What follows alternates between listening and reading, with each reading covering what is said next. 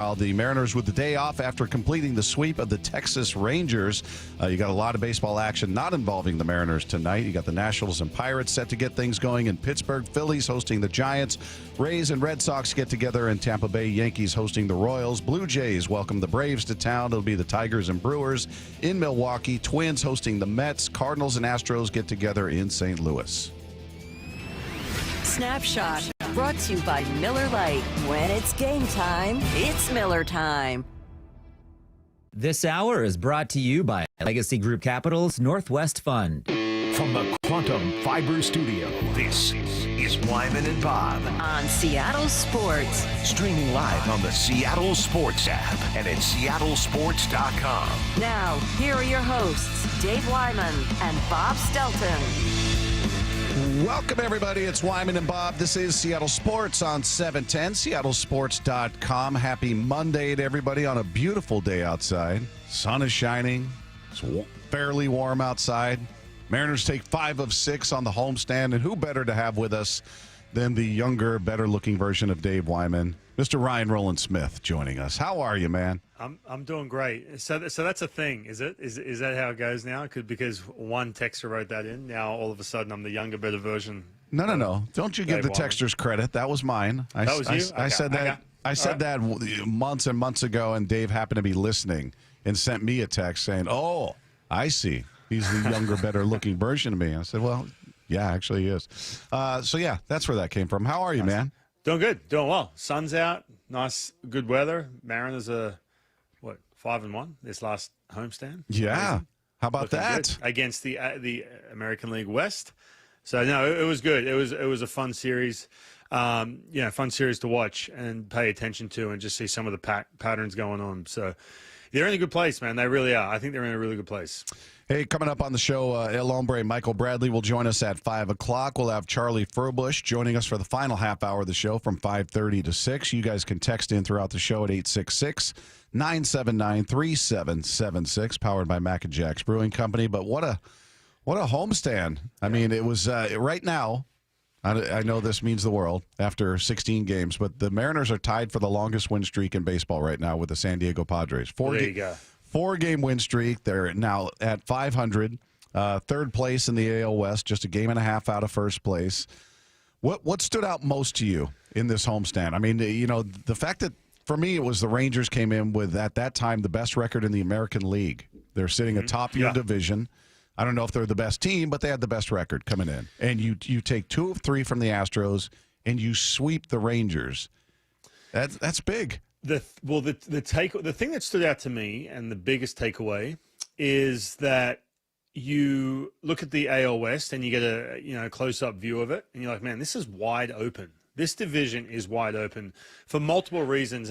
First of all, I'll start with the Houston Astros. To me, it just doesn't seem like that same clicking chemistry, and especially in the lineup too, in regards to putting the different dynamic lineup together. It just doesn't look the same when you take away a Kyle Tucker and you take away a Bregman. They look completely different. However, I did mention that April a year ago and said, the Astros just don't quite look the same. But there's something different about them. There really is. But then the Texas Rangers, they were the team that really scared me the most. Man, I'm telling you, they are, and again, just not because the Mariners swept them, but the biggest question mark with them is their rotation. Their pitching staff. But I'll start with the rotation. First of all, Jacob deGrom, we know I'll be shocked if he gets 23-plus starts this year. So you have to fill that spot. Kumar Rocker just looks absolutely lost. Like, he was a big part of this rotation. Jack Leiter is dealing with a blister. We didn't see him. He's going to be back, but he's the same way. I spoke to some guys with the Rangers, and they said about Jack Leiter is just confidence. It's just a matter of trying to get that confidence. And then Evaldi's awesome. But again, they beat him yesterday. And then their bullpen's always been, mediocre at best the last 3 years, even in the World Series run. So they're really beatable. They really are. And look, I'm going to say it again. I know this didn't happen in 2023, but pitching, they didn't have the same pitching staff the Mariners, but pitching beats hitting. And I just feel like the Texas Rangers are very beatable. And that's what I took away. I just looked at this division and said, man, okay, it's not so bad. There's not these big bullies ahead of the Mariners or anything like that. It's very winnable.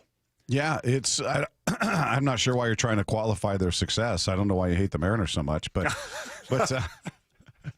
no, I tend to agree with you. But I just think based on how the Mariners had played coming into this series, some of the disappointments we had, runners left on base, runners in scoring position, the offense, what are they doing, what's going on, and then you look at what they did. I mean, in the 4-game win streak, they allowed 12 total runs. In the Rangers series, they allowed 6. I mean, so the pitching, starters, and bullpen just shut them down. Yeah. Just shut them down. And meanwhile, the offense in those 4 games put up 24 runs, 17 runs in the Rangers series. So it was kind of everything coming. Doesn't mean everybody's red hot. You had some guys taking offers and all that. But overall, you had the bullpen, you had the starters, and you had the offense all clicking in that. And it was interesting to see because we hadn't seen that. Yeah, and offensively, look, the rotations, it's going to be good, of course. You have that feeling that, again, we can't replicate what they did last year. And in saying that, I'm not forecasting any kind of injuries or anything, but they've got an issue right now in that 5th starter. I believe Emerson Hancock's going to come back up. So there's a couple holes there. But offensively... Do you want to talk about Emerson Hancock again? Is that what you're saying? I do. You want to sing his praises again? You know what? I know we have to keep going to breaks throughout these hours, but no, we're going to just steamroll through all the breaks and talk about Emerson Hancock. Because he's going to dominate now. But the Mariners offensively, you look at some of the numbers. First of all, love the fact they just steal bags all over the place. Eric Young Jr., look, he's a first base coach, and he's kind of off in the background. He's doing wonders for this team. He really is, man. I'm watching the communication. I'm seeing it. Ryan Bliss talked to me about it the first couple of days of the season. Like, yeah, man, EY's really, done this and done that. Watching them get big jumps and making good decisions on the bases with Eovaldi, who holds runners really well. I'll go back to Severino the first day, the first game of the year, and then just completely exploiting guys who can't hold runners. I love that. The strikeouts are mid-range right now. We don't have to deal with look at the 10-plus strikeouts every single game. And then, again, the walks, man. The walks tell me that, and I'll say this, put the record aside. When you talk about a team getting off to a good start, if you can up the walks, have those kind of at-bats, even guys like Randy Rosarina, who's working 3-2 counts literally every time, have that foundation, and then the averages and the hits, as we're starting to see, are going to come along. So there's just some nice little patterns here in regards to the offense. Yeah, right now they're 5th in Major League Baseball in walks. They've got 64. Now, as much as we complained about the offense last year, and for good reason, they were 4th in walks last season. So it's something they've done. They did it last year. They're continuing it this year, which is great. You see a guy like JP who's not hitting for average, but his on-base percentage is way up there because the guy's taking walks. The difference is, and I know walks with last year, the difference is there's not the swing and miss to go with it. So it's not a situation where you're putting yourself on the ropes deep in the count and then you just can't get any output. You can't get any result. And that's the big difference. But yeah, again, JP, he's starting to hit the ball to left field a couple times and starting to get a little bit better rhythm offensively, recognizing pitches up and down. I mean, even some of the guys, look, Miles Mastrobuoni's caught a little hot streak right now, which is great because he's filling a void, right? Because we're not seeing Polanco playing in the infield. You lost Ryan Bliss, so on and so forth. So, again, there's just some good patterns I'm seeing offensively. Yeah, it's amazing. You look at JP, he's hitting $163. His on base is 357. I know, that's ridiculous. so yeah, that's crazy. Yeah, so good on him. He's finding a way he's got 13 walks on the season.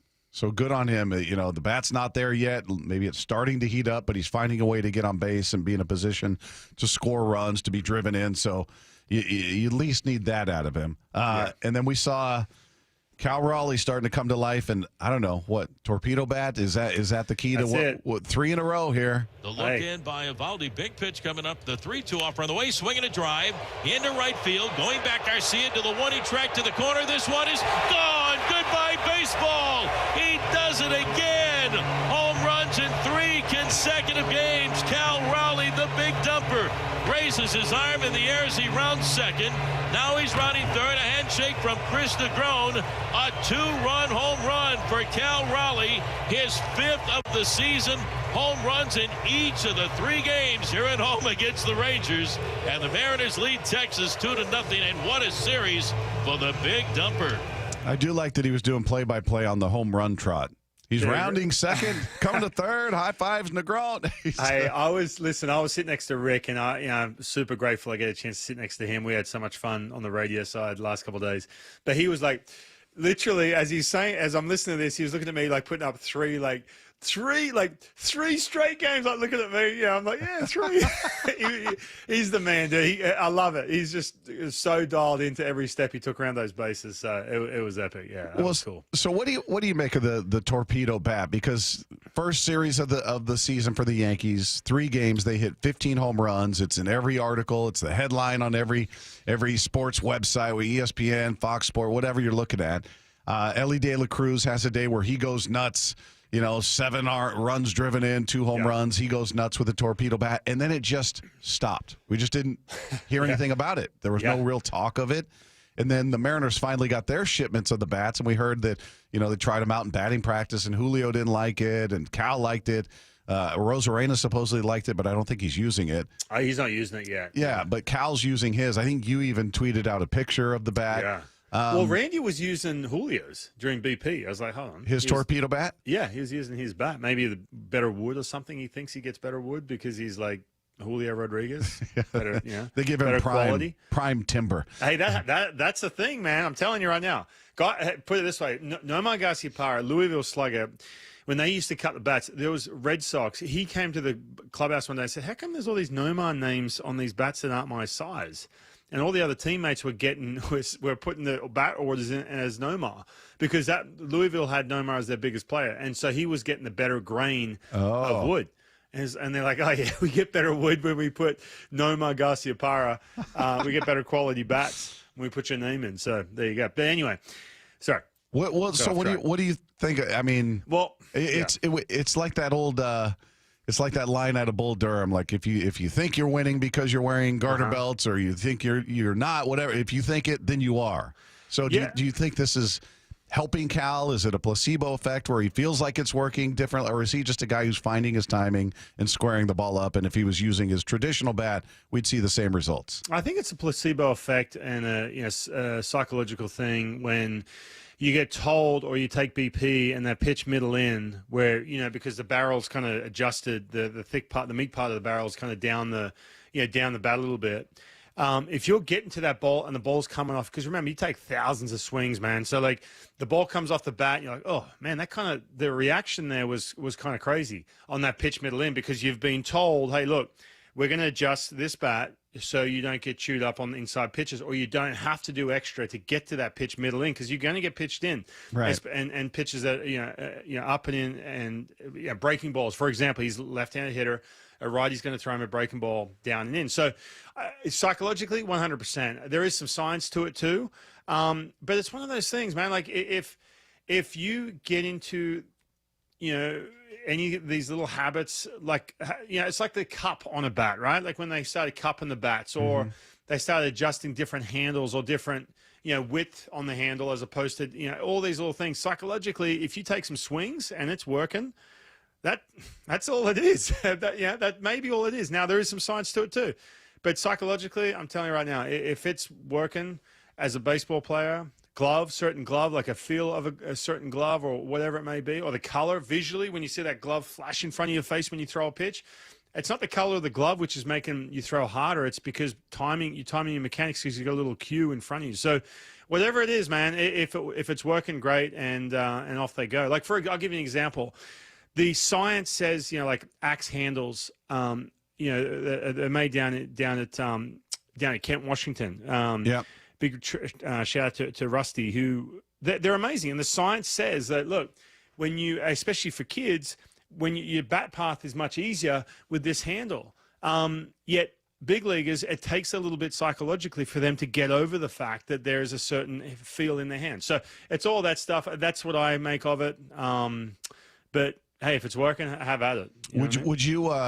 Would you pitch any different to somebody using that if you were in the game today? Would it change anything at all? No. No. But again, on the flip side of that, man, I'm watching this Netflix documentary and I love it. They've done such a good job with that. The Red Sox? Yeah, the clubhouse with the Red Sox. Matter of fact, I'm talking to Chris Martin, who was on that team, to get the real deal, the real story behind it. he was there last year to find out what that was really like from a player's point of view. But I'm telling you, that show is just bringing back so many memories of the psychological warfare you have inside your head trying to maintain success for 6 months at the big leagues. And when I'm watching that, I'm like, oh, man, there could be one little thing that throws you off. So now, back to your question with pitching someone differently, no, I mean, I feel like I used to play in my head when we'd have a shift. I'm like, I don't want to pitch David Ortiz or Jason or Giambi inside. Like, I don't want to pitch him down and in to pitch to the shift. Are you kidding? If I make a mistake, it's lean out over the plate because I've got some cut on my fastball. So I'd play in my head a little bit. Same thing with this. It could play in your head a little bit, but half the time, man, you may not even know the dude's using a torpedo bat. Right. Hey, so looking at what we watched, do you look at this and go, okay, there are the Mariners. This is who they are? Or do you go, well, you're in a pitcher's park with arguably the best rotation in baseball. It's cold weather. Ball doesn't carry, blah, blah, blah. All these things play in their favor. How do you – I can see both sides where you could qualify it and you could look at it and go, no, they're just starting to find the rhythm and this is who they are. But some of those factors are legit. For sure, especially – because of all the weather data and the ballpark data that came out about the ballpark. So, and, I got swept down in San Fran. So I think that,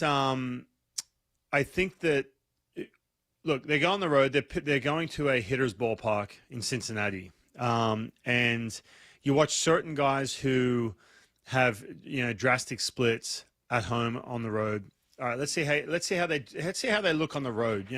Not like, oh, you gave up a 6 spot, you're doomed. None of that. But there is something to be said about that. However, you've got a situation where Julio is kind of matching behind the numbers things he did last September. His percentage of balls hit to straight up the middle and to right field is very similar, or if not the same as September of last year, where he's kind of spraying the ball on different pitches, as opposed to getting beat in one area. His exit velo is the same as September of last year. How getting the ground ball percentage is the same as September, not last year, September of last year. I look at that and say, all right, we all know when Julio takes off, things start to happen. And we saw that too the last couple of games. Yeah, multi-hit games, back-to-back games. Yes, I'm seeing that pattern. I'm also seeing just a little bit more depth in this lineup. Last year, for a good 5 months of the season, you literally got past the 6-hole, and then it was a swing and miss situation. And nothing against Mitch Garver. He looks better too. But, man, he'll be the first to tell you he looked absolutely lost last year. And he's down that lineup, and you're like, man, all right, if this is 95, 96, middle up, it's just, man, we're just going to leave runners on. Like, someone just drew a walk, doesn't matter. We're going to get a swing and miss. You're not seeing that. You're seeing a little bit more depth in this lineup. Plus the fact they're running a ton. They have to run. Off you go. I love it. That's great. Yeah. So there's little patterns here that wash away 2024, which I love. And again, pitching staff is good. I'm not going to, who knows what we're going to see here in regards to health. And the bullpen's starting to shape a little bit. Matt Brash apparently is coming back soon. So there's just some really good things to like early on. Text line is there for you at 866-979-3776, powered by Mac and Jack's Brewing Company. The 253 said, the Robert Roland Smith Show, the middle step. Hell yeah. The what? The Robert Roland Smith Show. What's what's that all about? I guess they're saying me, Bob, Robert, Brian Roland Smith, the middle step. It's not the top step, it's the middle step. There you go. You're making me explain the funny out of this whole thing. Yeah, I know. I'm sorry. I apologize to the text. Thank you for texting in. I apologize. That's me. I'm an idiot. I don't get jokes sometimes, and that's where I make it very awkward. By the way. Joe in Bellevue said, "Who isn't younger and better looking than Dave?" That's true. That's true. All right. Keep the text rolling in. 866-979-3776, powered by Mac and Jack's Brewing Company. Let's take two. Well, Bob, there's a language barrier between you and Ryan. English and then funny, whatever he's speaking, as Dave would say. He talks funny. He talks funny. Yeah. Hi, Ryan. Good to see you again. What's up, Mike? How you doing? Dude, you were so nice to me in person just the other day. Was he? We did what was that, Saturday? We did a post game together. Yeah. He said, how's your bracket doing? Yeah. Yeah, exactly. All right, I do have some news. So the Mariners bullpen's almost back to full strength. Troy Taylor was reinstated off the IL today, and Matt Brash made a rehab appearance in Tacoma yesterday. He struck out one and allowed just one hit in his one inning of work. You know what's interesting about this, Ryan, is specifically to Brash, is how much they're slow playing this. Because we were at spring training beginning of March, and we were watching him. I was standing right behind him as he was up there on the mound in their little practice area there, and he looked like he was full steam ahead. He was throwing heat. That's early March. He looked fine. We interviewed him. He said he felt great. It just speaks to how careful they are with this whole thing. Because back then, well over a month ago, he was lighting it up in terms of velocity, and he looked like there were no limitations. And he was, maybe he wasn't throwing breaking balls. I don't know. He was just, but velocity, he was putting everything into it over a month ago. So they really are careful, to say the very least. When did he have surgery last year? At the end of spring, right? Was it at the end of spring or midway through spring? Sorry, I put you on the spot here. Might have been mid. I don't remember. Regardless, man, I said this to Curtis on the post game yesterday. Him and I were having a blast, not like we're dealing with Mike Lefko. But no, listen. Yeah, that's fair. Yeah. I want them to slow play it. I really do, man. I don't want a situation where they're like, oh, man, this bullpen, where there's some gaping holes in this pen, which, you would go back a week ago in that Giants series, and it was kind of like, all right, who can cover some innings here? I want them to slow play it for multiple reasons, but the biggest one is I want this team to be playing in October, and I want Matt Brash to be in a situation when you are at the end of September, he can go back to back to back, no dramas whatsoever. I just don't want a situation where they rush it back and then he's like trying to on the job get back to recovering the right way and everything else. I'm totally fine with that. Troy Taylor, hey, I'm stoked he's coming back to. That's a huge ad as well. Rory McIlroy won his first Masters yesterday, and he did it in Rory fashion, blew a lead approximately 3 to 4 times, had to win on a playoff hole, but he got it done, becomes just the 6th golfer to ever complete the career Grand Slam. It was pretty cool. I didn't watch a ton of that tournament, but I did tune into it after the Mariners game was done and watch him win the whole thing in the playoff holes, and to see how emotional he was. I don't know if you saw any of that, Ryan, but he was. No, I didn't. Yeah, he's out there crying. He just fell to his knees, and you can see it's awesome. He's hugging you could just see the emotion and how much it meant to him. It was a very cool scene. Roy, obviously phenomenal golfer. I've sort of lost my interest in golf after Tiger. His era was pretty much done. But to see how much it meant to him, a guy who's got everything in the world, all the money he could ever want, and to see how much of that win meant to him was pretty cool. Yeah, it makes such a difference, man, when that emotion just pours out and they don't feel like they've got to say the right things or act a certain way. They can just let it pour out, and there's nothing better when athletes do that. All right, Take Two is brought to you by Swedish Cyberknife. Treat prostate cancer with Swedish Cyberknife. Swedish.org/cyberknife prostate. Coming out, the most important moment of the sweep might not be the first thing that comes to mind. We'll talk about that next with Wyman and Bob. We got Ryan Roland Smith, and this is Seattle Sports on 710. The 2025 NFL Draft. The first real opportunity for Mike McDonald to build this team in the image he really wants. With 5 of the first 100 picks. Are you kidding me? What are the biggest needs? It might be too early to take a guard in the first round. And nobody is taking you deeper inside Seahawks HQ on Draft Day with General Manager John Schneider live at 4 p.m. What you do here matters. Next Thursday, only from the home of the Seahawks, Seattle Sports, the app, and your smart speaker. Meanwhile, at Xfinity. So, influencer life going well? Oh, yeah. I'm up to 32 followers. Oh, that's something. Yeah. Posting my tap dancing videos is easier than ever because we engineered Xfinity Internet with 99.99% network reliability. Plus, Xfinity Mobile with Wi-Fi Power Boost gives you ultra-fast Wi-Fi at home and on the go. But wait, tap dancing? You don't tap dance. Hey, what I lack in skill, I make up with passion. Do more of what you love and love how fast you do it with Xfinity Internet and mobile.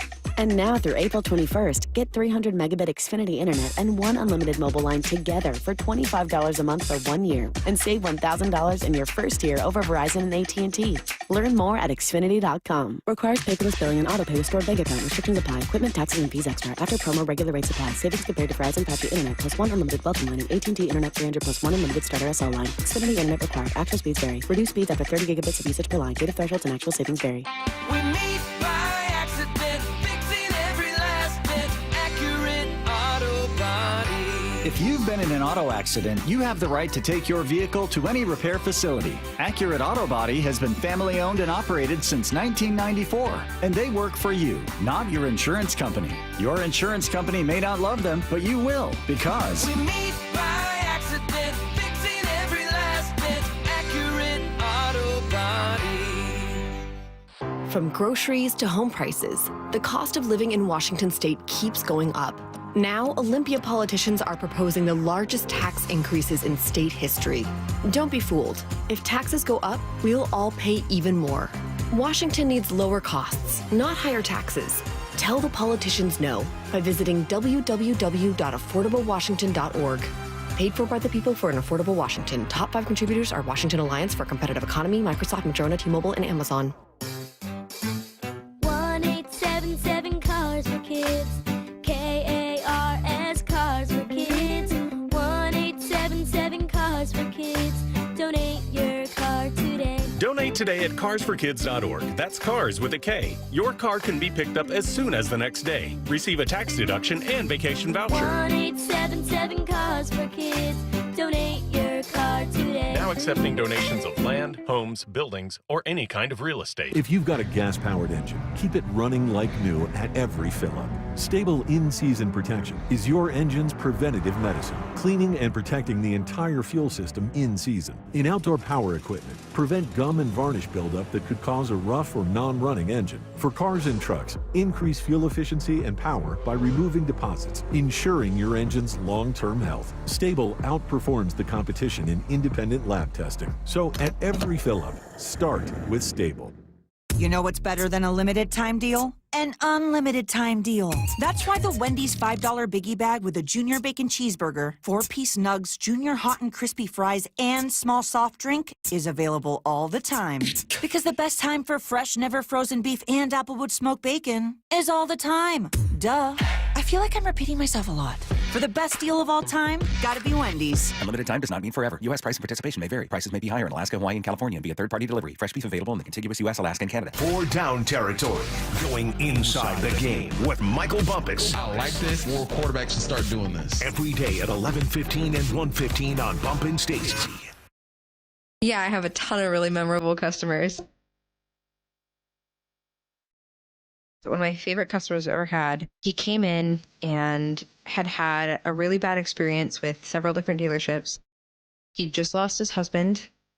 His husband left him with a truck, and he was like, I don't need a truck. Like, this is so impractical for me. And it was a really emotional decision for him because it was one of the last things that he had, obviously husbands. We were like, it's no problem. Like, we're going to help you. And we did the process the same way that we always do the process. And we helped him trade in his truck for a beautiful new Rogue. And that was really cool. And he bought his second car from us. And I'm sure when he needs a third car, he'll come back and buy his third car from Nissan too. Afterwards, to thank us, he sent us this beautiful basket of like candies and fruits and stuff. Making a great day for the people around you is making a great day for yourself. The LJ way is the Lee Johnson Auto family. Imagine selling your home and getting paid before and after it sells. It's like getting paid twice. You can with Orchard. Listen to this. Orchard puts cash right in your pocket so you can buy your dream home. Then your Orchard experts prepare and market your old home, including repairs, showings, even price-boosting upgrades. And here's why Orchard's the best. When your home sells for more, which happens 9 times out of 10, you get that cash too. It's almost like getting paid twice. That's why Orchard is the smarter, faster, hassle-free way to sell your home. Let's review. Orchard can unlock cash from your old home to use on your new home. That's payday number 1. You buy your new place, and once you're in, Orchard sells your old home for top dollar. You get that money too. Boom! Payday number 2. Learn how much you could make with Orchard. Start with your free home valuation at Orchard.com. That's Orchard.com. Orchard.com. This hour is brought to you by Legacy Group Capital's Northwest Fund. Wyman and Bob. From the Quantum Fiber Studio. Weekdays 2 to 7. On Seattle Sports and 97.3 FM HD2. Text line is there for you at 866-979-3776, powered by Mac and Jack's Brewing Company. We got Ryan Roland Smith in today for Dave Wyman. We'll have Charlie Furbush joining us later on in the show, as well as El Hombre Michael Bradley. Requests are coming in, Ryan. 206 says, I want to hear Ryan's American accent. Well, they should have turned in a couple of weeks ago. It comes and then it goes. Like it's not just on demand. You know what I mean? You're not some dancing chimp out there to entertain us. That's right, exactly. Well, how's the bracket looking? There you go. There it is. Or maybe it is on demand. There it is. So good. So I tell you what, Lefko, this attitude from Saturday night, man, we really bonded, high-fiving each other during the post-game. Having fun. And now he's just a different kind of guy. Yeah, I'm sorry. Now you're all sensitive. Hey, I have a box of cookies if you'd like. I can give them to you. No, you crushed them, dude. The Girl Scout cookies, smashed The ones them. So I even gave him Girl Scout cookies. What are you talking about? Yeah. Did you see those, Bob, when you were there on Wednesday? Ryan was trying to leave those cookies. Yeah. Still there. Still trying to fatten everyone up. So you ate them. Not all of them, but yeah. So. Yeah. You dove in. That's all right. That's all right. The guy that's I just did the Bob's baseball breakdown, the video I do every week. Mm-hmm. And one of the question was, of the starters, who stood out to you? Okay. For me, it was Brian Wu. And he's the guy I was most excited about coming into the season, just based on what we saw from him last year, sub-3 ERA. He's got such an easy, smooth delivery, and the ball just seems to pop out of his hands. And he's looked great. Yeah. I mean, he's looked really good to me. And I'm curious. Here's a little bit of what he was doing over the weekend when he struck out Berger to get out of the bases loaded situation. No outs after the first 4 hitters reached. Now the stretch and the 2-2 in a strike 3 called. He got him looking. A fastball at the knees, and he limits the damage. A couple of strikeouts for Brian Wu. The Rangers get 1 run. It could have been a lot worse. They leave the bases loaded. And then it was like he was just dialed in after that. And to the Rangers' credit, they made every pitcher work hard in the first inning, whether they're throwing 26, 27, 28 pitches. I mean, just each starter in that series had a rough first inning in terms of how many pitches they threw. But what's your take on what you've seen from Wu so far? Man, super impressive after that last start. You mentioned the first inning, right? So he comes out, and obviously the book's going to be out on him. Guy's going to be really aggressive. What he does with 2 strikes, he's fastball heavy with 2 strikes. But put yourself in his shoes. He's coming off that outing back in San Francisco where he gives up that 4th spot. And everyone's like, well, he gave up, he scrimps, he hit the home run. Before that, when you watch that inning build up in the 4th, second time through the lineup, he'd get to 2 strikes with ease like he does, man. That's just his bread and butter. He can just get to 2 strikes like no problem. And then guys are just cheating on that hitter, right? And base hit, and then the home run in an 0-0 count. Now, a couple things off that. 5th inning, comes back out, adjusts a little bit, gets through the 5th, no hassles. 6th inning, finishes strong. So when you watch someone get hit around a little bit, and then all of a sudden they want to then go to like plan B, plan C. We've seen Logan do this. We've seen Bryce definitely do it with all the different pitches. What I loved about Brian Wu against the Texas Rangers, he throws 30 pitches, right? There's a ball drop next to Julio and Rayleigh out there in right center field. So you can get really frustrated, man, and you can kind of think to yourself, all right, they're sort of tracking that fastball way more now because of, San Francisco had some success in that 1 inning against me. But this is what I love, man. He comes out in that 2nd, 3rd inning, gets the 2 strikes, no problems. He doesn't go to plan B, plan C. He literally just sharpens some of the weapons that he has, which is plan A, and that's the heater. He just made the fastball was just better. Both of them too. The 2-seamer was filthy. There was one punch out he had. I can't remember who the lefty was. Pitcher starts in and then just runs back out over the plate. And then just gets right to the top of the strike zone. Again, just from his point of view, there is times where I'm like, yeah, okay, I'm fastball heavy. All right, I have to start not reinvent the wheel, but come up with another weapon here because this team has adjusted against me. This league is starting to adjust against me. Oh, now I'm going to start to lose, some confidence in plan A. He didn't do that, and that was so impressive. Not to mention, I'll say it again, after that first inning where your pitch count is just chewed up, And then he goes 7. The guy just continues to impress me every single time he goes out. It's unreal. Yeah, he gets through the 7th with a strikeout, retires the final 12 batters that he faced. Now the windup and the 2-2 pitch. Strike 3 called. He got him looking. He strikes out Tavares. 12 in a row retired by Brian Wu, and that's probably going to be the night for Brian. 6 strikeouts along the way. You talk about settling in. Brian Wu, wow, was outstanding this evening against the Rangers. We go to the bottom of the 7th. Then he talked after the game just how he was able to work out of that first inning jam. Yeah, you want to take, all the drama out of it and what's going on and just kind of focus on what you got to do and take it pitch by pitch and just, continue to execute. And,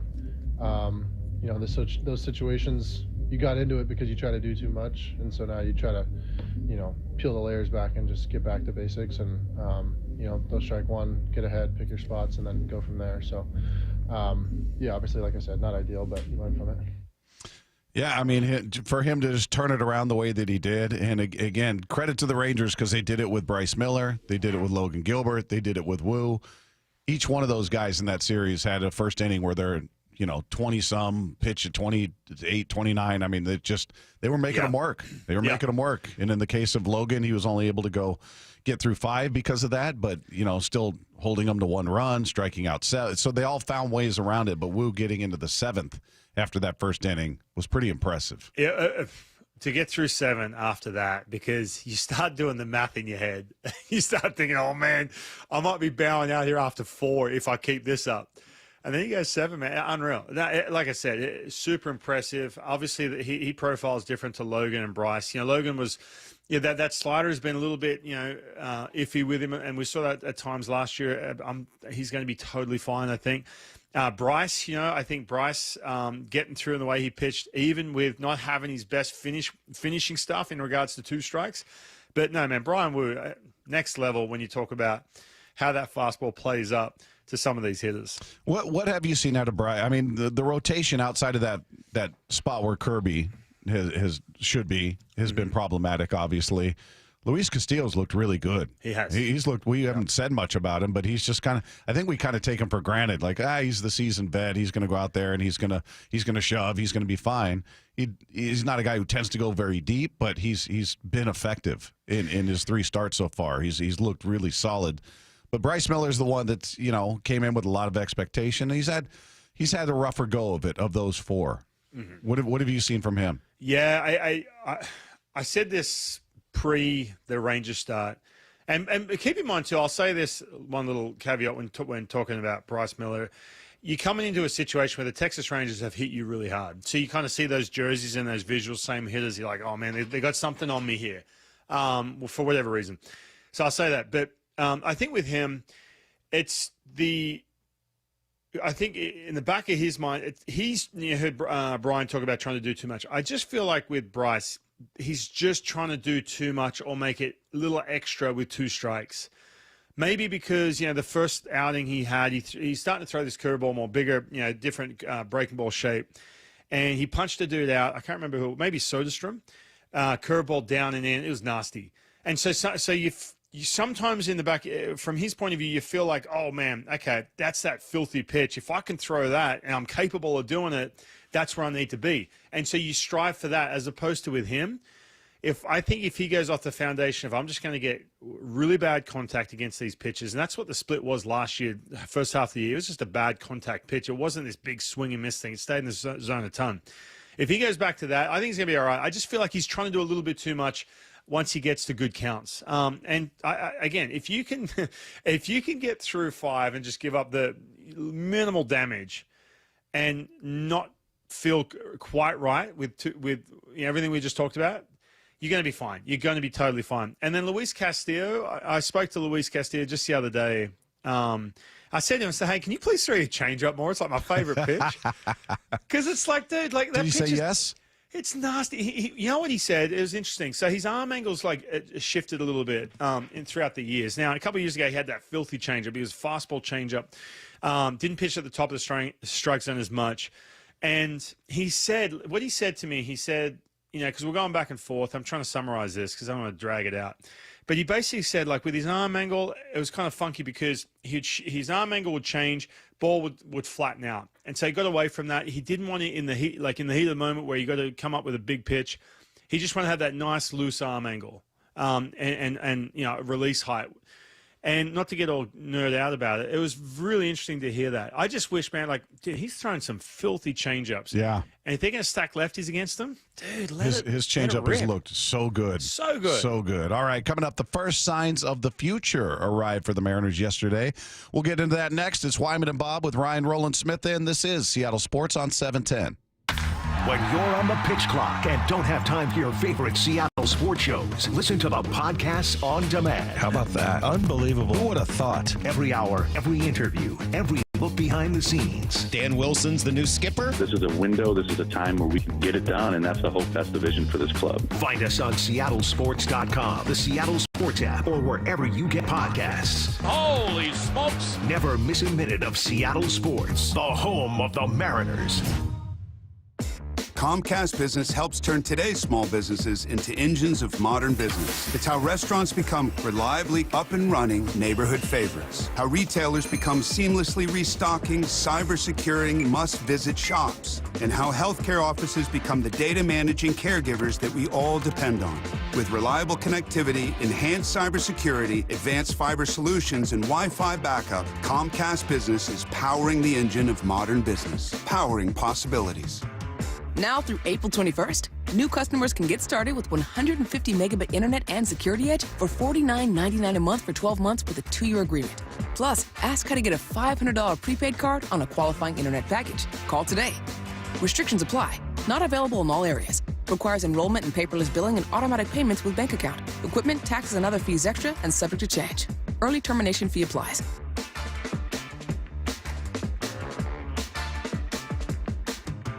Getting engaged? At Shane Company, dream engagement rings are our specialty. We have the most beautiful natural and lab-grown diamonds, hand-picked in every price range, ready to compare side by side. Shop online at shaneco.com or in store. Shane Company, your friend and jeweler. We at 3 Tree Roofing understand that your home is your castle. That's why our certified technicians use state-of-the-art installation methods to deliver the highest warranties available. Check out our hundreds of online reviews and schedule a free estimate to see for yourself. 3 Tree Roofing, your Puget Sound roofing experts.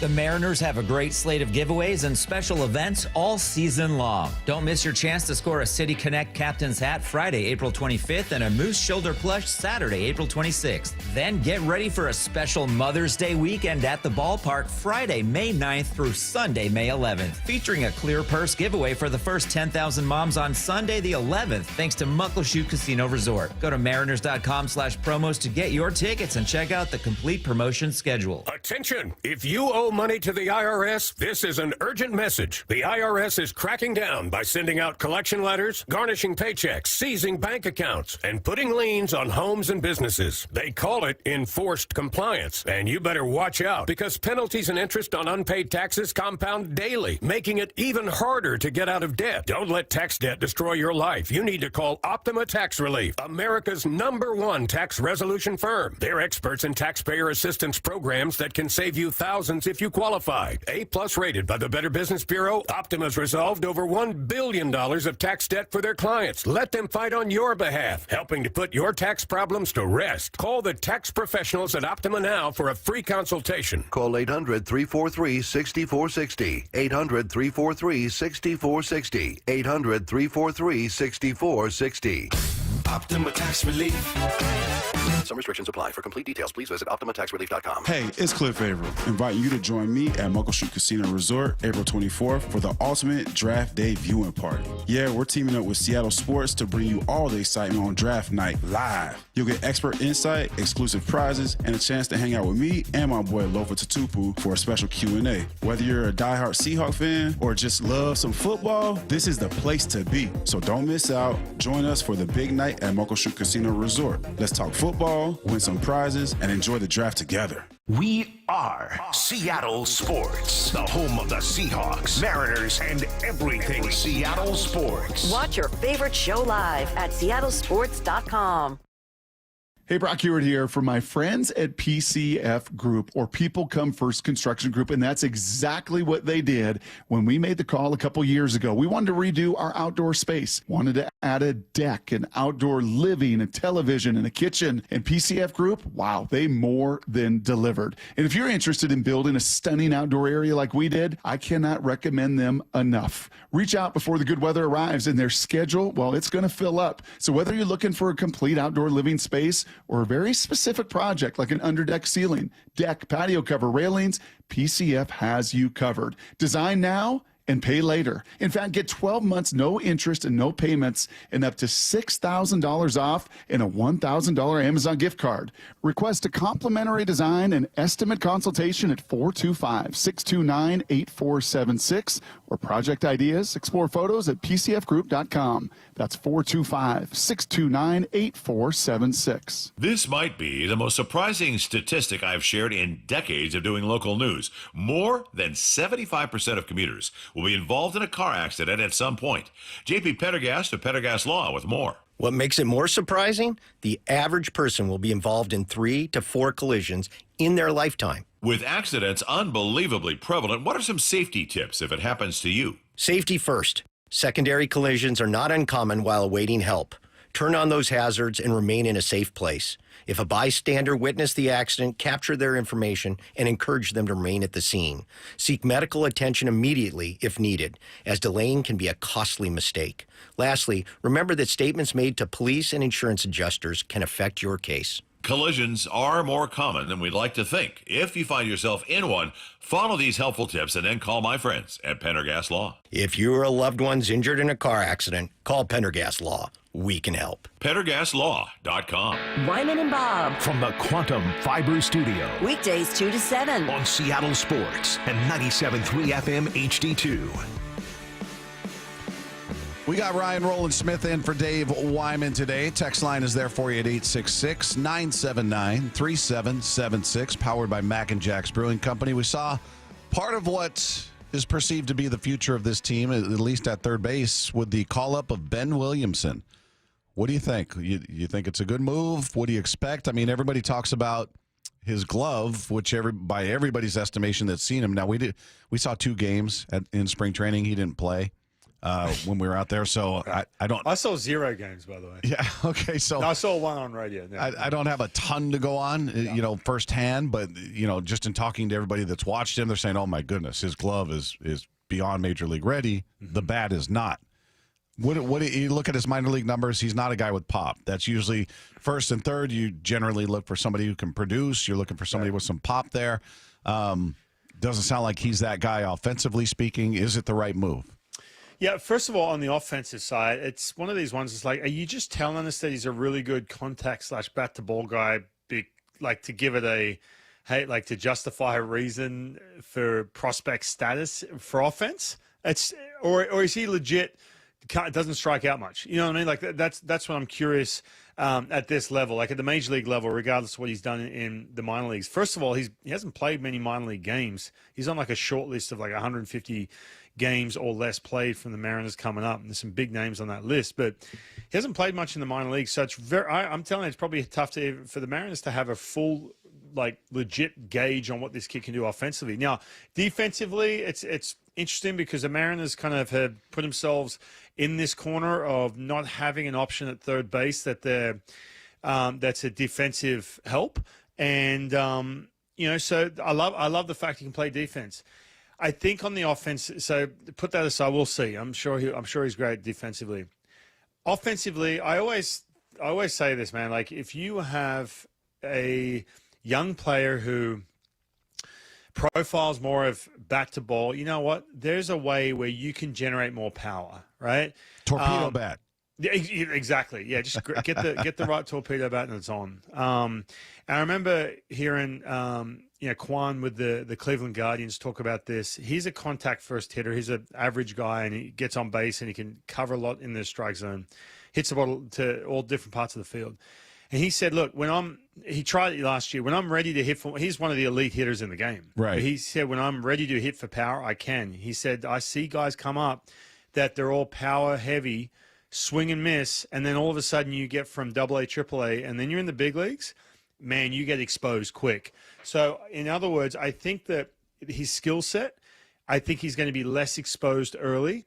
And if you need to add the power, I think it's easier. I know it sounds crazy. I think it's easier to add some more drive in that bat if he has the foundation of having more contact. If that's how he profiles, unless they're just saying, look, there's just not a whole lot of offense there. But he's a big dude, man. Like, you see him. Like, I sat next to him, not like we're eating lunch. I'm saying I was by him when he was doing his interview. He's a unit. He's not he's not a Dustin Ackley. If that makes sense. So trust me, there's definitely potential there for some pop. Well, he's listed at 6 feet 210. Yeah, so he's built, man. Yeah, he looks like you. He's built. That's right. But I've got pop. I got thunder. Can you hit? Oh yeah, really? Okay. I was good, man. I was good. I'm curious how they're going to use him though. Like, what do you think? Yeah. What would you do? We make Ryan Roland Smith the manager. Dan Wilson takes a week off. You're in charge. He's up. He didn't play yesterday. He got called up, but he didn't play. Mm-hmm. Would you just spot him in there once every few games and let him get his feet wet? Would you just throw him in and sink or swim? How would you approach his development? Because you don't want to kill the kid's confidence. Well, they're putting him in that category as being one of these plus prospects that's a big priority, not a fill guy, not a guy who's just going to fill a spot. I think he's like their top 15 prospect, whatever he's at now. But so if that's the case, and traditionally. He's going to play every day. He's literally going to play until it gives him an excuse to put Miles Mastrobuoni at third base. Pretty much. Righties, lefties, probably a day off here and there. Right out the gates. Now, he didn't play yesterday because he just got there. They wanted him to take a breath, look around. They got Evaldi on the other side, plus he going for the sweep, etc. Go to Cincinnati, Hitter's Ballpark, and he's going to play tomorrow. And then he might go 0 for 4. He'll play again, 0 for 4.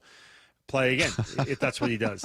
So they're going to play him for sure. The guys like this who are in this sort of prospect status, high, that are priorities, don't come sit on the bench just because of what you said is the development. So I think you're going to see plenty of him.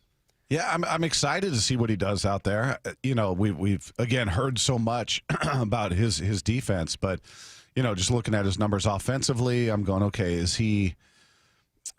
I don't know what a fair comp would be like. Is he going to be like what Josh Rojas was last year? 8 home runs and 30 some runs driven? I mean, you just didn't get any production. He was your best hitter for a while, Josh Rojas, in terms of just coming up with base hits, getting on base, but there wasn't a lot of production there. Mm-hmm. So I'm wondering how is his glove going to make up for the lack of production he may have? Who knows? Maybe he turns it on and is a different bat at this level. We'll find out. But will the glove be enough to say, hey, it's worth it to have him out there even though he's not a producer in the traditional way at third base? Yeah, that's the whole thing of this, right? When you're looking down the line, like, look, Matt Chapman's got a really good glove, but guess what? He can rake. Yeah. He had the one down year. Where was that with the Blue Jays? Free agent year. Besides that, he absolutely rakes, but he's very good off defensively. Adrian Beltre raked. He was really good defensively. And when you're a top prospect, look, they don't all work out. I get it. But if the priority is, look, you're a big prospect, you're going to play every day, priority number one is offense. So I'm with you, man. Is it going to be this 230 with 3 home runs? And you're like, hey, but guess what? You could dive in the hole and make a play. I don't think so. Look, we will see, and it's so tough. Like I said, he's the amount of games he's played in the minor leagues. You look at that. He's played 150 games, right? Right. It's not much. So it's very tough to go off in regards to what the patterns are going to be. But some guys change when you get to the big leagues. They get around a hitting coach, or they get inspired to be like, I'm just going to go out there and just prioritize power, and then things start to change. We will see, but he's going to get a lot of playing time. We'll see pretty quickly what this kid's made of. But dude, I'll say this one more time. He is not like Dustin. He's not built like Dustin Ackley. He's got a rig, man. He's a unit. He's got a rig. You know what I mean? Haven't heard that before. He's got a rig. He's in shape. Yeah. Hey, a reminder, if you missed any of our show, just want to go watch things again, you can check out our Wyman and Bob channel on the Seattle Sports YouTube page. You can search for Seattle Sports on all social media platforms, Instagram, Twitter, Blue Sky, Threads. We're on all of those. You can find segments like our conversations with Mariners players and Seahawks GM John Schneider. All of that stuff lives there, so check that out. Meanwhile, there was potentially a major piece of news that we heard from one Mariners player on our show on Friday. In case you missed that, it's coming your way next with Wyman and Bob, Ryan Rowland-Smith, and this is Seattle Sports on 710.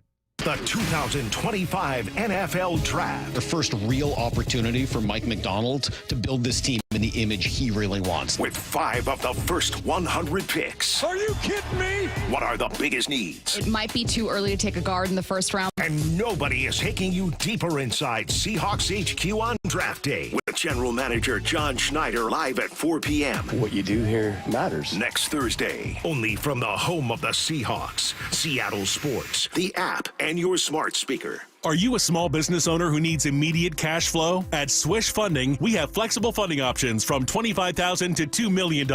For the best rates and terms for your business, just one application to Swish Funding gives you access to our entire network of funders, with cash in your account in as little as 24 hours. To qualify, you must be in business for at least 1 year with monthly revenue of $50,000. Apply at swishradio.com and use code GROW. Swishradio.com, code GROW. Wesley Financial Group is not a law firm. Do you find yourself stuck in a timeshare? Get the real facts about the timeshare industry and your options for cancellation. Chuck McDowell, founder of Wesley Financial Group, has put together a free information guide that reveals the secrets the timeshare industry doesn't want you to know, including the 5 ways to get rid of your timeshare. Call now and get this timeshare cancellation guide absolutely free. Call 800-838-6161. That's 800-838-6161. 800-838-6161.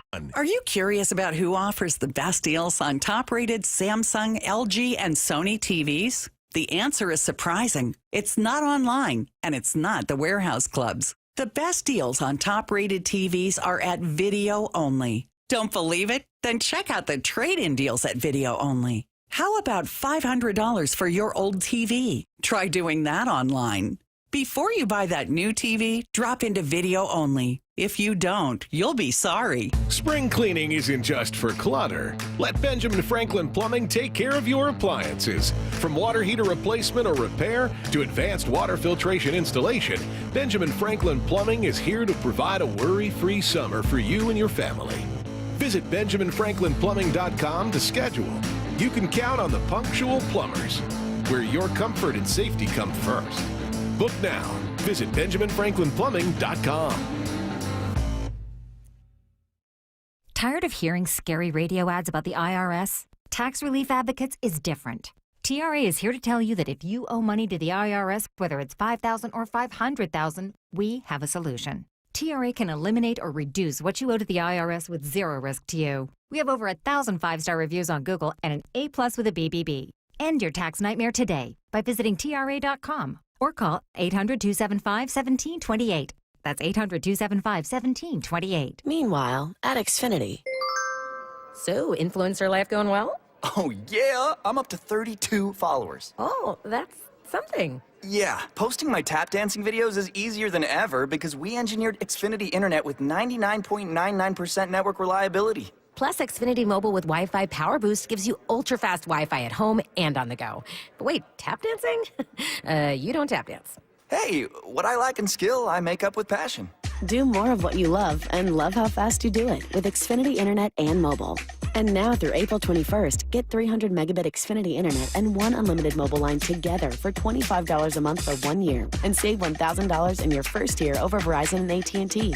Learn more at Xfinity.com. Requires paperless billing and auto pay with stored bank account. Restrictions apply. Equipment, taxes, and fees extra. After promo, regular rates apply. Savings compared to Verizon 5G Internet plus 1 unlimited welcome line and AT&T Internet 300 plus 1 unlimited starter SL line. Xfinity Internet required. Actual speeds vary. Reduced speeds after 30 gigabits of usage per line. Data thresholds and actual savings vary. You're free now. Free to stream beyond your wildest dreams. Rom-coms, slasher-coms, space operas. Free to fill your feed with impossibly chonky chonkers. Cats, corgis, babies on demand. Free to make your smart devices do silly things. Bowl of chips on the Robo-Vacuum. Free to open a world of remote work and Gametopia. Who's the boss now? Free to be everything you imagine. That's how it feels to have Quantum Fiber Internet. Your world unleashed. Learn more at quantumfiber.com. Limited availability, service in select locations only. Mike Rowe here with a quick question. Have you noticed the musty smell in your home? I hope not, because damp smells mean that you could have a crawl space problem. That's where Groundworks comes in. They can honestly assess your situation and create a plan to waterproof your crawl space and get to the root cause of the problem. Schedule your free inspection at groundworks.com/row. And while you're there, check out my latest dirty job. It's a good one. Licensed in all states where work is performed. See website for details. The Mariners have a great slate of giveaways and special events all season long. Don't miss your chance to score a City Connect captain's hat Friday, April 25th, and a Moose shoulder plush Saturday, April 26th. Then get ready for a special Mother's Day weekend at the ballpark Friday, May 9th through Sunday, May 11th, featuring a clear purse giveaway for the first 10,000 moms on Sunday the 11th, thanks to Muckleshoot Casino Resort. Go to mariners.com/promos to get your tickets and check out the complete promotion schedule. This is Seattle Sports. Streaming through the Seattle Sports app. KIRO AM Seattle. KIRO FM HD2 Tacoma. Home of the Seahawks, Mariners, and everything Seattle sports. Seattle Sports Snapshot. Well, Las Vegas Raiders standout pass rusher Max Crosby has been named the assistant GM for the Eastern Michigan football program. That's the state of college sports these days. The university made that announcement today. He's the first active NFL player to hold the position. He's going to help Eastern Michigan evaluate high school and portal prospects, manage its NIL budget, and also serve as a special assistant to the fundraising, alumni relations, and student-athlete support. So Max Crosby, despite being a stud defensive player in the NFL, has got another job. Meanwhile, Toronto Blue Jays right-hander Max Scherzer still dealing with soreness in his right thumb. He's going to make a second visit to a specialist in the U.S. later this week, that according to their GM. The three-time Cy Young Award winner received a cortisone injection in his thumb during a March 31st visit, but has yet to find relief from the pain there. Snapshot, brought to you by Miller Lite. When it's game time, it's Miller time. I actually talked about it on You Betcha on the podcast. He is an unrivaled source of baseball knowledge. Anyway, what were we talking about? A guy who always has your back. Pants back on, try and make the uniform look sweet in a split second. Come out, and I'm trying to open the door. I'm like, what the? And I said, listen, buddy, put your babysitting shoes on, because Dad's going out for Father's Day. You got to watch Top Gun. Ryan Roland Smith, every week with Wyman and Bob. That's the open right there. So not only is he co-hosting, but he's doing his regular segment here. How about that? Joining us now is our buddy, our pal, with us each and every Monday. You heard the open right there. Ryan Roland Smith is with us. Hey, how are you? Hey, what's going on, guys? Sorry, I don't know where that came from. So how's the bracket looking? No, hey, I was a little. I heard that. I was like, hold on a minute. What time is it? Like, what day is it? Yeah. Well, does that just automatically come on? Like, you guys are too lazy to take that off? No, come on, man. Why would you throw that the way of Matt Nelson and Lefko there? They're trying to make you feel special. They know how much you love that open and wanted to give it a run through while you were here. Hey, by the way, I think I've told you guys this, not to chew up too much time here, but I think I've told you guys this. I sent that open as soon as I got it. I was so excited. I sent that back to friends and family in Australia. My sisters and some friends are like, oh, man, that's creative. Like, how long did it take you to make that? They honestly thought I made that for myself. And I'm like, oh, my God. Like, yeah. They're going ego on Ryan. He's making his own radio opens. Geez, this guy. His head is just blown up. Yeah, exactly. That's hilarious. That's how it was. Yeah, my sister's like, yeah, no one cares. Shut up. You know? Did you tell him, no, they do this for me out there. I'm a big deal. I not in those words, but I said, no, they made this for me. Like, isn't that cool? So that's how it goes. I love that she thought you did it. That's great. By the way, our weekly conversations with Ryan Roland Smith are presented by Mazda of Everett. Well, we had a chance. We were out there at Edgar's on Friday. And we had Logan Gillbert, he's just the best. Just loved it. You couldn't find a nicer guy. But we were talking to him about, Cal signing that long-term extension, making that commitment to the organization. And I asked him, how do you receive that? You see the guy that you work so closely with committing to this organization. What kind of impact does that have on you? I mean, there's a lot that goes into it, but as far as one person signing with the team that's going to have the most influence on you is Cal being here, and that's what happened with him locking up however many years it was. So it definitely factors in. It's a big deal. That's the guy I've thrown to pretty much 90-something% of my career, and including the minors too. So there is risk with if you ever go somewhere else and you have a new catcher and a lot of things change. Cal knows me so well that I kind of dream up the perfect scenario of you think of like Wainwright and Yachty, how they had 300 starts together or whatever it is. Like one day breaking that record would be pretty cool. I mean, a lot of things have to go right, but if I could throw to Cal the rest of my career, I'd do it. That's pretty cool to hear. And he brings up Yadier Molina and Adam Wainwright in St. Louis. I mean, I don't know. That's pretty cool. And by the way, if you guys didn't get a chance to catch that interview or watch it, you can see the video clips on Twitter, on the Wyman and Bob page on Twitter, at Bob Stelton on Twitter. The full interview is up on the YouTube page and our podcast page. So if you missed that conversation with Logan Gillbert, definitely check that out. But what do you make of that? I mean, for me, I was like, oh, okay, that does have some sway. It doesn't mean he's going to resign here. It doesn't mean, this is where he wants to be forever. But it's certainly, he said it himself. Yeah, it absolutely has impact. Yeah. It's, first of all, when your buddy signs a long-term deal, especially around opening day, especially coming off a good all-star year, especially the fact that you got this really fun group of guys, all these things, man, it does persuade you into saying, yeah, this kind of makes a whole lot of sense.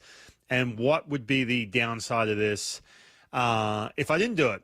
Some money, pretty much. Or, if he had his favorite team, or if he was like a hardcore East Coaster or something like that. I don't see that as being the case with Logan. You can just, the way he talks about it. But, I mean, it makes total sense, right? And I think the Mariners are going to be rubbing their hands together when they hear stuff like that, because they're going to throw the old, Yachty and Wainwright thing at him all day when they're going to negotiate with him. They're going to try and lock him up for a long-term deal at some point, or at least bring it up. Why wouldn't they? They better.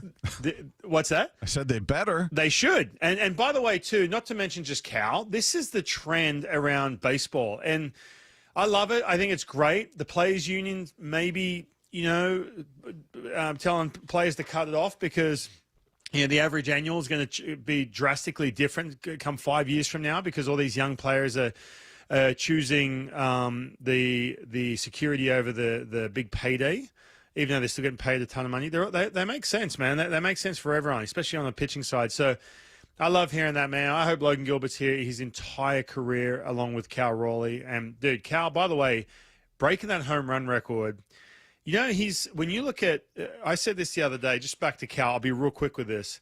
He's in territory of Mike Piazza when it comes to home run leaderboard numbers. Like, Mike Piazza took him, I haven't got it in front of me, unfortunately, but I had it in front of me just the other day. Lefko was there. He was blown away by my on-the-go numbers here. It was impressive. Radio math, you know how we struggle with that. Ryan was scratching away, and he had the formula. Yeah, I'm telling you, no one's going to break Cal's organizational home run record. Like, no way. And now he's through 2031, 34 years old. His last year of his the mutual year for this contract. Dude, no one's breaking that. Maybe in 50 years when you got someone, who knows, in another lifetime. I won't be, if I'm even, I don't even know how, whatever. But dude, he's on the same home run per at-bat pace as Mike Piazza, right? Like, they're around 18.5 at-bats, plate appearances, home run per plate appearance. And then you've got all the other leaders like number 2, number 3, number 4. There's like a Johnny Bench in there and a couple other guys. They're all like a 22, 23. Right. So not only is Cal like the dude in regards to offensive, don't forget about what he does defensively, platinum glove and pitching stuff, and Logan, best buddy and all that. Offensively, he's up there with the guy who leads all-time home runs, Mike Piazza. That's what we're sort of looking at here. So, man, the Mariners got a deal. Like, they're going to pay him, 24 mil, like in 2029, 2030. That's a bargain, man, for Cal Raleigh. Oh, my goodness. I tell you what, Logan needs to get some of that and do some extension talking right now. Yeah, I'm hoping I would hope they've already broached the subject, that they brought it up to his reps, that, hey, we should start at least, hey, let's just, get into the beginning of this and see where everybody's at, how everybody feels. Let's get the ball rolling. Mm-hmm. To hear that, I would think if you're the Mariners, like you said, you're going, okay, this is a guy who wants to be here. That Cal deal is something that sways him. That's going to work to our advantage. I agree with you. I thought when Cal signed that deal, I was initially like, wow, we're talking about 105 million, can be 108, something like that. Is exorbitant as that is by baseball standards. I'm going, this is the best catcher in the game. 100%. And I'm going to, I feel like the Mariners got a deal, but I completely understand why Cal would sign that now because of the position he plays. Yeah. He was going to be 31 years old when he got through his arbitration years. Who knows physically where he's going to be? I mean, he takes a beating back. The catchers just take a beating, and they wear down, and typically that's why they're not great offensive players because they just get so beat up. But he's an aberration, but who knows where he'd be at 31. So I totally understand why he did it. I think obviously it's generational wealth. He'll be fine. Yeah. But in baseball, in today's dollars, I agree with you. I was like, wow, I feel like the Mariners really got a deal here. Yeah. No, I'm telling you right now, I'm with you. I really am. I'm with you. If you're a Mariners fan, you got to be loving this. And unlike Piazza, he actually plays defense really well. Exactly, man. He does both sides 100%. And look, that home run rate may dip when we're talking mid-30s if he wants to catch every single day and everything that goes with it. But, I mean, look, okay. By the way, Logan Gillbert this year, right, he's making $7.6 million this year in his first year of arbitration. He's going to get really expensive. So the Mariners have done this. They're in the driver's seat, I think, because they've got his best buddy is just being locked up and, with a contract. And, a situation where Logan's comfortable here, has a great relationship with Woody, everything else. This is the time, man. If they're going to start talking extensions, do it right now. This is the time because he's going to get really expensive coming in the next couple of years. What do you think realistically, looking at the four young guys? I mean, Luis Castillo, is older. He's already got his contract. Mm-hmm. Of the four young guys, assuming they're not going to keep all four, they're not going to be able to pay all four. Maybe they pay two. Who are those two in your mind? Gilbert and Brian Wu. If you're talking, hang on, my options are what? We've got Bryce Miller, and Brian Kirby. Wu, Logan Kirby, and Logan Gilbert? Yeah. Yeah, Gilbert and Brian Wu. As of right now. Yeah, that 100% for multiple reasons. But yeah, those two for sure. Kirby seems like the one I could see, and he hasn't said anything that I've heard, but I could just see him feeling like, I'd like to go back to the East Coast or pitch somewhere else. I think it's appealing to pitch here for anybody. As much as we talk about this being a place where hitters come to die and the stats go down the drain and nobody wants to hit here, why wouldn't you want to pitch here? It's the polar opposite. So I would think this has got, if it's not the most attractive spot, it's one of them based on how they have developed pitchers, how they work with pitchers, how their track record of keeping them healthy, and just the reputation of the ballpark. It's pitcher friendly. So I would imagine those guys wouldn't mind staying here, but I could see Kirby of the four. He'd be the one I could see going, you know what? I want to go to the East Coast, or I want to, pitch for the Yankees or the Mets or whoever he grew up rooting for. And you know what? With that being said, just with George Kirby, because he's kind of out of the mix right now because he's on the IL. But Kirby, look, he in regards to conversational or the way he opens up after games, he's by far the most closed book guy. But he also has some of that edge to him, which is really valuable. So you know what? Hey, listen, if he wants to go and pitch in, let's say hypothetically he wanted to pitch elsewhere. I don't think he does because maybe he does, maybe he doesn't. Use that edge to your advantage, not him, but the Mariners. My goodness, for multiple reasons. In other words, if he's going to try and push into a place where, nope, I don't want an extension, I want to be a free agent, all right. You better go deal because free agency, if you want to be the guy who you were a couple years ago when you made that all-star team, then you have to do that year after year after year. If you feel like that's going to be your profile as a player, that's going to work to the Mariners' advantage, 100%.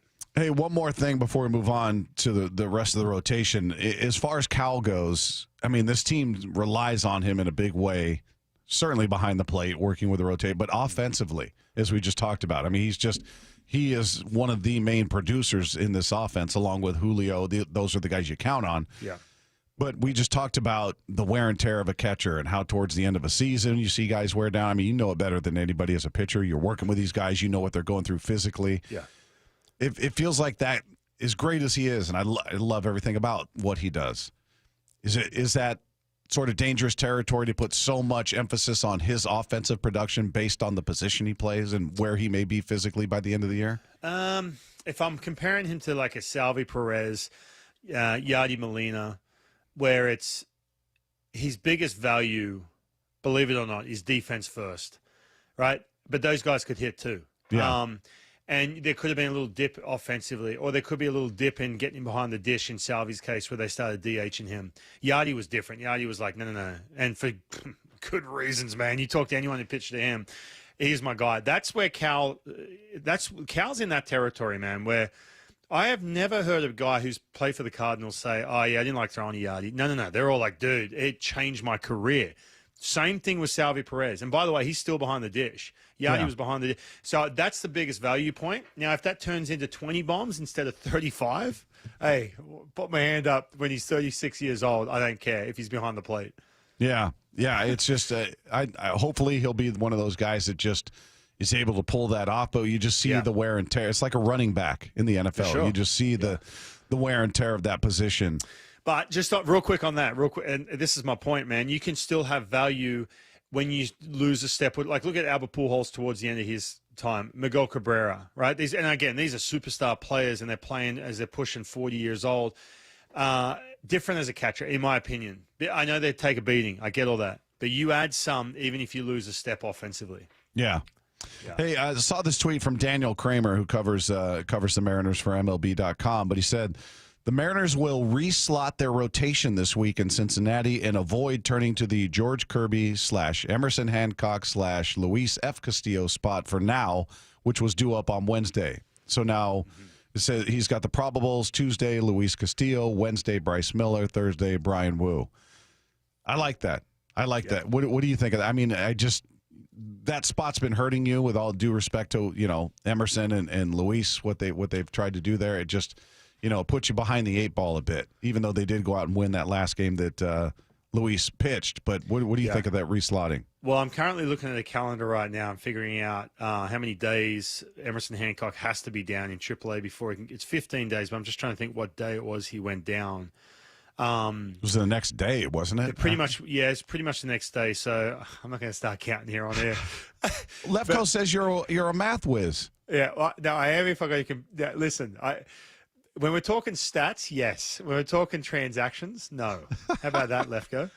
Math is math. Okay, so you can't count, is what I'm getting at. But you can just do complex math. Wow, man, I'm telling you, can you just mute his microphone? Can you walk in and mute that microphone? I'm sick of it, dude. We bonded over a postgame the other night. No, it makes total sense. The good and bad. The bad, I don't want to see him add in those off days when you can, for Bryce Miller, Brian Wu especially. Add those off days in. That's important. However, you don't really have a choice here. I think because of the situation with and Mike can help me out here, if it's 15 days until Emerson has to get back and was not inside that 15 days. He's eating food right now. He'll answer after he swallows. Thanks. He's eating Girl Scout Sorry, cookies. yeah, more cookies. No, I think they're going to be fine soon because he got sent down. What was that, after the 5th game? I think it was the next day. Monday. Now you're making me do math. Monday, the 31st of March, right? So, yeah, he'll be fine in a little bit. It'll be 15 soon. Yeah, well, it's going to be 15. So, yeah, they're going to skip that, which is fine. Well, what do you expect from him? Do you expect them to call him right back up once he gets beyond that time limit barrier? And B, do you think there was direction like, all right, we need you to go down there and work on this pitch, or we need you to go down there and work on what? What do you think the direction was? I think they're going to call him back up, and it has to be his start day. Like when he pitches down there, it has to be have to give him the 4 or 5 days in between. I think that I hope. Again, I don't know this for sure. I think in the back of their minds, they're like, you know what? He struggled. Go down. We need a new arm at that point. In the next couple of days, they need a new arm. Go do your thing. After 15 days, we'll reassess. He's pitched pretty well. We need a spot because that wasn't fulfilled. Bring him back up. When they sent him down in that office, I hope they said to him, hey, listen, man, we need you to be right. Go down and we'll see what happens. Don't ever give young players, because I've seen this happen to me actually. Hey, just go get right down there, do your thing, because then you're not going full tilt to get right. You're really not. You're sitting there going, oh, yeah, I'm going back to the big leagues. Who cares? I'm not going to put all my effort into getting this pitch. Is that what your attitude was? Sounds like you were a problem. Hey, listen, man. It got to that point. That's what derailed my career. I got too comfortable. I've said that multiple times. Really? I thought I had it figured out. Oh, yeah. I lost that hunger, man. I lost that edge of proving people wrong. And that's what derailed my career, 100%. Wow. Oh, Okay. yeah. I learned a big lesson. You know, I got way too comfortable. I was doing these Mariner commercials, and everyone was, kissing my butt. I thought I was the man. Oh, what a mess! What a mess! God. Anyway, let's not talk. No one wants to hear about that. But no, I think Emerson will come back and be that fifth starter and prove himself. You got to prove yourself, man. You know. Yeah. What was he? He was the number 6 overall pick, I believe. Was he not? He was up there. I think he was number 6 overall. Yeah, isn't it amazing how you you tend to forget that, like, dude, this guy was like a big-time draft pick. You know? Yeah, this is not a mid-round guy that you're trying to turn in. I mean, sixth overall. Yeah, you drafted him with expectation. Yep. Number 6 overall represents a level of expectation, and he's looked, even last year, I thought he was very effective. He's not electric, but he pitches to contact. He's not a strikeout guy, but he's a guy that, if you look at his box scores, you look at his game log, more often than not, just about, I think, 10 of 12 starts or so, it was a quality start. He'd give you 6 innings. He'd give up 3 runs or less. He kept them in the game. He wasn't shutting them down, but he more often than not did the job of keeping you in the game. Yeah. How much of a ceiling is there for him? Because, again, you look at him, and I feel like there's a clear difference between him and Brian Wu or Bryce Miller when they're on. You just see a different electricity with those guys. With him, he looks like more of a back end of the rotation guy. Yeah, you look at a guy who, give us 5 or 6 quality, run or 2, and you're going to punch out 3 to 5. Like that's right. Yeah, and it's like, okay, what can get you over that hump to be a 6th overall pick? Because again, man, when you're a 6th overall pick, you better be punching out 10. Like that's kind of, and again, it doesn't always happen like that. But there were some of the weapons he was trying to figure out, which I honestly got him in trouble that first start. The big sweeper, he's just trying to find something with 2 strikes to put hitters away and make 0 contact, as opposed to weak contact. And pitch off that sinker changeup all day. But what's that weapon? What's that thing that's going to push you over the edge to be that dude? But that's going to be the difference for Emerson Hancock. But you're right, man. He kind of sits in that range of 4th, 5th, 6th. Pitcher in a rotation. The 6th man as he is right now, and give me 5 or 6 quality. Appreciate it. A couple runs, and we'll see how we go. Appreciate it. That's Roland Smith at his best, dude. Now, come on. You're a 6th overall pick. I signed for 30 G's, man. Cal makes more than that in a minute now. Oh, that's so Let's good. go. Hey, quickly before we hit the break, Kirby, I haven't heard anything. It sounds like he's on schedule. Things are going the right way. Yeah. How long do you think it takes him to ramp up to be Kirby? Like when they give him a rehab assignment, he comes up. Is he going to be? You think they baby step him, and there's going to be a pitch count on him? How do you see that playing for him? I would imagine it's 75, 80 out the gates.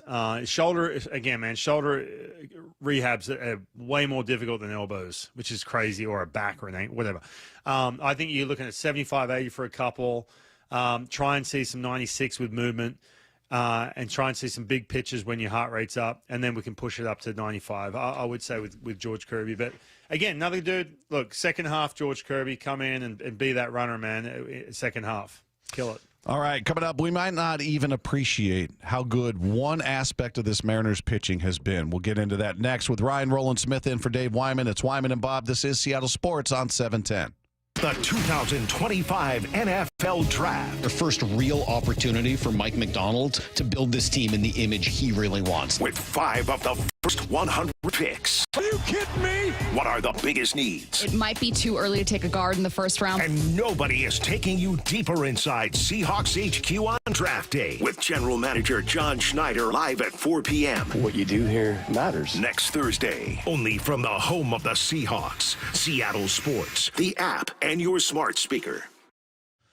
Homeowners, any idea what's going up on your roof? Anything that's happening up there? Because I can tell you I've had no idea. I've never been on my roof, have no intention of getting up there, yet I know how important it is to the home, obviously, and if something goes wrong, it can be an expensive problem. So I had Asset Roofing come out, do an inspection. I had them do it over a year ago. They came out, did an inspection, took some pictures of some spots where they said, let's just keep an eye on this. Nothing to do right now, but this is something to keep in mind. So Fast forward a little over a year, had them come out and do the same thing. They got up there, did some moss removal, got a lot of trees around me, certainly a lot of wet weather around here, unclogged a downspout, and again, took some pictures of areas like, hey, this is still in good shape. We're fine right now, but let's just keep an eye on this. And what it did is it gave me peace of mind. First of all, I got out in front of any big problems that turn into big expensive problems. Took care of them while they're small, and it's sort of like an oil change for your car. You want to be up to speed on it and get a hold of things before they get out of hand. So if you're like me, you're not getting up on your roof, get Asset Roofing out there. Do a quick inspection. It's quick, it's easy, it's painless. The communication could not be better. They are as thorough as you could possibly imagine. If you know what's going on up there and you know you need a repair or you need a replacement, Asset Roofing is the anti-bad contractor. They are the opposite. They live up to their word. They're going to be there when they say they're going to be there. They're going to do it at the price they say they're going to do it at. They're the best in the business. They've been doing it for over 2 decades. So whether you're looking at an inspection, a repair, or a replacement, you go to Asset Roofing because you either hire reliability or you hire an asset. Head to assetroofingco.com. That's assetroofingco.com.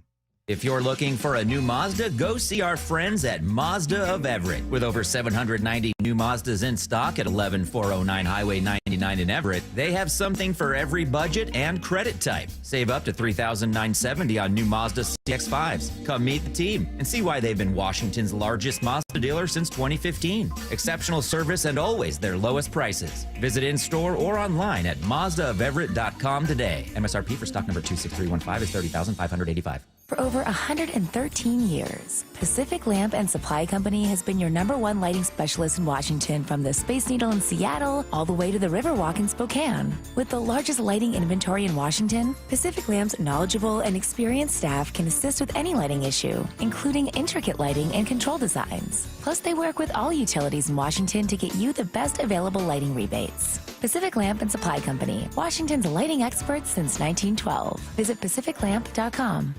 Take your game day experience to the next level with a Mariner Suite. Suites are perfect for birthdays, anniversaries, client meetings, and that company outing you've been trying to plan for months. Enjoy first-class catering, VIP parking, custom setups for 14 to 400 people, and more, all with the help of a dedicated Mariners rep. Suites start at $125 per person, and season ticket members get 15% off. Reserve now at mariners.com/suites. Munoz strikes out the side, and the ball game is over. As America's leading business lender, Bank of America is on your corner and in your corner, right here in Seattle.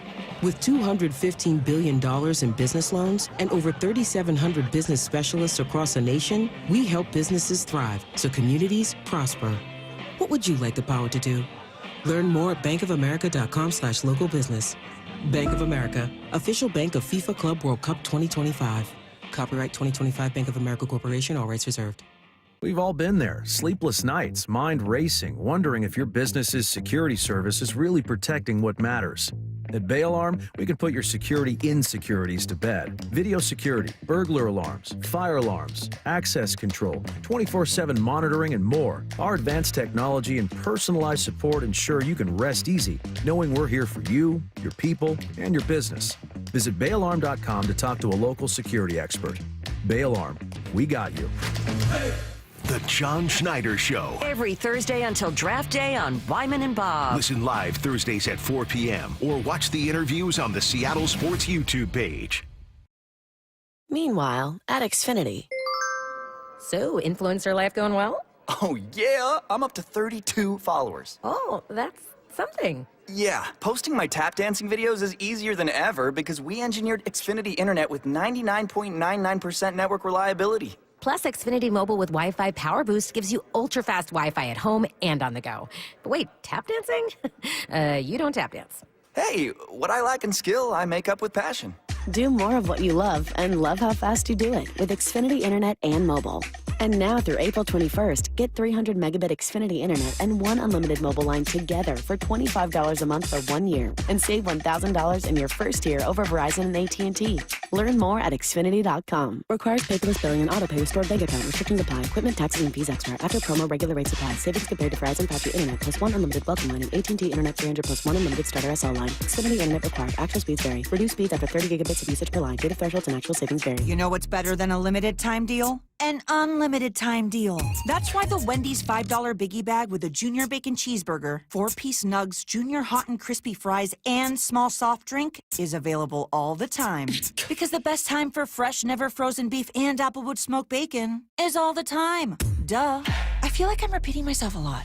For the best deal of all time, gotta be Wendy's. Unlimited time does not mean forever. U.S. price and participation may vary. Prices may be higher in Alaska, Hawaii, and California and via third-party delivery. Fresh beef available in the contiguous U.S., Alaska, and Canada. Spring cleaning isn't just for clutter. Let Benjamin Franklin Plumbing take care of your appliances. From water heater replacement or repair to advanced water filtration installation, Benjamin Franklin Plumbing is here to provide a worry-free summer for you and your family. Visit BenjaminFranklinPlumbing.com to schedule. You can count on the punctual plumbers, where your comfort and safety come first. Book now. Visit BenjaminFranklinPlumbing.com. From the Quantum Fiber Studio, you're listening to Wyman and Bob. Weekdays, 2 to 7. On Seattle Sports and 97.3 FM HD2. Ryan, we've got a great night planned. A salute to your homeland. Really? Oh, yes. Oompa Band. The mayor of Vienna is here to throw out the first pitch. Plus, Tyrolean hats for all the fans. Well, small problem, mate. I'm from Australia. Not Austria? Nope. Australia. Oh, boy. Mariners baseball. A new day, a new way. I think the fans are loving this. Look at that. The old glory days. What an actor. What a thespian you are. See, I was too busy trying to do commercials and all this branding. I should have been more concerned about pitching, put it that way. Lefko was showing me the other commercial, the hyphen one, where the guy was holding up the shirt with just the hyphen there. That's right. The actual just slash. Yeah. Couldn't hear the dialogue. I have that actual shirt, not in the vicinity right now. I have that here at home. I actually have a box of those shirts. They used to sell them in the team store. How about that? Did they really? Yeah. I wonder how many people would actually get what. Does it say like anything on there about Ryan Rowland-Smith? It said on the original was just for the commercial, but the ones they were selling had like a little Mariner Compass logo with Rowland-Smith on the sleeve. So people aren't looking like, what is this? Yeah. You're just walking around with a dash across. Yeah. Yeah, man. No, I had some fun with that stuff. That was kind of at the tail end of like the media is the enemy and don't do anything like that. Like just focus on baseball. Now it's all like everyone brands themselves. They're all on social media. Yeah. The other thing that stood out, and we'll get to our conversation here in a minute, is the commercial with the hyphen T-shirt. You come walking in, you're wearing your glasses. That's right. You look like Trent Thornton. I do. No, we've bonded a little icebreaker over the glasses, me and old Trent. Luke Raley. Luke Raley's got them now, too. I know. Sometimes he comes up to the dish without them, too. I'm like, hold on, you got to be all in here, man. You can't go back and forth. Well, were you with Goldsmith when he was talking about it? I don't remember who was in the booth with him, but he was talking about Luke Raley telling him that he's never been able to see the spin of the ball. Interesting. Some guys are like, I can't pick up the spin. Like Russell Branyan was that way too. He's like, if I see the ball up, it'll move, but I can't. Some guys like, seeing the seam spin, I can't see that. Huh. Yeah, it's crazy when you think about it. So they're just reacting to, all right, it's in the zone, I'm swinging. Here I go. All right. Yeah. So maybe they're seam spotting glasses or something. I don't know. Meanwhile, Andres Munoz, we brought him up briefly earlier in the show. Is there a chance he's underrated still? That this guy's so good. He's just. You mean like nationally underrated? Nationally, maybe even here. Do we take him for granted? He's so out of. I mean, you've got 8 wins. Yeah. He's got 6 saves in 8 wins. He has yet to give up a run.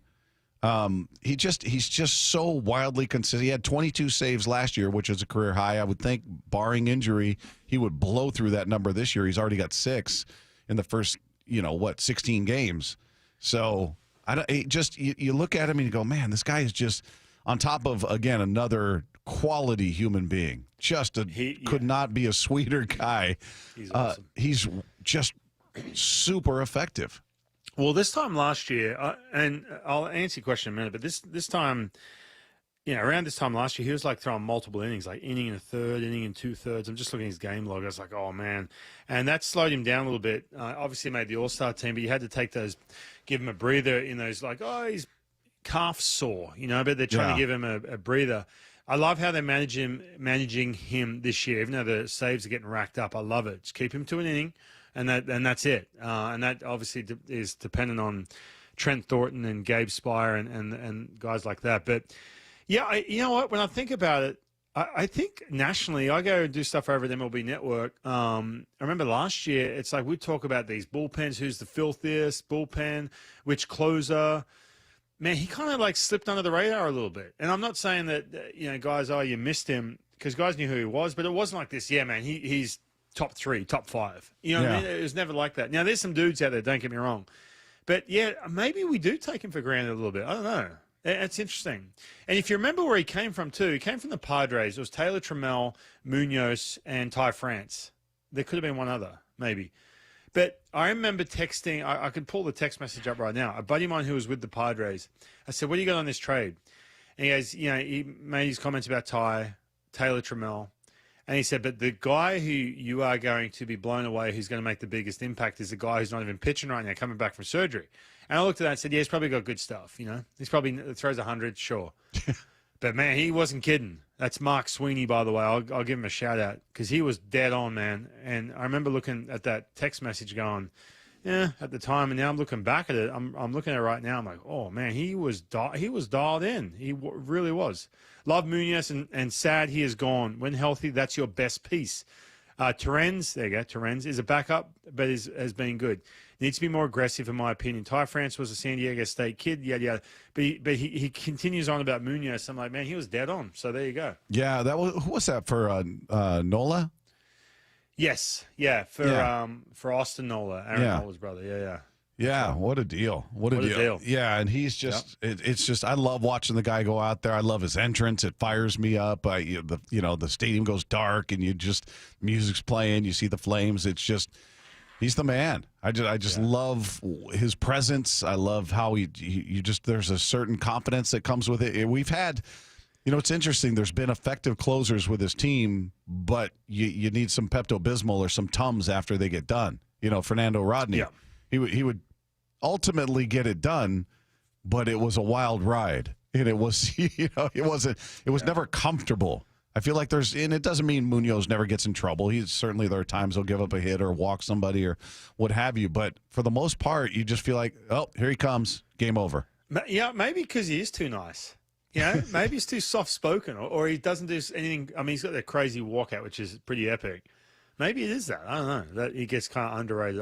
That he creates an underrated piece to it. But, yeah, man, he is nasty. And when he added that two-seam fastball, oh, man, filthy. I think he threw one to finish off the game just yesterday. I was like, oh, man, that thing, forget about it, man. Like, unreal. Yeah, he's just a guy that you don't hear a ton of, and I feel like almost we don't really talk about him much unless something goes wrong. We just kind of take him for granted, like, okay, he's been great. Yeah. So what about Santos? What about these other guys? You know what I mean? I feel like we kind of do a disservice to how consistent and how solid that guy is. For sure. And the other thing too, look, consistency as well, right? So like some of these guys who talk about stuff, that's all we talk about is stuff. And, he throws 100 with, I just mentioned that two-seam fastball. That's like, it's just guys, first of all, so replaceable in the bullpen. I hate to say it. And guys are just so, like, look at Colin Snyder at the moment, man. Like, he was really good for a stretch at the end of last year. And now all of a sudden, he just cannot find that slider right now.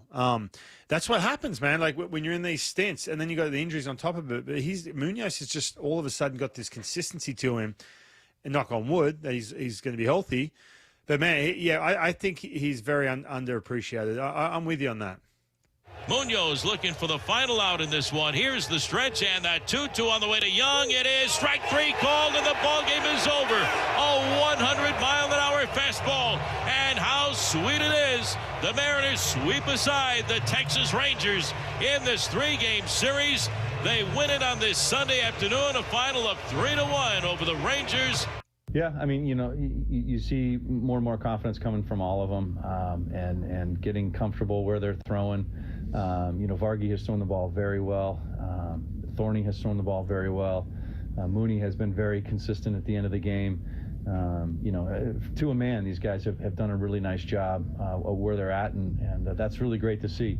So hopefully it continues, and that's what it takes when you get those leads, you want to be able to hold on to those later in the game, and the guys were able to do that this series for sure. You got to love Vargy, Thorny, Mooney. That's a page out of Scott Service's book. I swear, that guy, everyone's name, like, yeah, I'd be called Smitty. Like that'd be my name. If Is that what they called you back then? No, they just, I don't know. They didn't really call. They called you Hyphen? No, the teammates did not call me that. No way. No, but they didn't put the E on the end of your name though. Smitty. Okay, I may have got a few Smitties. I think Noel Stottlemyre Jr. called me Smitty. That's right. Smitty. I love it. Smitty in for Dave Wyman here with Wyman and Bob. The Mariners are about to experience something for the first time this season. We're going to get into that one coming up next. It's Smitty and Bob. It is Seattle Sports on 710. The John Schneider Show. Every Thursday until draft day on Wyman and Bob. We are now speaking with the architect of your Seattle Seahawks. How we doing, football fans? With Seahawks President of Football Operations and General Manager John Schneider. My job is to do what's best for the Seattle Seahawks organization. I have to keep wrapping my mind around and trying to communicate effectively. Listen live Thursdays at 4 p.m. or watch the interviews on the Seattle Sports YouTube page. What's the standard the Seahawks defense needs to be held to under Mike McDonald? The John Schneider Show. Brought to you by Pizza Hut. Hey, it's Dave Wyman with Dr. Mark Wagner, MD, from Seattle Sports and Regenerative Medicine. Dr. Wagner is hosting a free stem cell webinar Thursday, April 24th to explain stem cell therapy. I'm really looking forward to this live webinar to educate on how using your own stem cells can be an extremely successful method to help regenerate native tissue in rotator cuffs, meniscus tears, and reduce pain in osteoarthritic joints. And which joints have you seen good success with? Shoulders, elbows, hips, knees, even wrists and ankles. And in this live webinar, we'll tell you all about the procedure, how simple and safe it is using your own stem cells, and how we determine if you're a candidate. Dr. Wagner has performed over 20,000 stem cell procedures. Are you in pain? Join him Thursday, April 24th for the free stem cell webinar and learn all about this amazing procedure. Register now at drmarkwagnermd.com. That's drmarkwagnermd.com. Well, this week's First Mark Challenge victory goes to Dan. Dan, why did you call First Mark Insurance? I had the same insurance company for 30 years and just accepted all the premium increases as inflation or feeling tethered to them because I have earthquake coverage and was uncertain about being able to get that anywhere else. But when I talked to Ken at First Mark, wow, he came back with bigger umbrella policy, better earthquake coverage, which I didn't think was possible. And when he came down with the premium number, it was a no-brainer. We were saving over $2,500 a year. Don't wait, because it's annoying to think of what I could have done with that money over the last 10 years had I done something sooner. Well, Dan did it. My family did it. You got to do it, and it's totally free. Take the First Mark Challenge today. See how much money they can save you and how much better your coverage will get. Maybe you will be the next First Mark Challenge victory that I get to talk to as well. Simply go to firstmarkinsurance.com, firstmarkinsurance.com. From groceries to home prices, the cost of living in Washington state keeps going up. Now, Olympia politicians are proposing the largest tax increases in state history. Don't be fooled. If taxes go up, we'll all pay even more. Washington needs lower costs, not higher taxes. Tell the politicians no by visiting www.affordablewashington.org. Paid for by the people for an affordable Washington. Top 5 contributors are Washington Alliance for a Competitive Economy, Microsoft, Madrona, T-Mobile, and Amazon. 1877 Cars for Kids. KARS Cars for Kids. 1877 Cars for Kids. Donate your car today. Donate today at carsforkids.org. That's cars with a K. Your car can be picked up as soon as the next day. Receive a tax deduction and vacation voucher. 1877 Cars for Kids. Donate your car today. Now accepting donations of land, homes, buildings, or any kind of real estate. Bonneville International radio station contests are open to participants 18 years of age or older that are residents of Washington State unless otherwise specified. Employees or agents of the station, Bonneville International Corporation, other area radio stations, or any entity associated with the contests are not eligible to win unless the station otherwise specifies at its own discretion. Persons who have won in the last 60 days from a station contest or event may not be eligible. Full general contest rules are available on seattlesports.com or in person at the station during regular business hours. The noon hour of the Bump and Stacy Show is powered every day by the caring and compassionate team at Pendergast Law Personal Injury Lawyers. Go to pendergastlaw.com.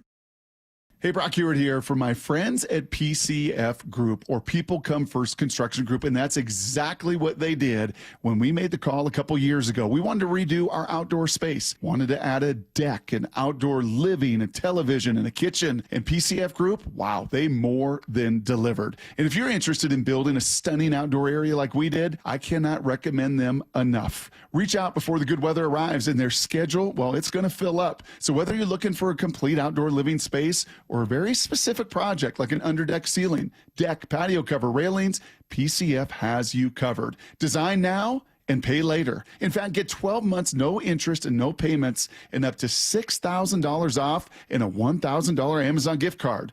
Request a complimentary design and estimate consultation at 425-629-8476 or project ideas. Explore photos at pcfgroup.com. That's 425-629-8476.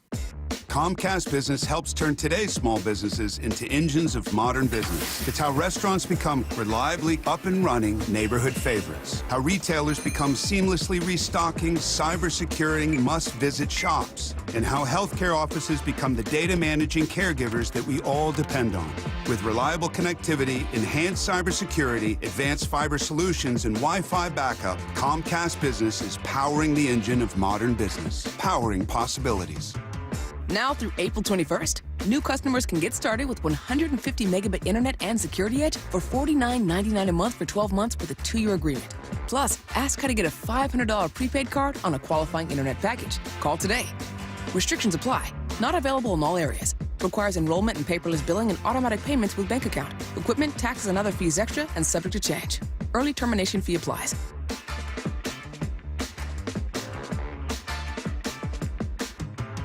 From the Quantum Fiber Studio, you're listening to Wyman and Bob. Weekdays 2 to 7 on Seattle Sports and 97.3 FM HD2.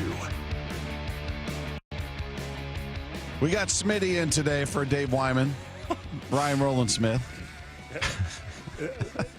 Sounds so weird, Smitty. It does. You just don't look like a Smitty. There's Austin Powers, the first one. They used to do these like cutaways where like all the henchmen like would have a backstory. And there's like a little cameo from Rob Lowe, and he's like, yeah, well, Smitty, he's like going to like Hooters, like with his buddies or something, but he was late. And then he got a call that Smitty had like been run over by like a giant car. Yeah, I mean, something. And then they raise their glass like to Smitty, like this. Yeah. So every time I hear that, I just think of that clip for some reason, like, that Smitty, that guy, that buddy of yours at the I don't know, not yours, but you know what I mean. Yeah, everybody's pal, Smitty. Smitty, yeah. Well, Smitty's coming over. Yeah, no, is Smitty playing around the golf today with us? Yeah, that just doesn't fit you, man. Doesn't fit you. Meanwhile, talking some Mariner baseball on the heels of a tremendous homestand, taking 5 of 6, sweeping the Texas Rangers, who, again, came into that series with the best record in the American League. So very cool to see. Now, as you pointed out, they go to a very hitter-friendly park. So that's going to put a lot more on the pitchers to be. Would you change your approach when you were pitching based on the park you were in, or were you just, this is my stuff, this is what I throw, and it doesn't matter what park we're in? Yeah, this is my stuff. Have at it. And whatever happens, happens. Now, you wouldn't get more aggressive in a hitter's park or take more chances? No, but as the game went on, like you'd really sort of feel the elements, and you'd start making tiny little adjustments. And, there was times where I'm like, oh, man, like, put it this way. If you go to a place where it's like, okay, the ball flies here and you try and, go for swing and miss, you're going to make mistakes, then the ball's going to fly straight up. Like once you get that, the biggest thing for anyone pitching right now, or it doesn't matter who it is, first inning, get that good feel and get in the strike zone, command the baseball, and build off of that. So if you start to feel something second, third, something's working, or something is getting you a ground ball, hey, you know what, this is what we're going to lean on heavily. Going into the game, I'm not sitting there going, oh, well, this is my 2 ground ball options, off I go because that ball flies. You can't do that because you're just falling into mistakes anyway. Yeah, it's going to be interesting to see what, how does the pitching hold up in these parks, specifically Cincinnati. The offense came to life in this home series in a park that we talk about tough to score, tough to hit the ball out, blah, blah, blah. Yeah. It was tough for the Rangers. They scored 6 total runs in 3 games. And the Mariners' offense came to life in this homestand. Now, maybe there's some confidence. Maybe they can just breathe a sigh of relief. There's some of the weights off their shoulders, offensively speaking, going into these games. But what do you expect this to sort of, I don't know if they do it at the pace that they did it in this series, but do you expect to see much more of what we saw in this series as opposed to what we saw to start the year? Well, one thing I hope to see, look, we talked about, and they had this same pattern last year with the walks and the better at-bats and everything, but the swing and miss didn't go along with it when they were deeper in counts. One thing I'd love to still continue to see, and this is not, well, you can win with a 3-run bomb. Just keep stealing bags, man. Keep taking that 90 feet. Because ultimately what that does, you talk about pitching differently when you are pitching in different ballparks. Man, I'm telling you, when you come in day one and you're sitting in, you're having your pitchers meeting, whether you're having your bullpen meeting or you're pitching that day as a starter or whatever, and they're like, hey, man, look, these guys run a lot. These 4 guys in the lineup, as you see it up on the screen, they run a lot. Gets in the back of your head. So, when you're facing the Cincinnati Reds and you've got, Lodolo, who's pitching for them, who's pitching really well, apparently. I haven't seen much of him. You want to be in the back of his mind when there's traffic that you have to do a better job holding the runners. And guess what that does, man? Unless you're just an absolute stud, which only 0.05% of pitchers are, it affects the command of the baseball, what you do at the plate. So keep running. That's how you're going to get those bigger innings. I believe if you're a dynamic offense like that, regardless of the ballpark. That to me is the one difference that's obvious between Service and Wilson, just in terms of what we see out of this team offensively. I don't see a ton different in their approach, or they're looking at the middle. We're looking to take it back up the middle of the field. We're looking to, they're just not saying control the zone the way we heard before. But the approaches, by and large, look the same. I would say they are much more aggressive on the base paths. That's the one area where I do see a difference. And they're second in Major League Baseball. They got 23 stolen bases. The Cubs are number 1 at 26. We'll see what happens after today. But they are aggressive, and I like that. Yeah. You look at it, it's kind of evenly dispersed when you look at, Julio leads the team with 4. Rosarena and Robles have 3 each. Cal has 2. Cal's got 2 stolen bases. Dylan Moore's got 2. Bliss has 2. And that's purely, you mentioned Cal, and you laugh and go, well, he's not a base runner. That's purely them. And I mentioned Eric Young Jr. earlier. That's them picking up cues, man. And that's them saying, hey, listen, you can grab a bag right here. You can get 90 feet. And even that, I'm telling you, if I'm pitching and Cal Raleigh's still third on me, I am so frustrated. And that I'm telling you, that lingers into the next couple pitches. It really does. Not only the fact he's 90 feet away from scoring and contact, into the field, he essentially scores. I'm frustrated myself. I'm frustrated I wasn't holding runners. So that tells you everything you want to hear, man, in regards to how they're picking up cues from other teams to steal those bases. How much did it impact you with a runner on first? And you see him jockeying back and forth. Especially you've got a very clear picture as a lefty. Yeah. You're staring right at him as opposed to looking over your shoulder. But maybe it's easier for you to hold him on as a lefty. But you're also seeing all the movement and them acting like he's going to steal and stopping and all. Was it distracting? Oh, big time. Yeah, massively. And that's why, like, a couple of years ago when, run value, stealing bases, it's not worth it because, station to station type hitting, walk or home run, that style of hitting came into vogue. It's like, man, I remember back, like, it was the Angels, it was the Royals, a couple other teams that just drove you nuts, dude, on the bases because you just wanted to hone in and get a Torrey Hunter out or a Garrett Anderson. And I've got, Eric Ibar over at first base or whoever it was jumping around. I know he's taken off. I'm going to keep him at first base because he's at second base. That's a run. That's it. I'm putting up a 0. I'm missing a 0 right here on my line. So it makes a huge difference, man. That's why it's stealing bags is coming back in vogue. I love it, especially with the Mariners too. So it makes a huge difference. It really does. How often do you think you balked? throwing the first. You mean with the step over, like the foot? Yeah, it's usually a lefty. Like everybody would talk about Andy Pettit and his move to first, but you'd always have everybody on the other side going, "It's a balk. He's balking every time." You got to know. You got to know the umpires. Yeah. So and you knew you had data too on the umpires. Like there was what's his name, Williamson Bob Davidson. Yeah. He was like, dude, any time you looked over the run, it's like, oh, that's a balk. But you had guys that I knew that were, especially crew chiefs, that that on that crew, the from lefties, because guys picked over way more back then. You knew you had the data on who would call balks, who you could push past that 45 degree. Yeah. How do you think you would have done with the limitations you have now, where you can throw over twice? You throw over that third time, you better get them, because if you don't, counts as a balk. I think I would have done okay. I did a good job. I had to learn, and midway through my career, I had to learn to mix up my looks. I had to learn to step off, and I had to learn, a couple other things that didn't involve the pitch clock, because I didn't pitch with that, which really helped me. So I think it would have been okay. I am surprised a little bit. I'll be real quick with this. The guys aren't taking advantage of making a guy pick over twice and then just jumping out on the third time a little bit more. That hasn't really seemed to be an issue whatsoever with it. It hasn't changed anything. Yeah. Really. Yeah. All right, coming up, there's some encouraging news when it comes to the AL West right now. We'll get into that coming up next. It's Wyman and Bob with Ryan Roland Smith, and this is Seattle Sports on 710. The Cal Raleigh Show. Belted way out of here to right field. Holy smoke. Every Thursday with Shannon Dreyer on Wyman and Bob. Seattle has been nothing but good to me. I would love nothing more to play for one team my whole career. Listen live on the Seattle Sports app or find the video on YouTube. Cal Raleigh with a walk-off home run. We are Seattle Sports, the home of the Mariners.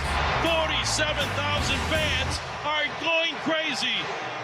Hi, this is Nancy Penrose, owner of Big Trees in Snohomish. Spring has sprung. Need color to brighten up your yard or privacy trees to keep your neighbors guessing? Now is the time to buy. With hundreds of trees arriving in the nursery daily, Big Trees has the perfect tree for you. Check out our updated inventory list online at bigtreesupply.com or come visit the nursery today.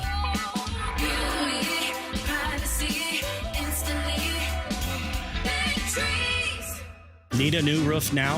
With State Roofing and Exteriors, you can get started with 0 down, 0 payments, and 0 interest for up to 24 months. That's right. Protect your home now and pay later. Call 866-ROOF-ROOF or visit stateroofing.com today.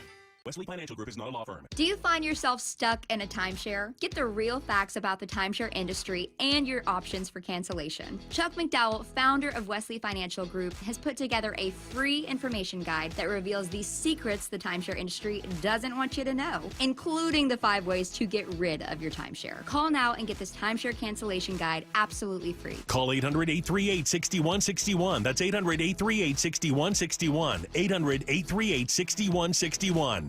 Welcome to Staples. Hi, I hear Staples prints it all. Oh, you bet. Posters, banners. Can you print it all for Mother's Day? Oh, of course. Photo gifts like canvas prints, photo puzzles. Can you print it all for graduation? Sure can. Custom cards and invites. Can you print a huge banner with the grad's picture? Oh, definitely. Even an embarrassing baby picture? Oh, those are the best kind. I know, right? Print it all for moms and grads at Staples. And right now, get 40% off custom cards, invites, and photo gifts. N75 exclusions apply. Visit staples.com/print for details. Rick Riz here for the Pella Windows and Doors of Western Washington's Improve Your Play program. Many of our local youth sports teams need help with field enhancements, training, and equipment. Local Pella owners Keith Dashafy and Luke Wilson are stepping up to donate $5,000 to 2 deserving teams. We need your help finding them. Head to seattlesports.com/play to nominate a deserving team in need. Let's help our local youth improve their play this year with Pella Windows and Doors of Western Washington. Contest and rules at seattlesports.com/play. Announcing the Million Hour Volunteer Rally. G here, join me, Safeway and Albertsons, and donate your time and skills to support local food banks and host food drives or fundraisers. You can win free groceries for a year and a $5,000 donation to your favorite hunger relief agency. Visit albertsons.com/volunteer to learn more. Find volunteer opportunities and log your hours. 1 million hours will help create food secure communities. Visit albertsons.com/volunteer. 1-877 Cards for Kids. KARS Cards for Kids.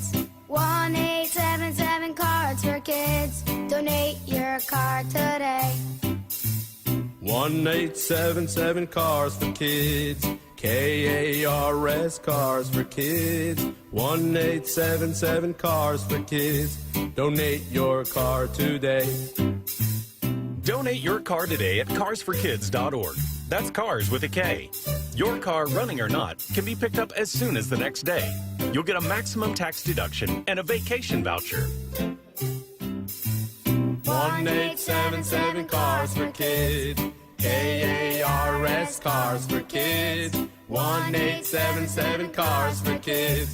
Donate your car today. Now accepting donations of land, homes, buildings, or any kind of real estate. We've all been there, sleepless nights, wondering if your business's security service is really protecting what matters. At Bay Alarm, we can put your security insecurities to bed. Our advanced technology and personalized support ensure you can rest easy knowing we're here for you. BayAlarm.com. Meanwhile, at Xfinity. So, influencer life going well? Oh, yeah. I'm up to 32 followers. Oh, that's something. Yeah, posting my tap dancing videos is easier than ever because we engineered Xfinity Internet with 99.99% network reliability. Plus, Xfinity Mobile with Wi-Fi Power Boost gives you ultra-fast Wi-Fi at home and on the go. But wait, tap dancing? You don't tap dance. Hey, what I lack in skill, I make up with passion. Do more of what you love and love how fast you do it with Xfinity Internet and mobile. And now through April 21st, get 300 megabit Xfinity Internet and one unlimited mobile line together for $25 a month for 1 year and save $1,000 in your first year over Verizon and AT&T. Learn more at Xfinity.com. Requires paperless billing and autopay with stored bank account. Restrictions apply. Equipment, taxes, and fees extra. After promo, regular rates apply. Savings compared to Verizon 5G Internet plus one unlimited welcome line and AT&T Internet 300 plus one unlimited starter SL line. Xfinity Internet required. Actual speeds vary. Reduced speeds after 30 gigabits of usage per line. Data thresholds and actual savings vary. This is Seattle Sports. Streaming through the Seattle Sports app. KIRO AM Seattle. KIRO FM HD2 Tacoma. Home of the Seahawks, Mariners, and everything Seattle sports. Seattle Sports Snapshot. Well, his 13-year career has come to an end. Patrick Peterson said today it was a no-brainer to retire with the franchise, the Arizona Cardinals, even though they did have an acrimonious ending in 2020. Again, calling it a no-brainer. He said, my career is here. It lives here. So it was a no-brainer for me to come back to retire where it all started. So he's an 8-time Pro Bowler, 3-time first-team All-Pro, calling it a career after 13 seasons in the NFL. Meanwhile, taking a look at your baseball scoreboard, just a couple of games going right now. Phillies up 1-0 on the Giants, that game in the bottom of the first. Pirates and Nationals scoreless in the bottom of the first. Still to come, Rays playing host to the Red Sox. Yankees and Royals get together in New York.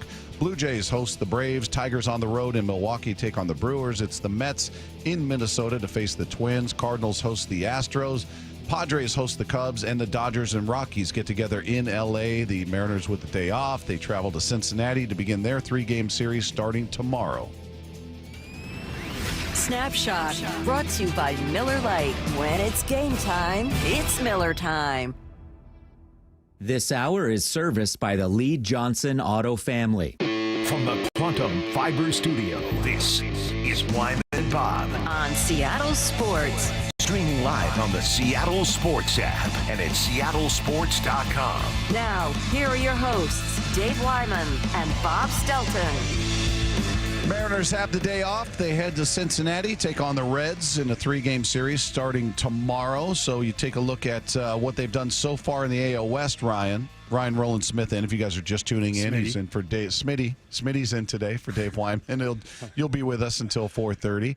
But taking a look at the AL West, the only team they haven't faced is the Angels, who, oddly enough, are in first place. Now, I don't expect that to hold true throughout the season, but right now at 9-6, they are in first. Now, the Rangers, after their 3-game losing streak, are a half game out at 9-7, and right there behind them, the Seattle Mariners at 8-8, Astros 7-8, and the A's 6-10 to round it out. So looking at just what you've seen out of the AL West, does this feel like a step-back year for everybody, maybe except for the Rangers, who we expect? I know they just got swept, but they're healthier. They just seem like they're going to be that team that you're going to be contending with.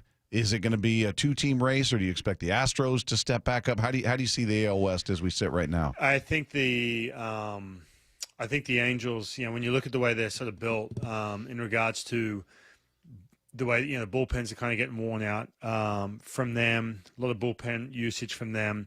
I think that, the teams do this, right, where they don't have the depth, but they have, they get some W's because they're getting enough offense, like they're leading all of baseball in slugging. They're getting plenty of offense, but then that'll start to taper off. The Angels will be a factor. I said that back in spring training as well. I think the Rangers are going to be a little bit better offensively, but I just don't think they're going to have the pitching. And I'm basing that off kind of what I saw. Kumar Rocker and Jack Leiter, two guys are supposed to be making up that 5-man rotation.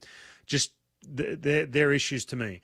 And the Houston Astros, man, they're just not clicking. Again, this division is wide open, in my opinion. And I just think the Mariners are in a really good spot in 2025, the way they're built to make it happen, because you don't have that Houston Astros or Texas Rangers team that's just from start to finish a complete team. There's no complete team in the division. How do you prioritize run differential? We had that season where Scott was talking about the fun differential, because we're all harping on, I think they ended the season with like a minus 51 run differential, yet they had won 90 games. So one doesn't automatically lead to the other, right? Poor run differential, poor record. We've seen that's not always true.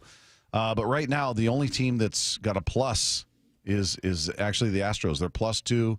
Angels are a -3. Rangers are -19. Mariners are -4. And the A's are -24. Yeah, it's look, when you talk in middle of April, I don't put much stock into it, because you're going to have those games that just blow you out. You talked about the Yankees and the torpedo bats. Now the Brewers are sitting there going, man, we've played some good baseball, but guess what? You haven't had enough of a sample size. But when you talk about midway through June, July, you can start looking at it and say, hey, there's some correlation here. There really is. Because it's very, very difficult to have a run differential negative and get to where you want to get to, even if you're a pitching team, that's for sure. So I do put some stock in that, but we're talking a couple of months from now, from where we're at, just to really get a gauge on teams and success and, projecting who's going to win what division. Right. I'm just scrolling through, looking at it, throughout the league, who's doing what. The Cubs have the best run differential. They are +43 right now. Yeah. So you've got them, and then you got teams like the Pirates or the Rockies are -44 already. They're 3-12. Oh, Rockies. Wow. Goodness gracious. What are they doing? They're just sitting in the cellar in a brutal division. I mean, look at the Padres are 13-3, Giants 11-4, Dodgers 11-6. D-backs 9-7, so everybody in the division has a winning record, and then you got the Rockies at 3-12. Yeah, I mean, and look, I'm just going back. The teams that made playoffs with a negative run differential. I'm looking at 2020. I'm not even going to bother with that. 2023, the Marlins finished 84-78. That was kind of a very weird year, especially in their division. And then the D-backs in 2023 went to the World Series at a -15 run differential. And then beyond that, I'm just looking through it right now. I'm taking 2020 out. Let's have a look here. Yeah, I mean, man, it's super rare. It's super rare to get. Everyone's like, well, you can get to the playoffs and whatever. It's very rare. You got an outside chance, so it makes a big difference. Not in April, but it does when you're talking June, July. Right. Yeah, and especially as you point out, this early, one game gets out of hand, you give up 10 runs, your differential is going to skew that in a very big way. So, but just in terms of beating teams in your division, Logan Gillbert talked about what it means to win back-to-back series against division opponents. Yeah, it's huge. That's what we needed.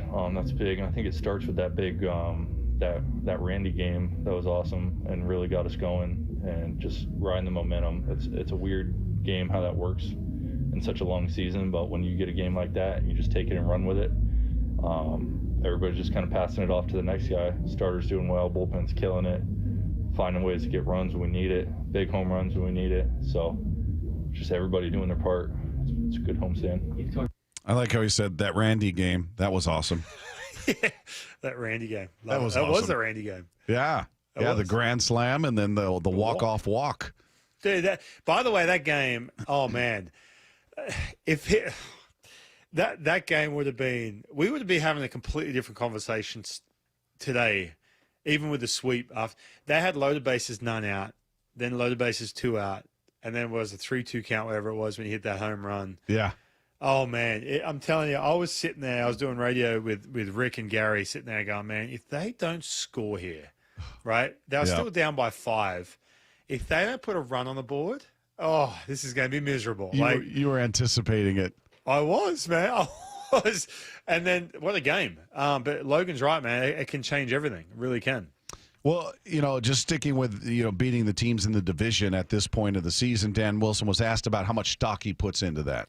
It does always, bring a little bit more confidence when you're beating the teams in your division. But, I think, you can't look too far ahead. But this is a team that, we want to continue to do what we do each day.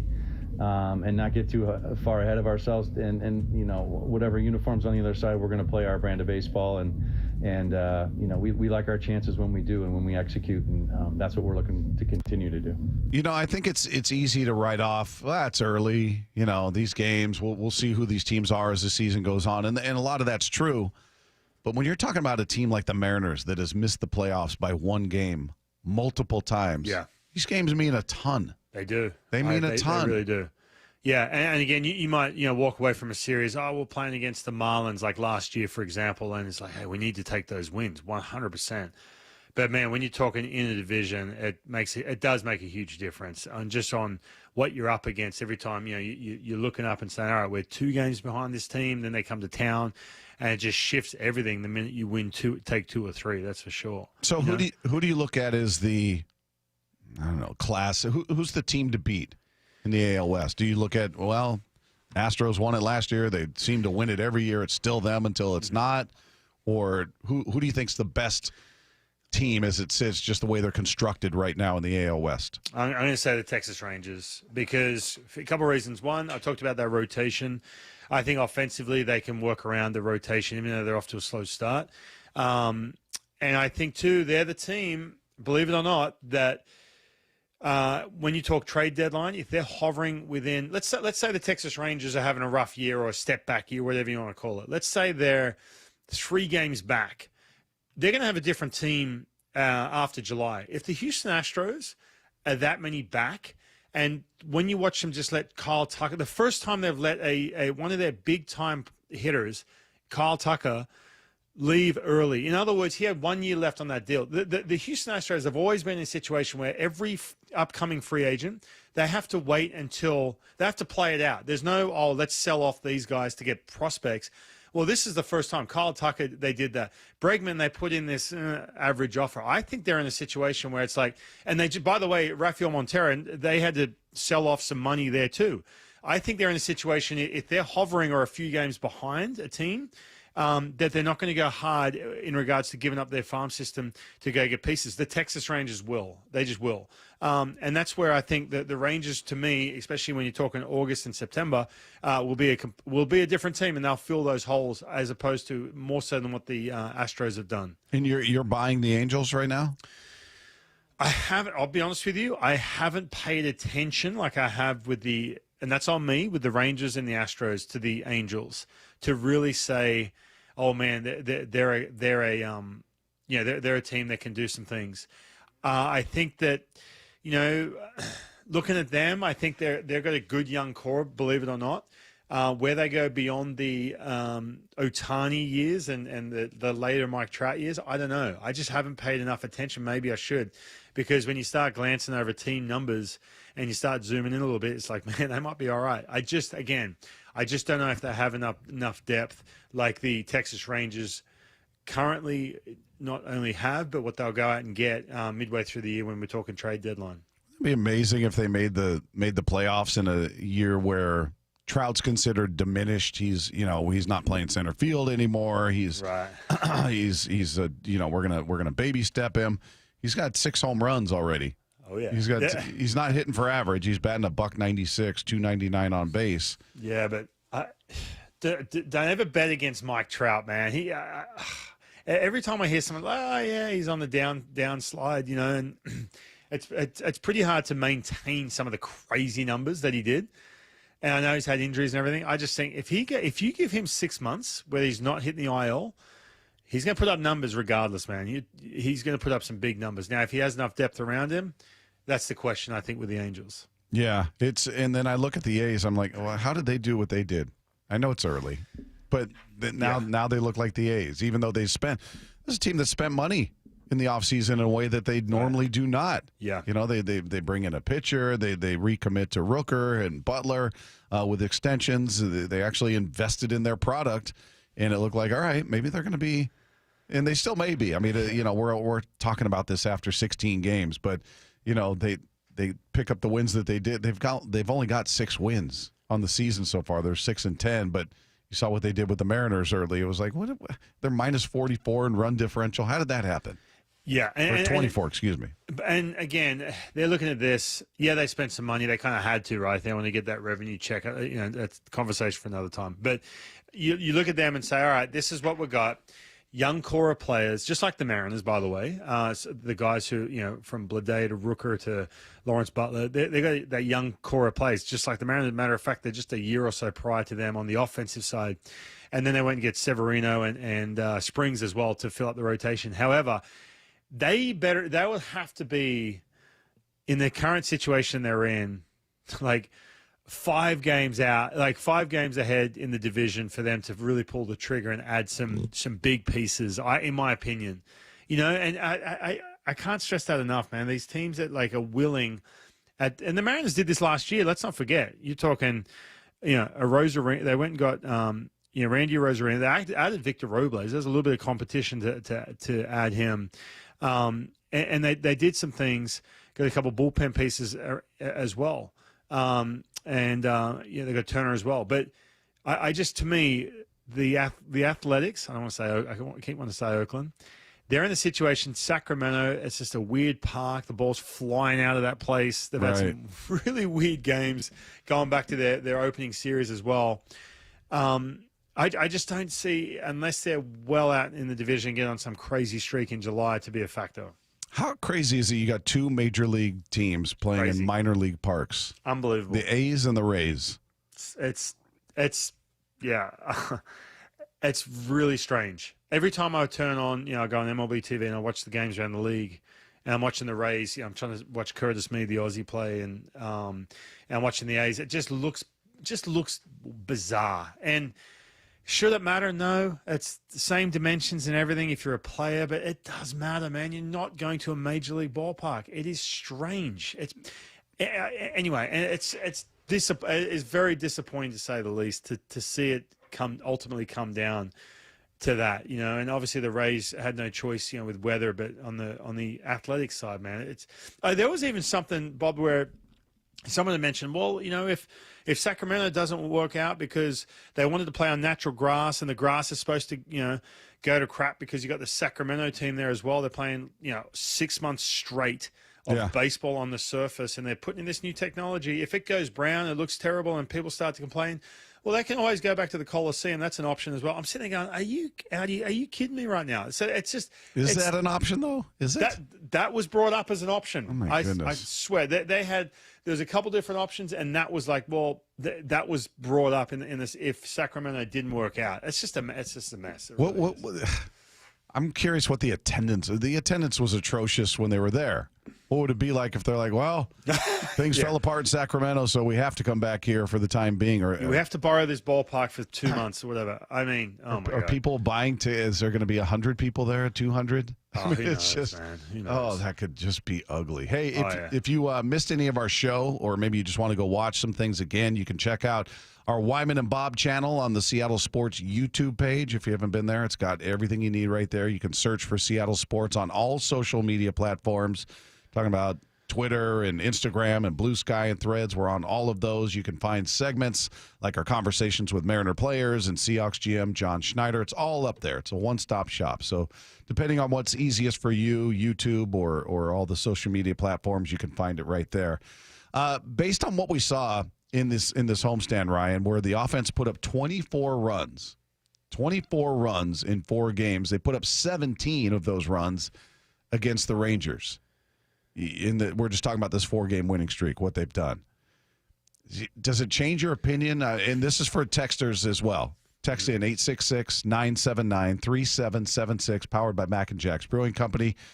Did this 4-game winning streak and what the offense did in this streak change your opinion at all? If you're a pessimist, a cynic, looking at what they didn't do in the offseason, and I was just as ticked as the rest of you, did this do anything to sway you, or are you looking at it going, it's a blip in 162 games. It's a handful of games. Let's see. Where are you at with that? Did it change anything with you, Ryan? Well, you know what? I love looking at runs per game because the Mariners them and the White Sox were fighting for the worst last year runs per game. In the first 10 games they were 3.3 runs or something like that. In the last 8 they're 4.7. All right, so you start to see a little bit of trend, and all I care about is can you score me some runs? Obviously. A couple of things that really stand out, which are good. Okay, Cal is obviously starting to figure it out. 220 batting average. All right, that's okay. 324 on base, three bombs in the last 3 games. Randy, I love the at-bats you're getting from him, man. He's not coming out there just swinging out of his shoes. And if he does, you go 0-2, it's 3-2 every time, man. I think Randy's up there, top 3 guys most pitches seen in Major League Baseball. Polanco, it's awesome. I just wish he could play third base or swing right-handed right now. But the guy who's standing out to me is Julio, man.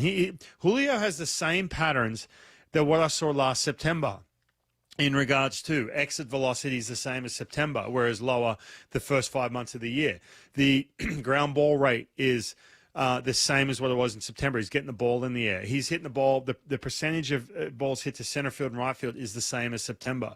So you're starting to see some of these little cues from Julio. The strikeout rate is down. The walk rate is way up, just like September. So that's a great sign. We know what the offense does when Julio's doing his thing. That's for sure. But then you just have a little bit more depth this year, I think, early on in the season in regards to guys doing some good things offensively compared to last year. Yeah, and we talked about how they're taking their walks as well. Yeah. I mean, a guy like, as we said, J.P. Crawford is hitting $163. Right. But his on base is 357. Yeah. He's got 13 walks, I think. Yeah, 13 walks on the season. I mean, Randy, you brought up Randy. He's got 12 walks. So these guys are, Randy's certainly been more productive than JP, but he's also hitting $164, but he's got a 333 on base. So you see this massive disparity between on-base percentage and their batting average, at least at this point, where we're in that part of the season where if they go 3 for 4, have a huge day, their average is going to jump, 25 points, and if they go 0 for 4, it's going to drop, 10 points, 50, whatever. It's they're wild swings this early into the season. Yeah, JP's an interesting one, man. I look at that and I see some of the ball metrics off the bat. Nothing great, but just simple little things, man. Where it's like you get in a tough spot, and he can just slap that ball into left field. We saw that a couple of years ago. When he's in a tough spot. So some of those things I like, and because look, are we expecting him to hit 30 home runs? No. Okay, so if he can be a guy who is super patient and can handle different parts, hit the ball at different parts of the ballpark and handle different pitches, I'm okay with that. I mean, last couple of days he got a hit against the Rangers on Saturday, base hit on Friday as well, base hit the day prior to that. Half of them, they hit a double down the left field and a couple singles, RBI single to left field. You know what? Spray the ball all over the place and take your walks, get that average up a little bit. I'm okay with that with him. Yeah, real quick, 3 guys that I'm waiting to see some production from: Luke Raley, Rowdy Tellez, and Mitch Garver. And I know you're not counting on these guys to carry the offense. Luke Raley had a very good year last year. Looking for him to get back to what we saw last year. And then Tellez, I have no idea what to expect from him. Pretty funny to see him try to slide into third the other day. Yeah, he was kind of caught in between. He's like, do I go head first or do I pick first? He ends up like 6 inches short of the bag. And then Garver is a guy who had a great spring. He had a great spring, and it looked like, all right, maybe he's figured it out. He's going to be that power bat that they thought they were getting, and to this point, that hasn't happened. So... Yeah, man, I think Mitch, the thing is with Garver, he had some pretty consistent at-bats in spring training. In other words, better contact and knew he was going to be. Now all of a sudden it's like few and far between with these at-bats or pinch hits. That concerns me a little bit. It's tough to get in that same rhythm like we saw in spring training. He's a big one for me. I'm with you. And then Rayleigh as well, man. I know it's in there with Rayleigh. I know it is. He just has to look. For him personally, I would look. If I was him, I'm like, okay, show that I can handle lefties. That's going to get me way more playing time. When I get more playing time, and he said this last year, when you earn more playing time and you get the consistent, you're in the lineup, it just takes the pressure off to have to go out and get 3 hits every night, and then you can chill out. So I think that's step number 1. Handle some lefties. And then you're going to get in the lineup more and do your thing. But no, those 2 guys for sure. Ryan, great stuff, man. We appreciate you hanging out with us for a few hours. Well, thanks for having me. I love being on here. Thank you. Well, we'll talk to you soon. Ryan Rowland-Smith spending the first 2.5 hours with us. We'll continue. Mike Lefko will step in. We got Charlie Furbush coming up, Hombre, all that coming your way. But it was a great weekend for the Mariners. Might not have been great for our predictions, though. We'll listen back to our Call It Now predictions coming up with Wyman and Bob. This is Seattle Sports on 710. Seattle Sports, your home for Bump and Stacy. Weekdays 10 to 2. Mike Greenberg, kind enough to join us. Do I believe in Sam Darnold? Yes. Do I believe that he will duplicate what he did a year ago? I'm not so sure. He definitely has the talent. He is turnover prone. It is not realistic to think that's going to get coached out of him. But I think he is more than good enough to win with. Hear the rest of this interview on demand at seattlesports.com and on the Seattle Sports YouTube page. Homeowners, how many of you are like me and you've never been on your roof and have no intention of getting up there? So you don't know what's happening up there in the way of damage and what the weather may have done to it if you have an older home, what's happening. So you need to do what I did. Asset Roofing is who I work with, and that's who I called. I had them come out to do an inspection to tell me what's going on up there because, again, I've got no intention of getting up there. They came out. They did an inspection over a year ago, and they highlighted a couple of spots to keep an eye on, but nothing major. Just let's watch and see what happens here. So I had them come back out, do a little checkup, and they got up there. They did some moss removal. They unclogged a downspout, and they did the same thing. Sent me a very detailed report after they got done with pictures and said, same thing. Here's a couple of spots. Let's keep an eye on this. This is something that'll need to be addressed, but right now it's not pressing. And it gave me peace of mind knowing I got out in front of what could be potentially big, expensive problems down the road. So if you're like me, you're not getting up on your roof, you don't know what's happening up there, but you want that peace of mind, give Asset Roofing a call. It's quick, it's easy, it's painless, and they actually live up to what they say they're going to do. They're going to be there when they say they're going to be there. They're going to charge you the amount they say they're going to charge. They do quality work. And if you know what's going on up there and you know that you have a problem that needs to be fixed or you need a roof replacement, Asset Roofing is who you want to deal with. They are the anti-bad contractor. They are the opposite of that. They are, again, living up to every part of their promise. You either hire a liability or you hire an asset. Head to assetroofingco.com. That's assetroofingco.com.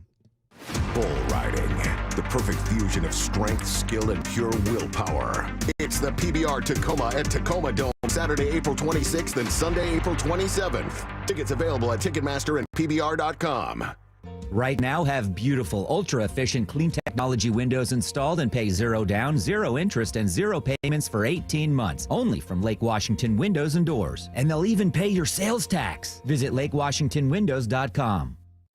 Comcast Business helps turn today's small businesses into engines of modern business. It's how restaurants become reliably up and running neighborhood favorites. How retailers become seamlessly restocking, cyber-securing, must-visit shops. And how healthcare offices become the data managing caregivers that we all depend on. With reliable connectivity, enhanced cybersecurity, advanced fiber solutions, and Wi-Fi backup, Comcast Business is powering the engine of modern business. Powering possibilities. Now through April 21st, new customers can get started with 150 megabit internet and security edge for $49.99 a month for 12 months with a 2-year agreement. Plus, ask how to get a $500 prepaid card on a qualifying internet package. Call today. Restrictions apply. Not available in all areas. Requires enrollment in paperless billing and automatic payments with bank account. Equipment, taxes, and other fees extra and subject to change. Early termination fee applies.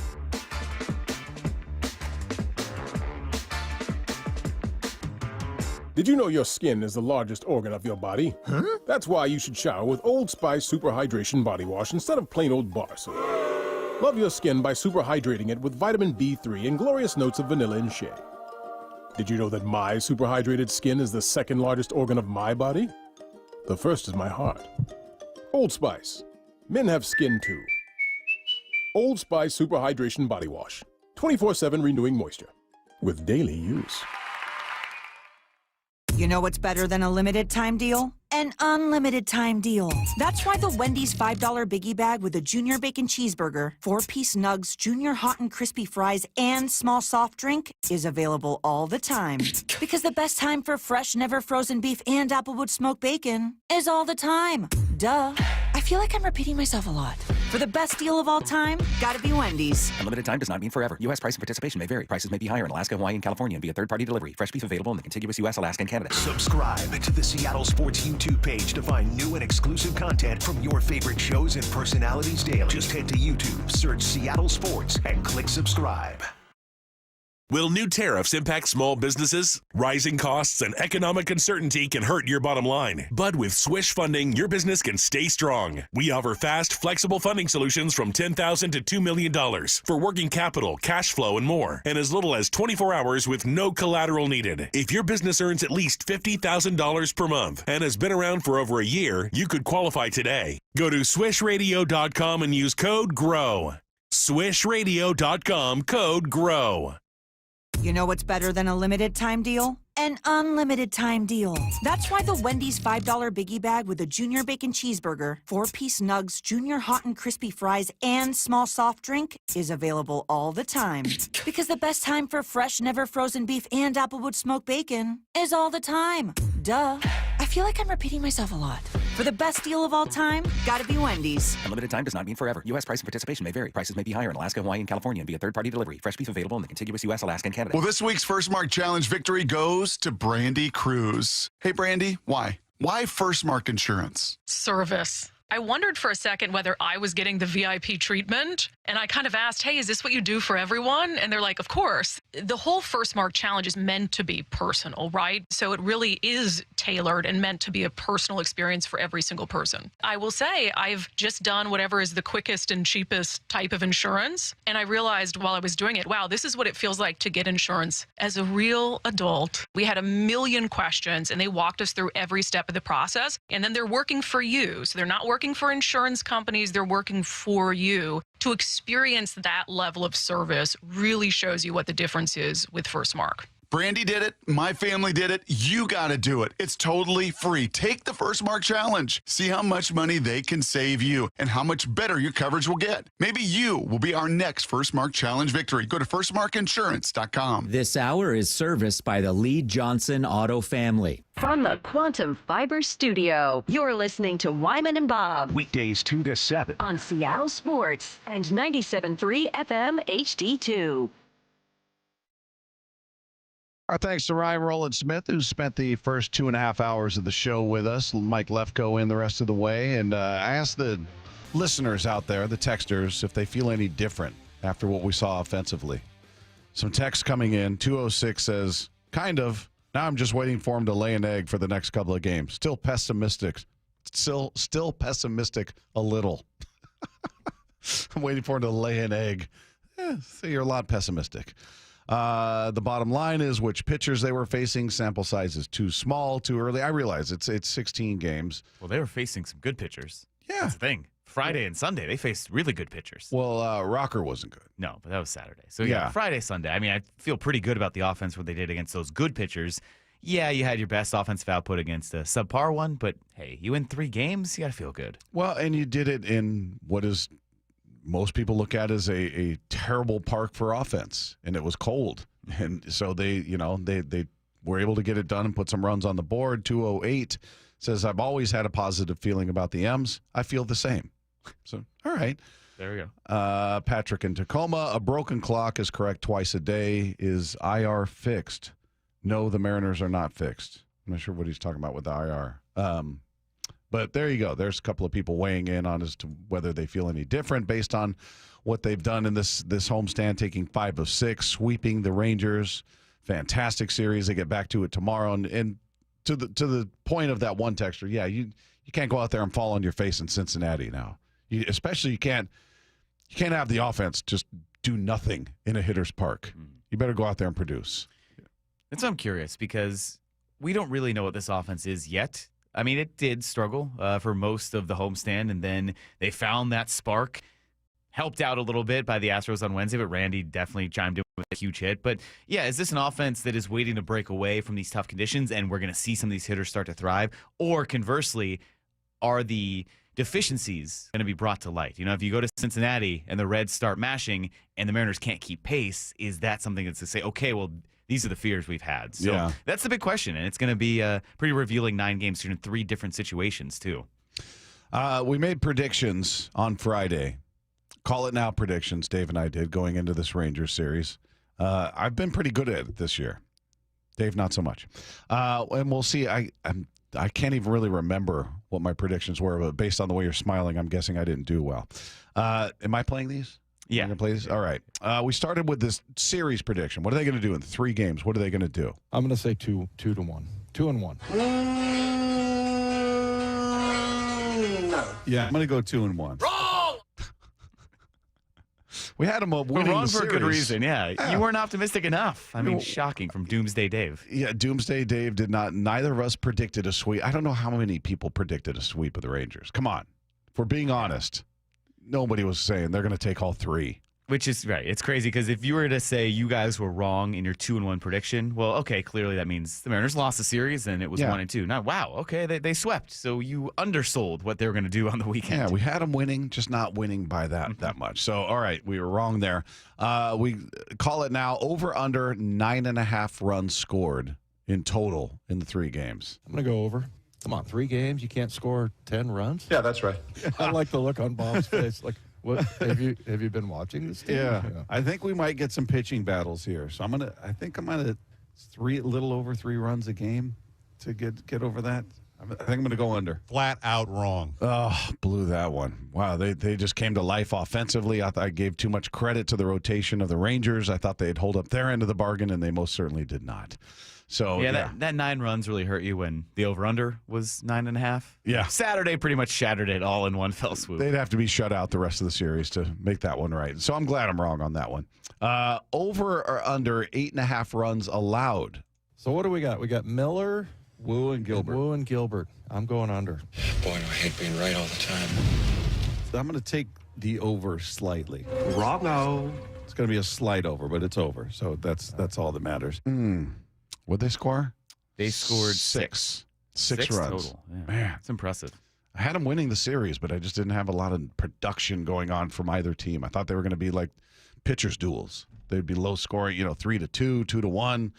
That's not how that worked out. And then we were in danger of the opposite because Bryce Miller, he had to labor through that first inning. He had to labor through all 5 innings. 100 pitches. And then, Ryan mentioned it. Sitting there Saturday after Brian Wu has everything kind of go wrong, including the miscommunication between Rayleigh and Julio in the outfield. You're like, okay, well, this is going to be a disaster. That was a weird play. Everyone's reaching, run comes in, no outs. Like, okay, well, here's the 4 or 5 run inning, or like the Tigers put up 6, so it kind of felt like that. So for them to only get 2 and then 6 runs total on the weekend, that would have been tough to predict, but very impressive by the Mariners pitching staff. Did we get any explanation on that play? It was Julio, I think, yelling, like, you have it. Like, at the very end, like, he's yelling, like, all right, you take it. And Rayleigh hearing something, like, looks or thinks Julio's yelling, I got it. And then it drops in between them. So not technically an error, which we'll get to a little bit later, which is strange. So it's a bad look, though. All right, over or under 23.5 strikeouts was the number we set. Yeah, since they're taking the series, according to me, I'm going to go under on that. Correct! I was looking at the numbers. I think they're averaging just under 9 per game. This way it was like 8.9 something, which is how I came up with the 23.5. I'm going to say over. Goodness, this is the worst I've done on any of these. You set a very good marker, though. That was a great line because they had 22 strikeouts. Yeah. So it was right on that line. Yeah, right but just face planting on these. And then errors. We threw this one in. 3.5 errors was the over/under number we set. I'm gonna go under on the errors, though. Check out the big brain on Brad. Okay, I'm gonna go over. Not great, Bob. So I've got them winning the series, but I think there's gonna be some bumpy moments, whether it's errors, whether it's strikeouts along the way. But I got bottom line. You take 2 of 3, we're good with what comes with it. Or even better when you take 3 of 3. Yeah, why were you so pessimistic, Bob? As the texter said that one time. Yeah, I was really expecting a pitcher's duel to happen throughout the series. How many errors did they commit in the 0. series? 0. Yeah. There wasn't one? No errors. 1 error the whole series, and that was the Rangers. So that was a pretty clean series. Clean game. Good. Or series. Yeah, good for them. All right. Hey, you love when you predict things that are going to be negative and you're wrong on it. I wear it with pride. Well, see, you're starting to come around to my way of thinking, Bob, my fandom, my realistic pessimism, because if you think everything will go wrong and then it's pleasantly surprised, you're great. But if I it had winning the series. Right, you're right. So then you were still even more pleasantly surprised. They got a sweep.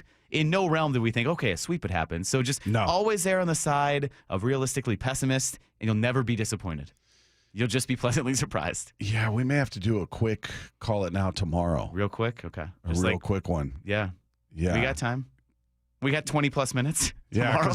because I think I was like Dave when he was filling out his bracket. He put in too much work.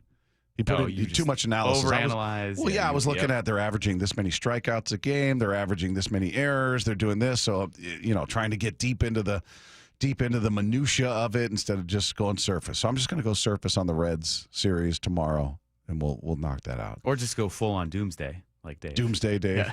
Such a good name. All right, coming up, things are starting to unravel a bit for the Steelers. We'll hear about that when we sweep the dial. Coming up with Wyman and Bob, this is Seattle Sports on 710.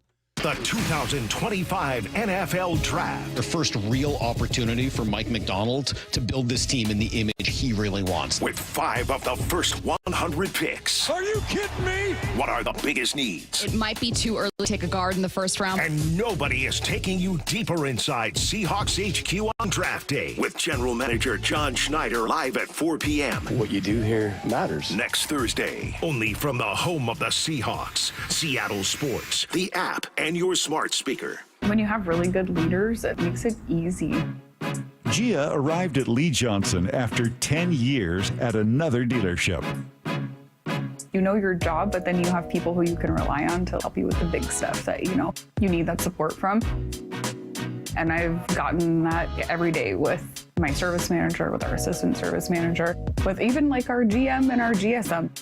The way that, we're now on the showroom together, we are so close-knit just as a department.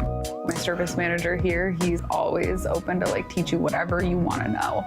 He just wants everybody to do good around him, and if somebody wants to learn something, I'm here to do it. And I've never had a service manager like that before. They're really good at promoting from within. That's one thing that I've learned from working here. I see people start out as a lot porter, and people work their way all the way up to being a general manager. The LJ way is the Lee Johnson Auto family. Meanwhile, at Xfinity. So, influencer life going well? Oh, yeah. I'm up to 32 followers. Oh, that's something. Yeah, posting my tap dancing videos is easier than ever because we engineered Xfinity Internet with 99.99% network reliability. Plus, Xfinity Mobile with Wi-Fi Power Boost gives you ultra-fast Wi-Fi at home and on the go. But wait, tap dancing? You don't tap dance. Hey, what I lack in skill, I make up with passion. Do more of what you love and love how fast you do it with Xfinity Internet and mobile. And now through April 21st, get 300 megabit Xfinity Internet and 1 unlimited mobile line together for $25 a month for 1 year and save $1,000 in your first year over Verizon and AT&T.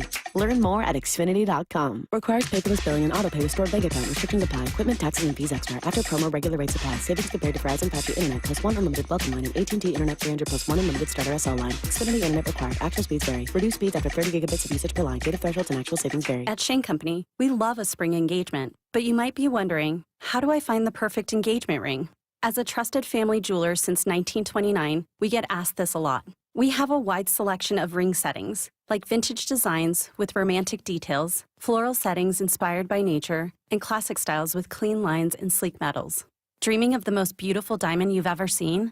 At Shane Company, we handpick only the sparkliest center stones in all shapes and sizes, from oval to round to marquise, and more. We have gorgeous natural and lab-grown diamonds at competitive prices, in-store, ready to compare, side by side. Drawn to certain colors? We're known for our rainbow of vivid natural sapphires, including shades of blue, straight out of a fairy tale, handpicked by our owner, Tom Shane. At Shane Company, we have the best free lifetime warranty that includes the center stone, plus resizing, repairs, and cleanings for life. Visit us at shaneco.com or in store. No appointment necessary. Shane Company, your friend and jeweler. For over 113 years, Pacific Lamp and Supply Company has been your #1 lighting specialist in Washington, from the Space Needle in Seattle all the way to the Riverwalk in Spokane. With the largest lighting inventory in Washington, Pacific Lamp's knowledgeable and experienced staff can assist with any lighting issue, including intricate lighting and control designs. Plus, they work with all utilities in Washington to get you the best available lighting rebates. Pacific Lamp and Supply Company, Washington's lighting experts since 1912. Visit pacificlamp.com. For Down Territory, going inside the game with Michael Bumpus. I like this. More quarterbacks should start doing this. Every day at 11:15 and 1:15 on Bump and Stacy. From groceries to home prices, the cost of living in Washington state keeps going up. Now, Olympia politicians are proposing the largest tax increases in state history. Don't be fooled. If taxes go up, we'll all pay even more. Washington needs lower costs, not higher taxes. Tell the politicians no by visiting www.affordablewashington.org. Paid for by the people for an affordable Washington. Top 5 contributors are Washington Alliance for a Competitive Economy, Microsoft, Madrona, T-Mobile, and Amazon. Hey, Mike Salk here with special guest Ryan Roland Smith. And we love having Hyphen on the show to talk a little baseball. But today, talking about something a bit more personal, yet really exciting. Hyphen, share all the good news. Thanks, Mike. Look, I've been hearing for about 2 years now how you did the Eastside Weight Loss Clinic plan and how you lost a ton of weight. I decided to see what the program was all about, and I'm so glad I did. So far, I've lost 30 pounds in just 60 days, and my only regret is not starting sooner. Well, I'm happy for you. What's been the best part of the program so far? Honestly, how simple it's been. There's no crazy exercises, no counting calories or scary shots or injections, no side effects or any of that stuff. I feel healthier, I'm sleeping better, I'm eating delicious meals, and the accountability plus communication from the Eastside Weight Loss Clinic team has made it fun. Man, that is awesome, buddy. Would you recommend it? Yes. To anyone listening, I was in your shoes. Just schedule a 15-minute consult at Eastside Weight Loss Clinic. It's all you have to do to start. Dr. Ryan Coogan, D.C. Results may vary. Our friends at Mazda of Everett always offer you their lowest price. Shop over 800 new Mazdas online at MazdaofEverett.com. Click on Get the Mazda of Everett price for their best deal. Shop MazdaofEverett.com or stop in and meet our friends at Mazda of Everett, located in Everett at 11409 Highway 99. If you're shopping for a new car, make sure our friends at Mazda of Everett are on your list. Scanning the airwaves for the most interesting and entertaining stories of the day. Sweeping the dial. Every afternoon at 4:45 with Wyman and Bob. Presented by Silver Reef Casino Resort. NFL Network's Tom Pelissero was filling in hosting the Rich Eisen show last week, and he was speculating that the quarterback uncertainty in Pittsburgh has kind of made things a little bit tense between TJ Watt and the Steelers. This is not with any firm knowledge background, but one, he's in a contract year, plainly due for an upgrade, doesn't have it yet. Two, I would fairly tell you TJ Watt probably is getting a little sick of waiting on the quarterback question as well. It's the Pittsburgh Steelers. Do you want to play here or do you not? Cam Hayward, who then proceeded to try to walk that back several times when he said, hey, you want to be a Pittsburgh Steeler or you don't? I don't need to make more of a pitch than that. Yep. That opinion, from everything I've been told, is not solely to Cam Hayward. There are other people, certainly in the organization, in the locker room, who are just going like, what are we doing? We're back for off-season workouts in 10 days. We're coming up on the draft. What is the plan? Yeah, I don't blame anybody in that building for feeling that way, right? Is it Mason Rudolph? I think they have the worst quarterback situation right now in the NFL because they don't have a high draft pick. If you're thinking, oh, we're going to draft a quarterback. Right. Who signed with the Browns? Well, no one, but, well, some backups. Didn't they? Flacco's back, right? Yeah, they have, that's not but a they're great drafting one. second. So if they really wanted a quarterback and they said, we're going to grow and build with someone, we could do that. The Giants are drafting up there and they signed a couple people. They have Russell Wilson. The Raiders have Geno now. So I think it's the Steelers who literally have no one as their quarterback. Yeah, and I don't blame TJ Watt or Cam Hayward or any of these other players for being like, look, you want to play here or you don't. We heard all the reports about Aaron being out there throwing to DK, blah, blah, blah. He met with him. Is he in a cave right now? Is he doing the darkness thing? He must. Once again, you're the story of a team waiting on his decision. Now that's on them. I guess he doesn't owe anybody anything, but you'd think if he were truly interested in playing, and I've heard he's waiting to see what happens in Minnesota. Like, how do they feel about J.J. McCarthy? Because I don't know if it was Pelissero or if it was one of the other talking heads who were saying that he's interested to see what goes on there, which is why he's waiting. I don't know, but it's amazing a guy in his 40s who doesn't look close to what he used to be can keep teams hanging on for his services the way he has. Yeah.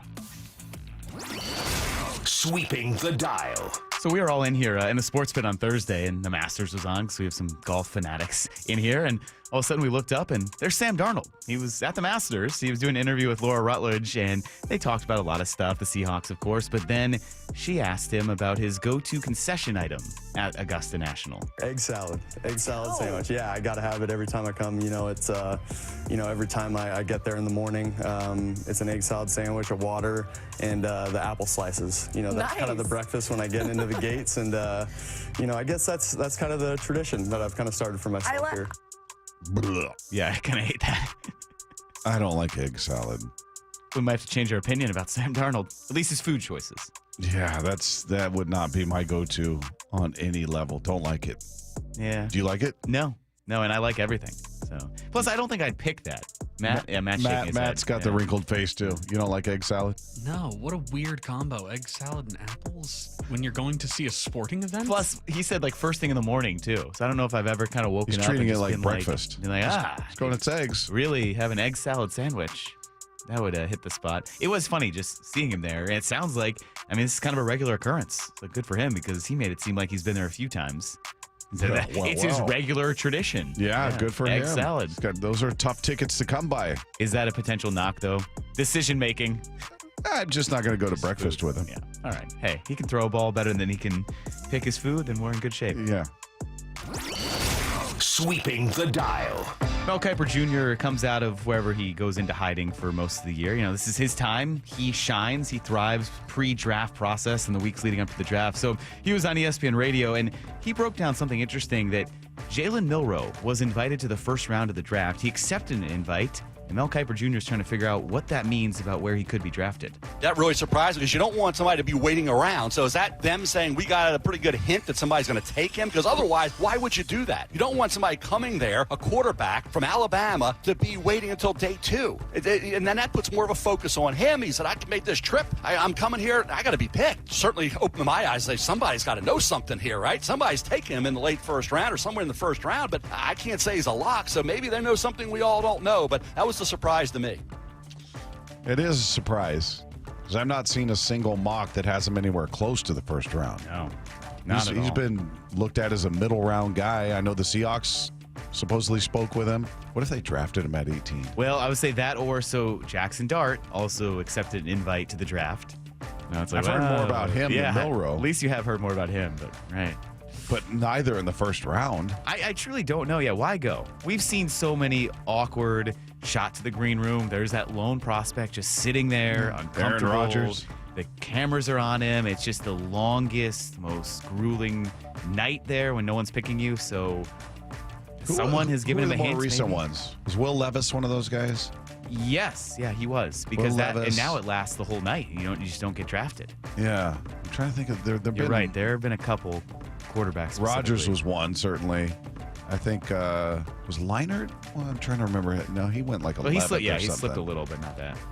Yeah, I'm trying to think of the more prominent names we've seen. Just where every pick they'd pan to that player, and you start feeling bad for the kid because the look on their face. Obviously, it was Will Levis in 2023 because he didn't get picked in the first round. Like the Titans moved back up and got him at 33 the next day, but which made you happy? Nah, not really.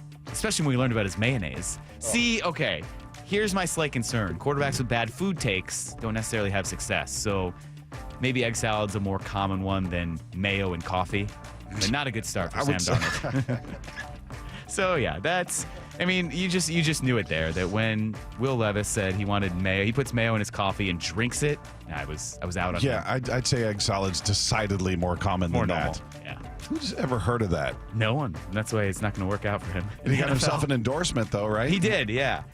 Speaking of being too famous, like Ryan Roland Smith was talking about, he started showing up in the commercials and he lost his focus. That's Will Levis, already the Mayo man before he even played a down in the NFL. I love that. I hadn't heard Ryan say that before. That his ego got out of. He basically is like, I got this, and that derailed his career.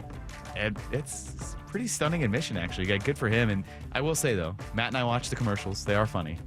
So yeah, he's semi-famous. Semi-famous. No, thought he was you don't gonna think be they're funny? Sorry, I'm distracted. I had never heard of Will Levis before you guys had talked about this. Oh, really? Yeah. There's a video of him eating a full banana, peel and all. This man has problems. Really?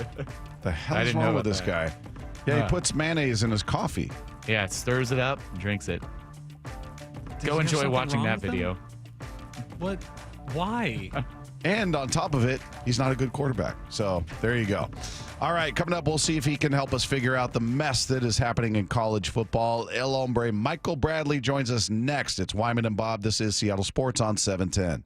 Seattle Sports, your home for Bump and Stacy. Weekdays 10 to 2. Mike Greenberg, kind enough to join us. Do I believe in Sam Darnold?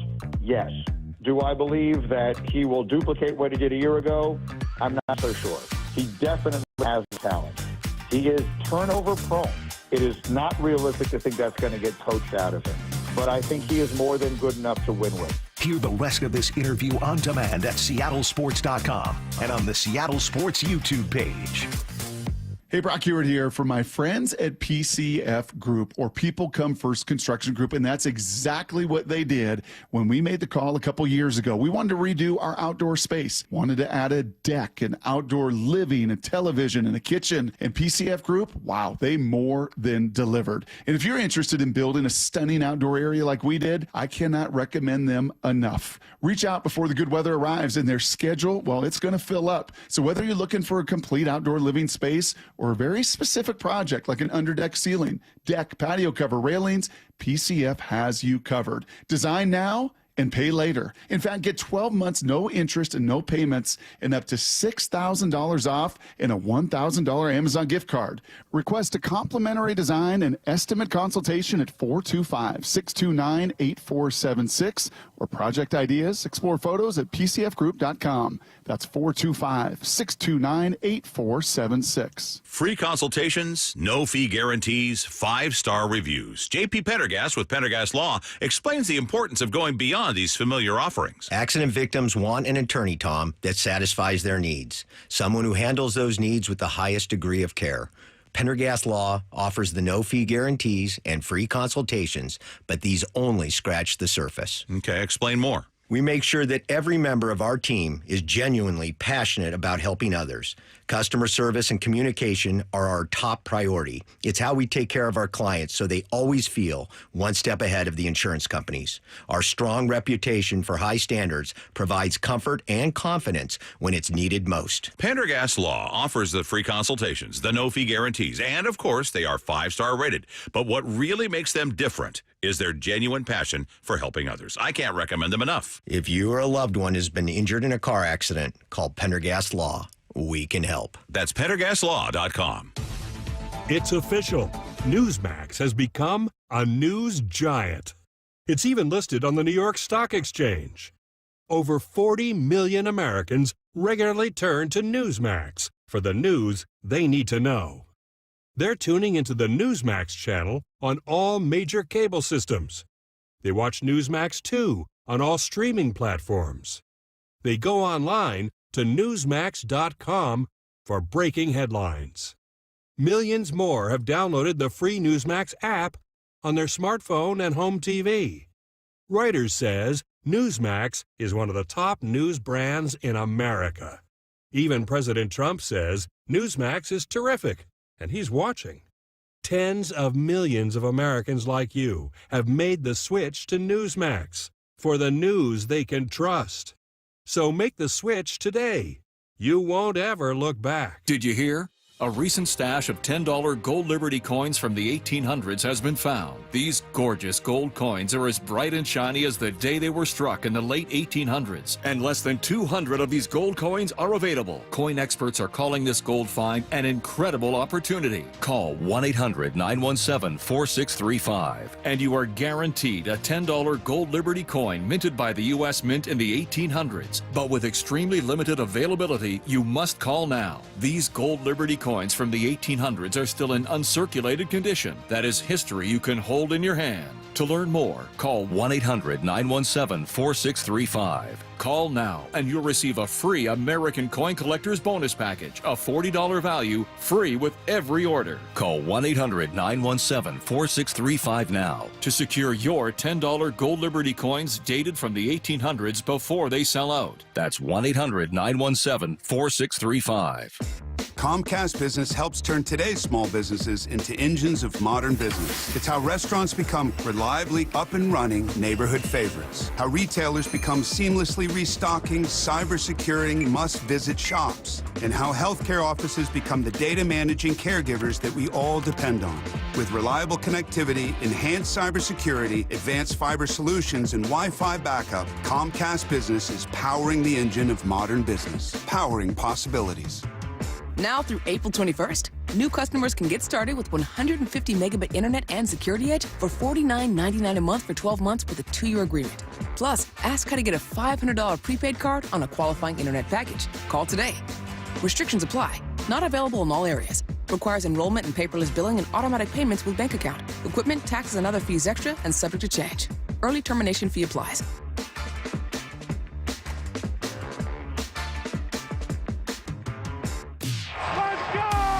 This is Seattle Sports. Streaming through the Seattle Sports app. KIRO AM Seattle. KIRO FM HD2 Tacoma. Home of the Seahawks, Mariners, and everything Seattle sports. Seattle Sports Snapshot. Ratings for the final round of the Masters are out. Drew an average of 12.7 million viewers, up 33% from last year, and it peaked at 19.5 million during that final playoff hole between Justin Rose and Rory McIlroy. Mariners have reinstated Troy Taylor off the IL after 5 rehab appearances at AAA Tacoma. He's with them in Cincinnati. That series begins with pregame coverage tomorrow at 2:30. And the Storm have selected Dominique Malonga, a center from France, with the number 2 overall pick in the WNBA draft. Snapshot, brought to you by Miller Lite. When it's game time, it's Miller time. Yeah, you know what you can get me, Pee-wee? What? El Hombre. That was a catastrophe. I know. That's a new low. Roz is better. El Hombre. The natural meets Rudy meets... I don't even know how to describe it. El Hombre. Joining us a day early this week because we got some early Mariner baseball. We'll get preempted tomorrow and, well, I guess the next 2 Pretty days much after the rest that. of the week, yeah. We'll get preempted, but he's with us today on the Emerald Queen Casino Sportsbook Hotline. El Hombre, Michael Bradley is with us. How are you, man? What's happening, everybody? Well, we were just talking, during the break about this Tennessee quarterback who was holding out for a new deal, which is just, it's so weird to hear that attached to college sports, but he was a no-show at practice.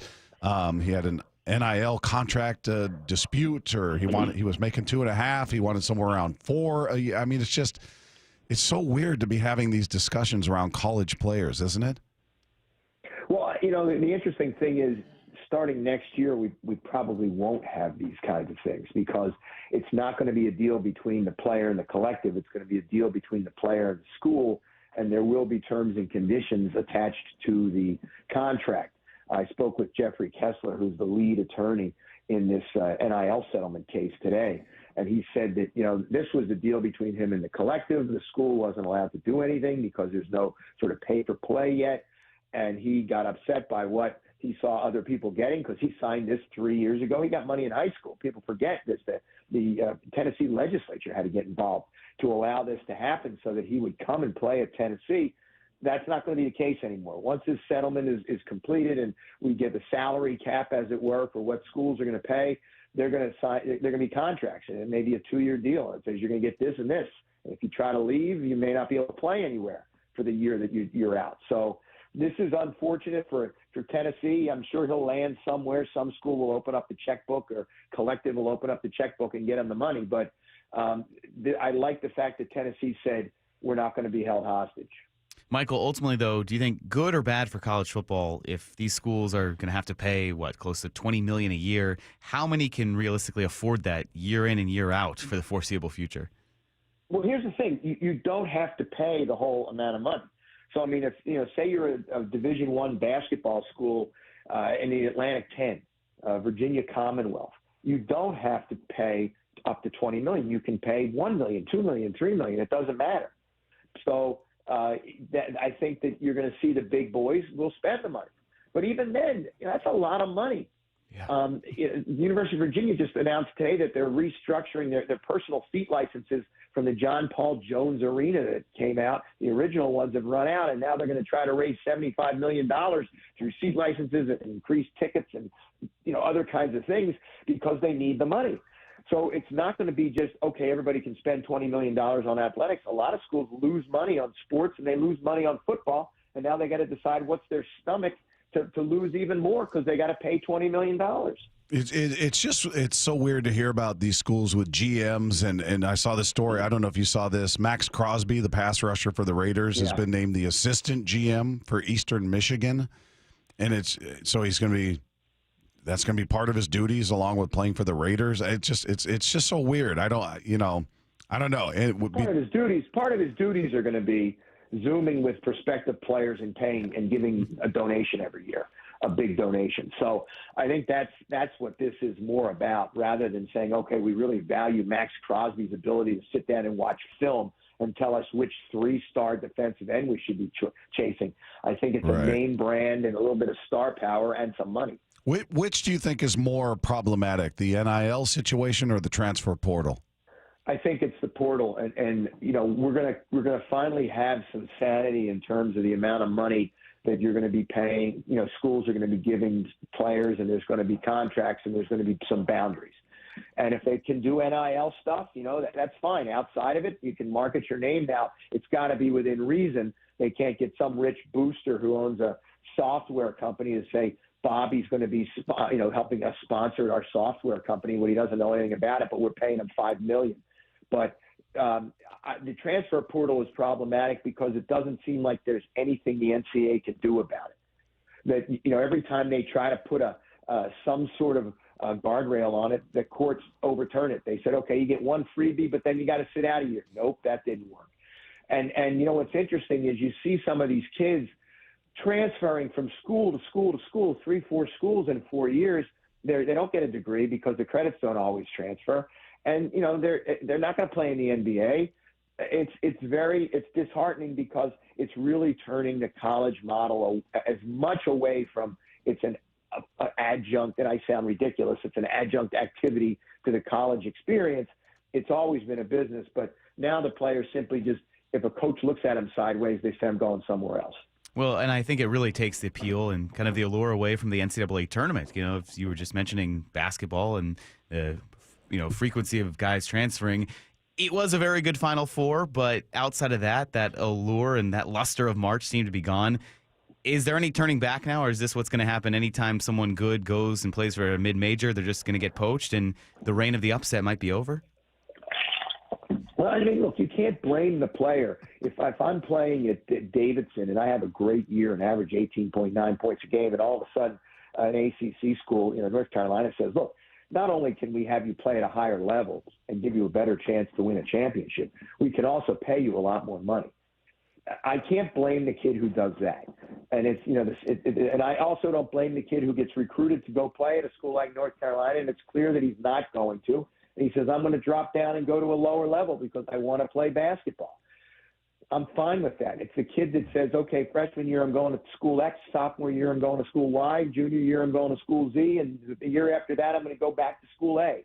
That's where I get upset, and it's all sort of the same level of school, and it's simply because maybe they're getting bad advice or they're not happy that the coach is asking them to work hard or whatever. And that's the biggest complaint I hear from coaches about players is you can't coach them the way, you can coach some of them, But even Dan Hurley, he coaches his players hard. He won 2 national championships. He's got problems with the portal.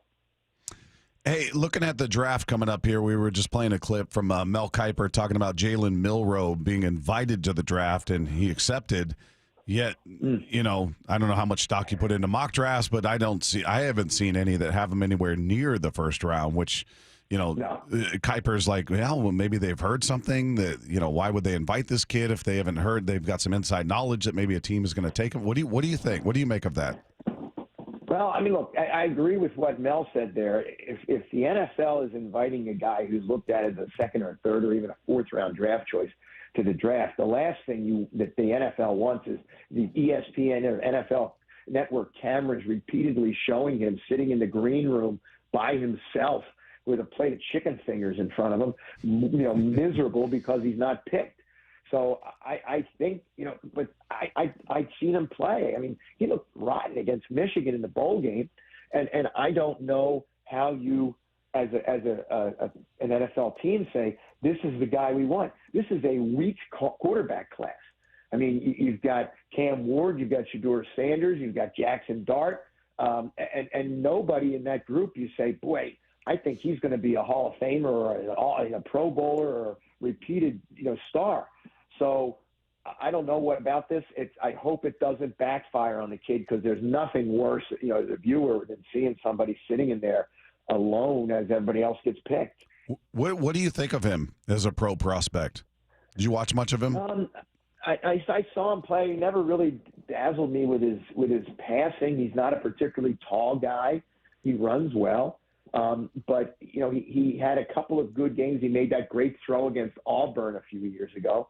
But as I said, against Michigan, they really were able to put pressure on him, and he looked lost. So, again, I'm not somebody that evaluates quarterbacks. I didn't see his pro day. I didn't see him work out. I didn't see him practice. I don't know what kind of leader he is.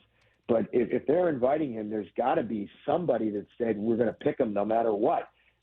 But again, I don't think that's a very good idea, and I haven't seen his name mentioned in any mock draft first round or even second round. Yeah, we were kind of surprised by that as well, and now we think, well, maybe this is the Seahawks going to surprise everyone and take him, so we won't go down that path just yet. But, Michael, when it comes to the Masters and the audience that tuned in to see Rory, do they need star power like this? Because Bob and I have talked about that, you know, Scotty Scheffler, he's pretty indistinguishable. I mean, the Louisville police would certainly agree with that. But with a guy like Rory, who now wins on this stage, do they need that star power again to bring in the casual audience? Oh, yeah. I mean, if you take a look at the first 2 days, the first day ratings were down 28% from last year, and the second were down 14%. That's because Tiger Woods didn't play. So, I mean, if Tiger shows up, people watch. Now that, you know, Rory's won, and he's a big name, but he's not, you know, he's not Mr. Golf, right? Tiger Woods was a once-in-a-lifetime phenomenon. Jack Nicklaus, people tuned in to watch him. But, you know, as good as that leaderboard was on Sunday, right? So you had DeChambeau, you had Rory, you had Justin Rose, you had Oberg, you had a lot of good big-name golfers, right? The big-name golfers from now. You know, unless there was that great, you know, battle where Rory went up, went down, went up, went down, we had a playoff, people may not tune in because there's not the great charisma and the you know, the tremendous personality, as you said, that golf needs. You know, if you're not a golfer, like, I'll watch any golf. I'm a horrible golfer, but I'll watch any golf match because, you know, maybe I can pick something up from the pros, but you know, it never happens. But, you know, the casual guy wants a big name, somebody compelling. I mean, that's why Tiger was so valuable to golf, because everybody wanted to see him play every time he was on TV. Yeah, he seems like a once-in-a-generation figure in that. He made golf cool. Like, I remember before Tiger, it just seemed like, that's an old man sport. That's old men. That's who watches that? A good walk spoiled. Yeah. That's what, you know, that's what John Feinstein called it. And you know, it was the country club set. All of a sudden, you got a guy, he's a black man, a person of color, tearing it up. And not only that, the way he did it, right? He didn't just go out and, you know, like a metronome, just hit good shots. He had great shots. And then on Sundays, when he would you know, be in the lead and hold on and pull away wearing the red shirt, everybody wanted to see that. That's something that you say is compelling television. But Rory doesn't have that, and he's a Northern Ireland guy. You know, as much as he's fun to watch, and I think he's a good guy, a lot of people say, I'm not necessarily going to watch somebody who's, you know, a foreign born player. I'm not going to get that excited. What do you think about Bryson? He brings in a new audience, but do you like what he does for golf, or is this kind of a necessary, not evil, but is it a necessary path to bridging a new gap to get these future generations into golf and keep them interested? Well, I mean, look, if I'm a golf person, an executive, whatever, you know, we want to have people that others want to watch play. I'm not a big fan. He's certainly kind of cleaned up his image a little bit over the last couple of years. You know, you see him now when he's walking through a gallery, he's going to high five people and he's going to smile a little bit. His press conferences are not as combative or as you know, sort of sullen as they were before. He no longer looks like Barry Bonds, you know, when he was had that couple years where he was juiced up like crazy. He's always going to be a big guy. So, you know, I'm sort of agnostic with him. But I certainly was rooting for McIlroy against DeChambeau. Yeah. Hey, what's your anything standing out to you about the baseball season at this point? The torpedo bats were a huge story for the first week of the season with the Yankees. Actually, it's a story out here in Seattle because Cal Raleigh is using a torpedo bat. He's hit a home run in 3 consecutive games. So, well, it's not a big story here. I mean, you know. It's funny. I saw a meme that said if Philadelphia Phillies get a torpedo bat, and it's a guy beating a car with it. So you know that's a little different. You know, it's so early. We just had the Masters. We've got the NBA and NHL playoffs coming up. We've got the NFL draft. We've got to get a lot of stuff cleared out before everybody's going to get rolling. And you know, we're about 20, not even 20 games into the season yet right now. So it's really hard to look at trends, to believe, you know, are the Giants going to be a great team this year? I don't know. Are the Braves really going to be this bad? I doubt it. So it's tough to get any kind of rhythm for the sport because it takes so long to get the season done. You know, check back with me in late June or July. Even then, we still won't know 100% who's going to emerge as the best teams. Yeah, I know we've talked about this before, but just kind of baseball trying to gain a foothold. It will never really be a national sport. Well, it has its pockets. It has its times of year where it might get more attention. But is it just going to be parceled out to, okay, you know, our region's interested in it now and this region here, but it's not going to have that grasp that you mentioned, all these events that are coming up on the major sports calendar? Well, I mean, look, the one thing that the NFL has done to make it a national sport is that it's trying to make every franchise sort of the same, right? They've got a salary cap. They've got a draft that people pay attention. They've got a really nice feeder system, right? The NFL is great. Saturday, sit down and watch the college kids and then watch the NFL. You know, baseball doesn't have a salary cap, so it's tough. You can look right now at 10 teams and say they got no shot. I mean, the A's are a joke, right? They got people doing press conferences in outhouse. Pittsburgh, I don't even know if they won a game. Andrew McCutcheon's got them all wearing necklaces tonight to try to get some mojo going. The White Sox are even worse, if it's possible, than they were last year. So I mean, you all of a sudden, we're 20 games in, we can already eliminate 4 or 5 teams just saying they've got no shot. And they don't have any shot for years. So, I mean, the thing that baseball doesn't have is that, all right, look, the Eagles and the Chiefs are really good right now. But in 3 or 4 years, they may be out of the playoffs, and then 4 or 5 other teams are going to roll up and take the spot. Then they're going to cycle through, and then somebody else. It's built to give everybody hope. I mean, unless you're like a Jaguars fan or something, but you still have hope. The Major League Baseball can't do that. Plus, the games take too long. Plus, in the summer, everybody's doing other things.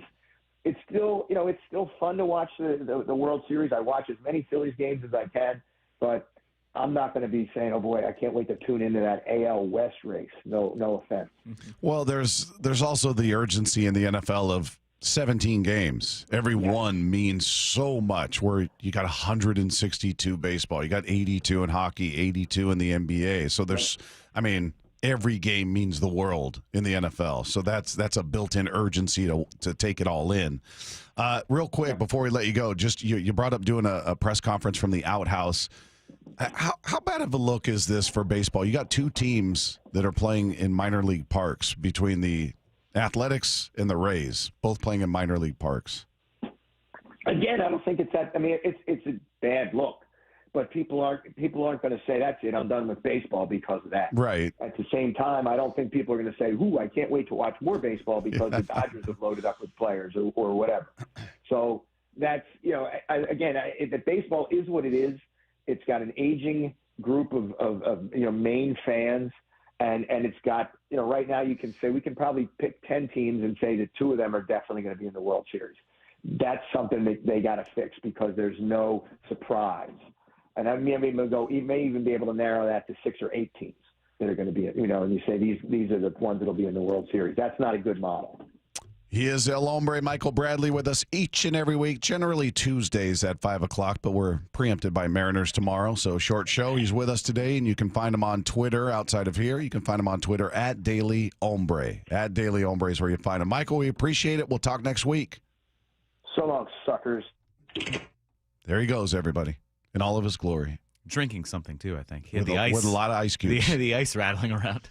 Yeah, heard a lot of ice happening there today. So there you go. There's Michael Bradley. If you guys missed any part of that conversation, you can find it on the podcast page after the show at seattlesports.com. If you missed any part of the show or you just want to go watch things over again, you can check out our Wyman and Bob channel on the Seattle Sports YouTube page. You can search for Seattle Sports on all social media platforms like X and Instagram and what else? Blue Sky, Threads, all that. You know more than I do. I don't think I'm on all of those. I think I'm on all of those. When I think social media and technology, I'm so social. I don't think of Dave Wyman, but I think Bob, you're all over it there. I'm super social. Bob is super social. That's right. When I think of Bob and Matt, super social people here.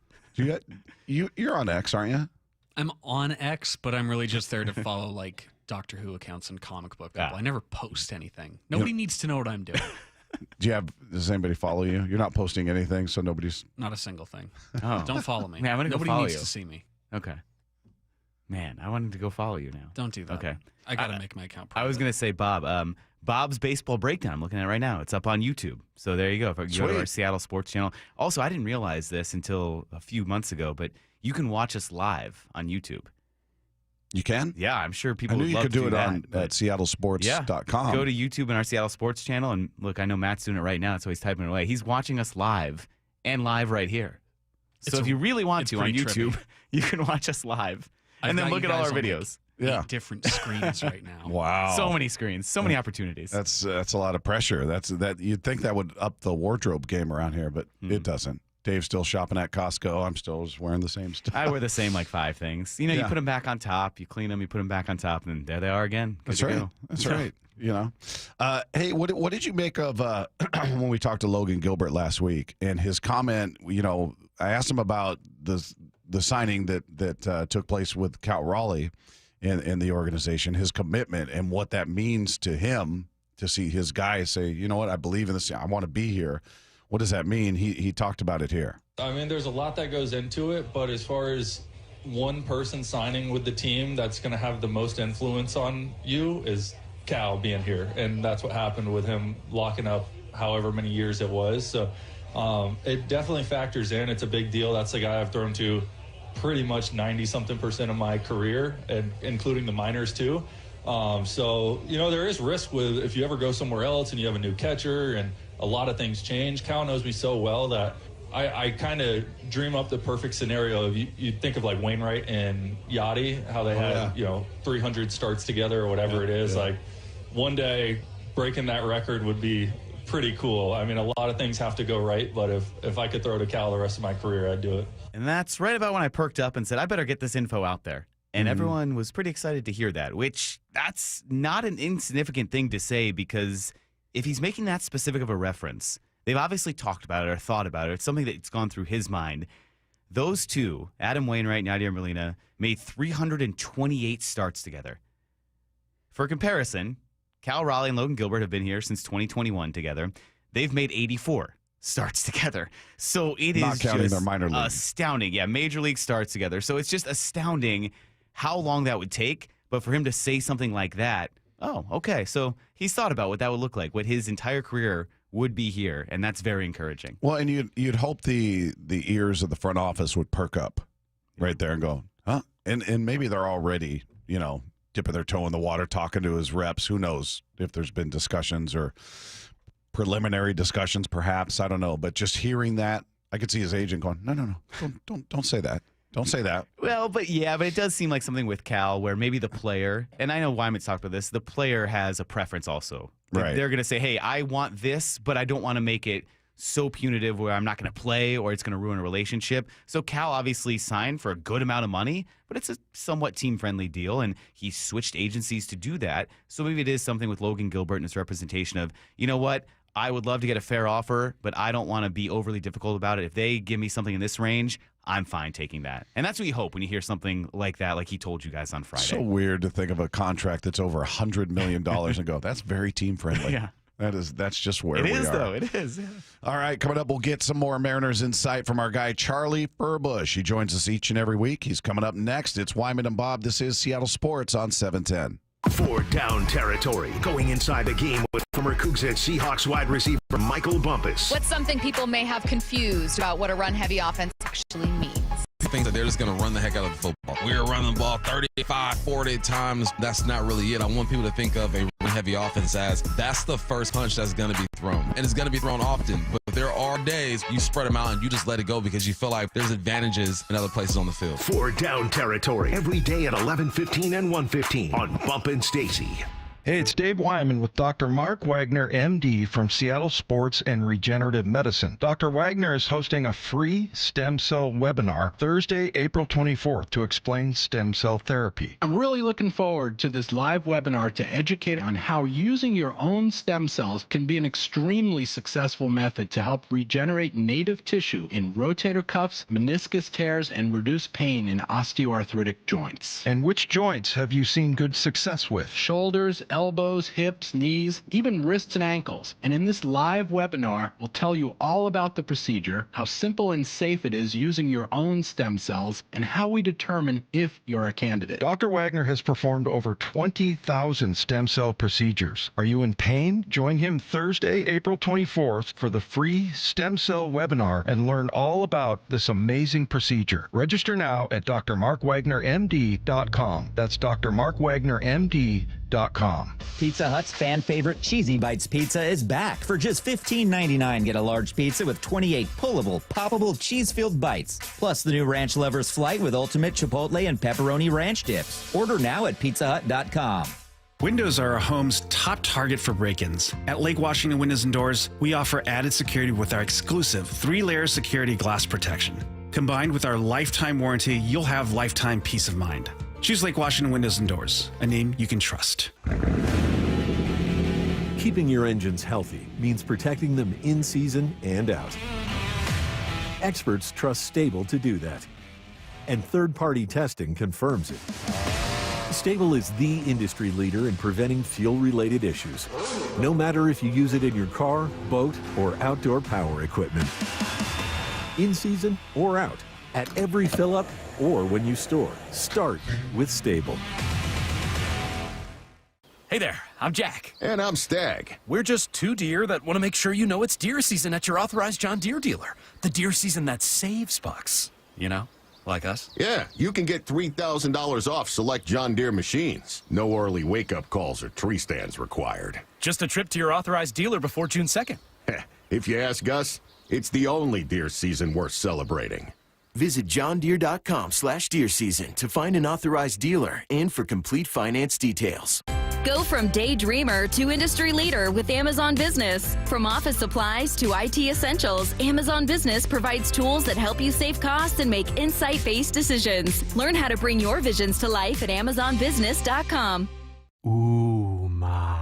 What was that? That is business phone bliss with the Ooma Cloud phone system. It handles all our voice, video, and messaging needs. You sound very... Calm? I am. Ooma has everything I need to run my business more efficiently, like virtual receptionist, call routing, and video conferencing. And it starts at just $19.95 per month per user, plus taxes and fees. Ooma. Nice. Find your business comm at ooma.com/radio.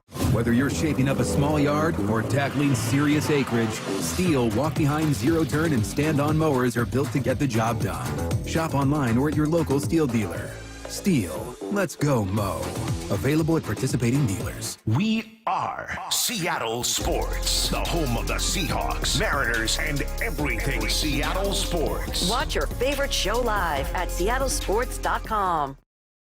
Roof now, pay later. No payments until 2027. 0 down, 0 payments, and 0 interest for up to 24 months. Hi, Justin Shirley, CEO of State Roofing and Exteriors here. Since 1968, we've helped homeowners just like you get beautiful, durable roofs without breaking the bank.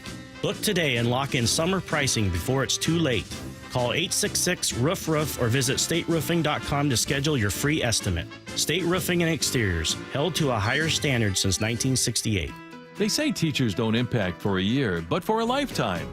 Hi, this is Rick Riz. Join WSECU, your local credit union, as we celebrate those who give so much with the Teacher of the Week program. Nominate a teacher you feel has changed a life in our community. Each week throughout the season, we'll honor one teacher with a $500 grant, courtesy of WSECU. Teachers are the real MVPs. Find out more and nominate a teacher at mynorthwest.com/teacher.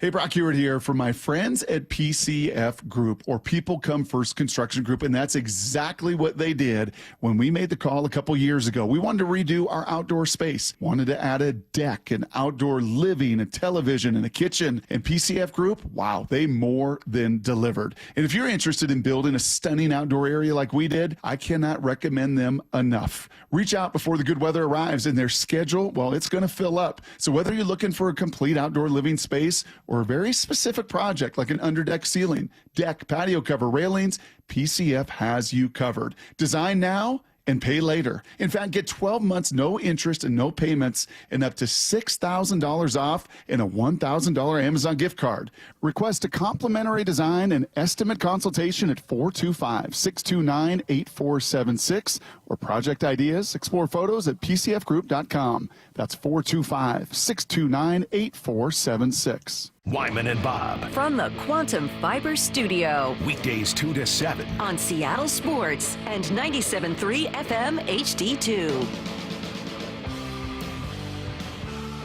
We're all feeling good after the Mariners take 5 of 6 on the homestand, taking out their division rivals. A guy I know who is probably very excited about what we saw out there is with us each and every week. He's on the phone today on the Emerald Queen Casino Sportsbook Hotline. Our buddy Charlie Furbush, former Mariner reliever, is here with us. How are you, man?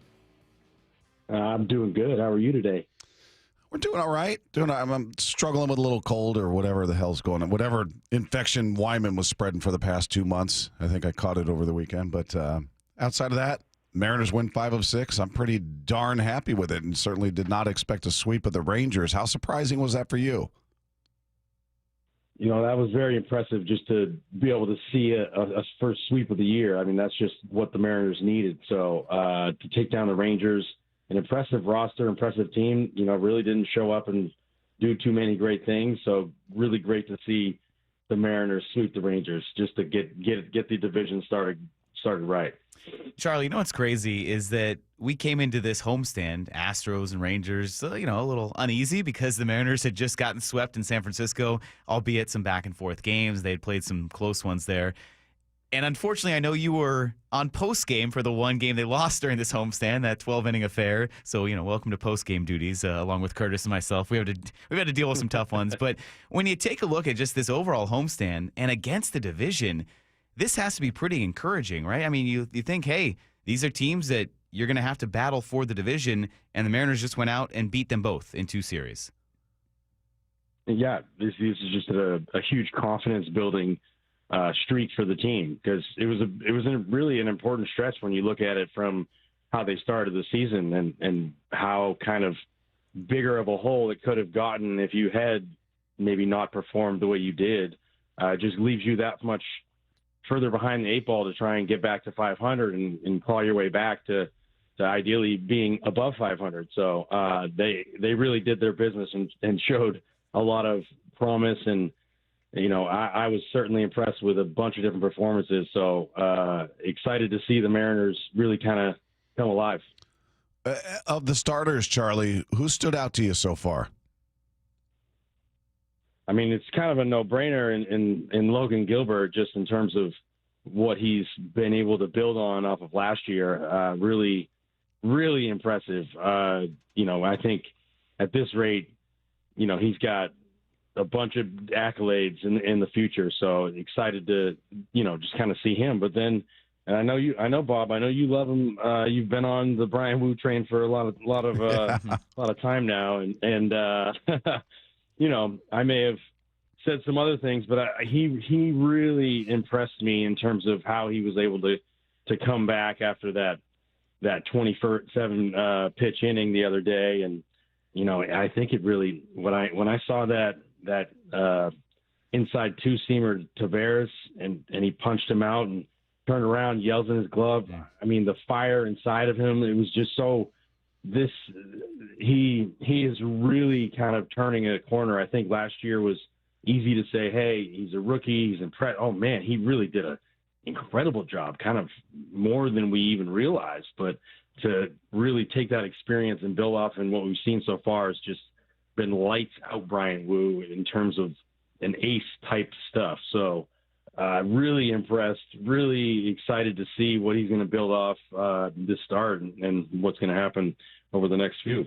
Yeah, he made Pitching Ninja for that final pitch. It was pretty filthy too, so it's worth the rewatch. And yeah, as you mentioned, that capped off the final 12 batters retired. Ended the 7th. It is wild, Charlie. Like you were getting at, he threw 27 pitches in that first inning. Finishes at 91, so 64 total over the final 6 innings. I mean, as a pitcher, what does it take to kind of flip that switch and make the change when you've had a tough first inning, you're walking back to the dugout, and then all of a sudden everything starts to go right for you the rest of the way? That's exactly what you want. You want to be able to go deep as a starter, go deep in a game and make sure that, you can give your bullpen a break anytime you can. But what he did was just pitch as efficiently as possible. I mean, that's the name of the game in terms of attacking the zone, getting strike 1 and strike 2 as quick as possible. And that's what you saw over those next few innings. It was just attack. And next thing you know, you're looking at an impressive performance after maybe something that didn't really start the game out that way. So it was really great to see. How much do you put into what we saw from the offense in this series? Because it was unlike what we've seen offensively speaking. I mean, they came to life in a building that is, as we know, is not a great hitter's park. And, they held the opposition down. Their bats didn't do much, but the M's put up 24, their 4-game winning streak. They've scored 24 runs in those 4 games. Just the 3-game sweep, they put up 17 on the Rangers. I don't expect that that's who they are moving forward, but do you feel like maybe that's one extreme, and then some of what we saw early is the other side of the extreme nature, and they're somewhere in the middle? How do you view the offense coming out of this homestand?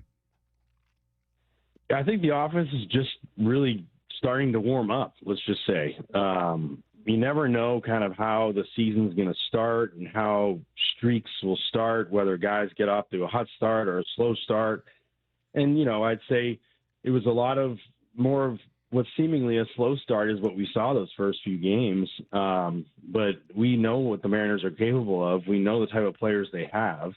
There's a lot of excitement around the team when the offense is clicking. So I think this is just something that was a long time coming. So to do it against the division opponents in the Astros and Rangers is just even more important, because those are the games that are going to count the most in terms of trying to win the AL West.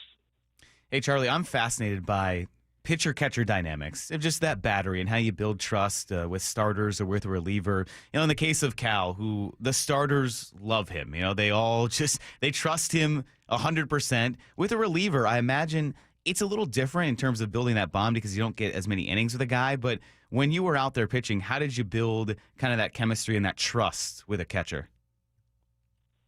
That's a great question. And that takes time too, because sometimes you're dealing with a new catcher every year, but now that the Mariners have locked up Cal, I can tell you from relievers that I've spoken with and starters I've briefly, read about and interacted with. It's like this is a catcher relationship is absolutely vital to a pitcher's performance. For a pitcher building confidence on himself, it's how I went about it was just being able to break it down from a human aspect and try to understand, hey, how can you help me? How can you get the best out of me? You know that I probably have certain tendencies throughout certain games. Is there something I'm doing that you're noticing that you can tell me quickly so then I can make the adjustment?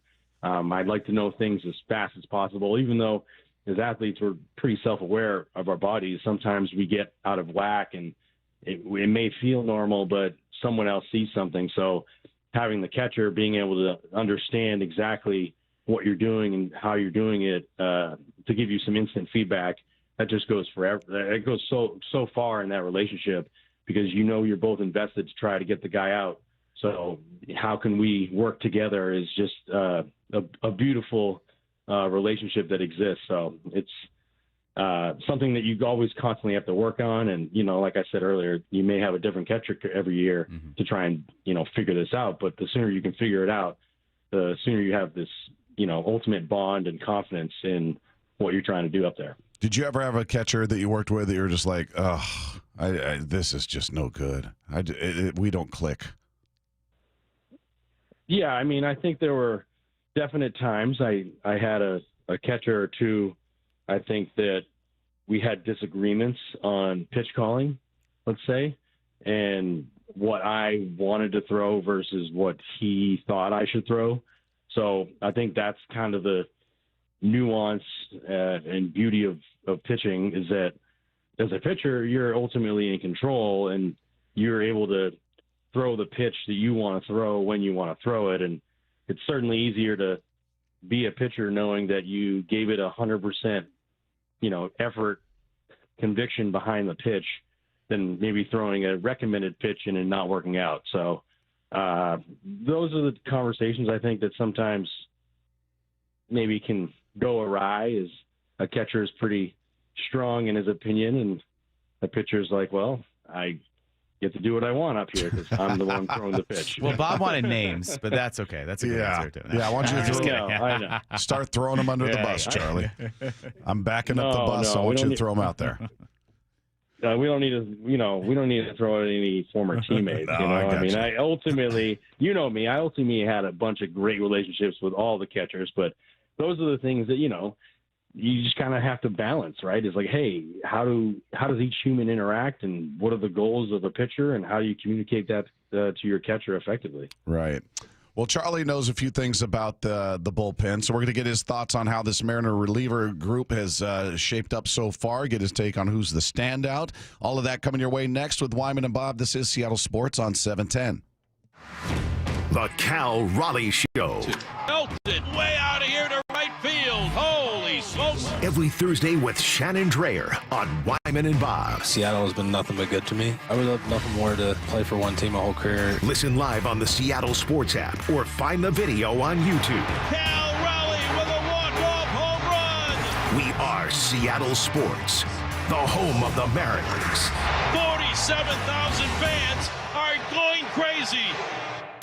Ascent Roofing was founded with the aim of shielding the community from liabilities that may arise from hiring a contractor. Bob Stelton here, and I love their slogan. You're either hiring an asset or you're hiring a liability. Now, I've been there, and you probably have too. Hiring a contractor that showed up late, delivered shoddy work, or went over budget. Ascent Roofing is the opposite of a bad contractor. Their business model is to deliver honest and transparent solutions, becoming a valuable asset for both clients and their communities. Now, I experienced it firsthand when I met Anthony, the owner, and then again when I had him do work on my roof. Now, these guys are the best in the business, and I highly recommend Ascent Roofing to local homeowners. Now, this spring, replace your aging roof with Ascent Roofing. Ask them about their specialty, metal roofs. You're either hiring a liability or you're hiring an asset. Check them out at assetroofingco.com. That's assetroofingco.com. Certified work that's never in doubt. Asset Roofing, excellence is on the house. Robinhood Gold members can now enjoy the VIP treatment, receiving a 3% IRA match on retirement contributions, a very handsome reward indeed.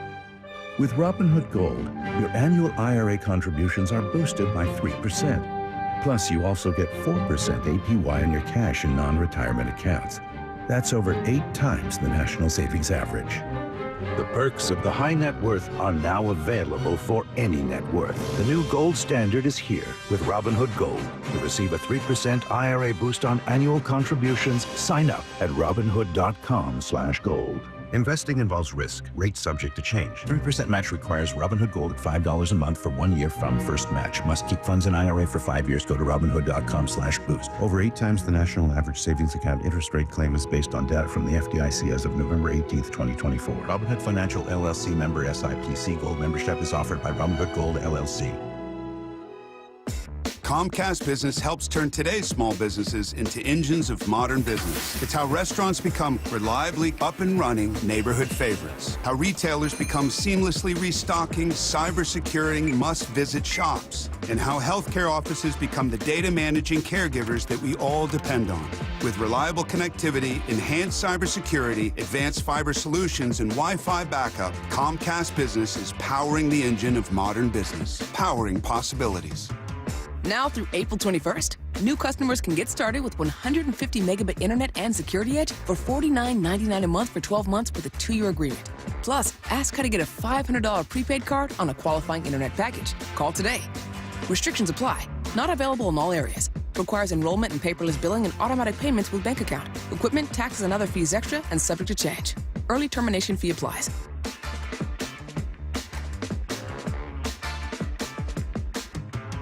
Getting engaged? At Shane Company, we'll help you find the perfect diamond. This is your engagement ring, aka only your life's most important piece of jewelry. No need to worry. As gemstone experts since 1929, we handpick only the most beautiful natural and lab-grown diamonds cut to our high standards in every price range. We have diamonds in all shapes and sizes, ready to compare side by side right here in our store. Come see for yourself at shaneco.com or at your local store. No appointment necessary. Shane Company, your friend and jeweler. The John Schneider Show. Every Thursday until draft day on Wyman and Bob. Listen live Thursdays at 4 p.m. or watch the interviews on the Seattle Sports YouTube page. Protein, protein, protein. Everyone is trying to get protein in their diet, but we need fats too. Healthy fat, that is, like the rich, natural peanut and almond butters found at G2G protein bars. Most bars don't have it because, well, most bars aren't real food or refrigerated. Fortunately for you, we aren't most bars. At G2G, you'll find a balanced helping of protein and healthy fat. The fact that they're delicious is just the bonus. They're fast, easy, and perfect for on-the-go families. G2G protein bars. Find them in the refrigerated section at Costco. Endless hours of research, seeking referrals, dozens of calls. Hiring the right attorney can be a challenging process during an already difficult time. J.P. Pendergast with Pendergast Law explains. In Washington State, Tom, there are thousands of attorneys to choose from. Referrals and online research can be helpful, but discovering the right attorney requires a conversation. It can be hard to identify integrity and authenticity without that interaction. So, what do you recommend? We encourage anyone looking for personal injury representation to call for a free consultation with our team before making a decision simply based on referrals or online research. Accident victims need an attorney that listens, demonstrates honesty, and is genuinely understanding of their unique circumstances. The care, attention, and preparation that our firm provides throughout the case mirrors the effort involved when taking on the insurance companies. Save time and avoid mistakes after an injury. Contact the caring and compassionate team at Pendergast Law. If you or a loved one has been injured in a car accident, call Pendergast Law. We can help.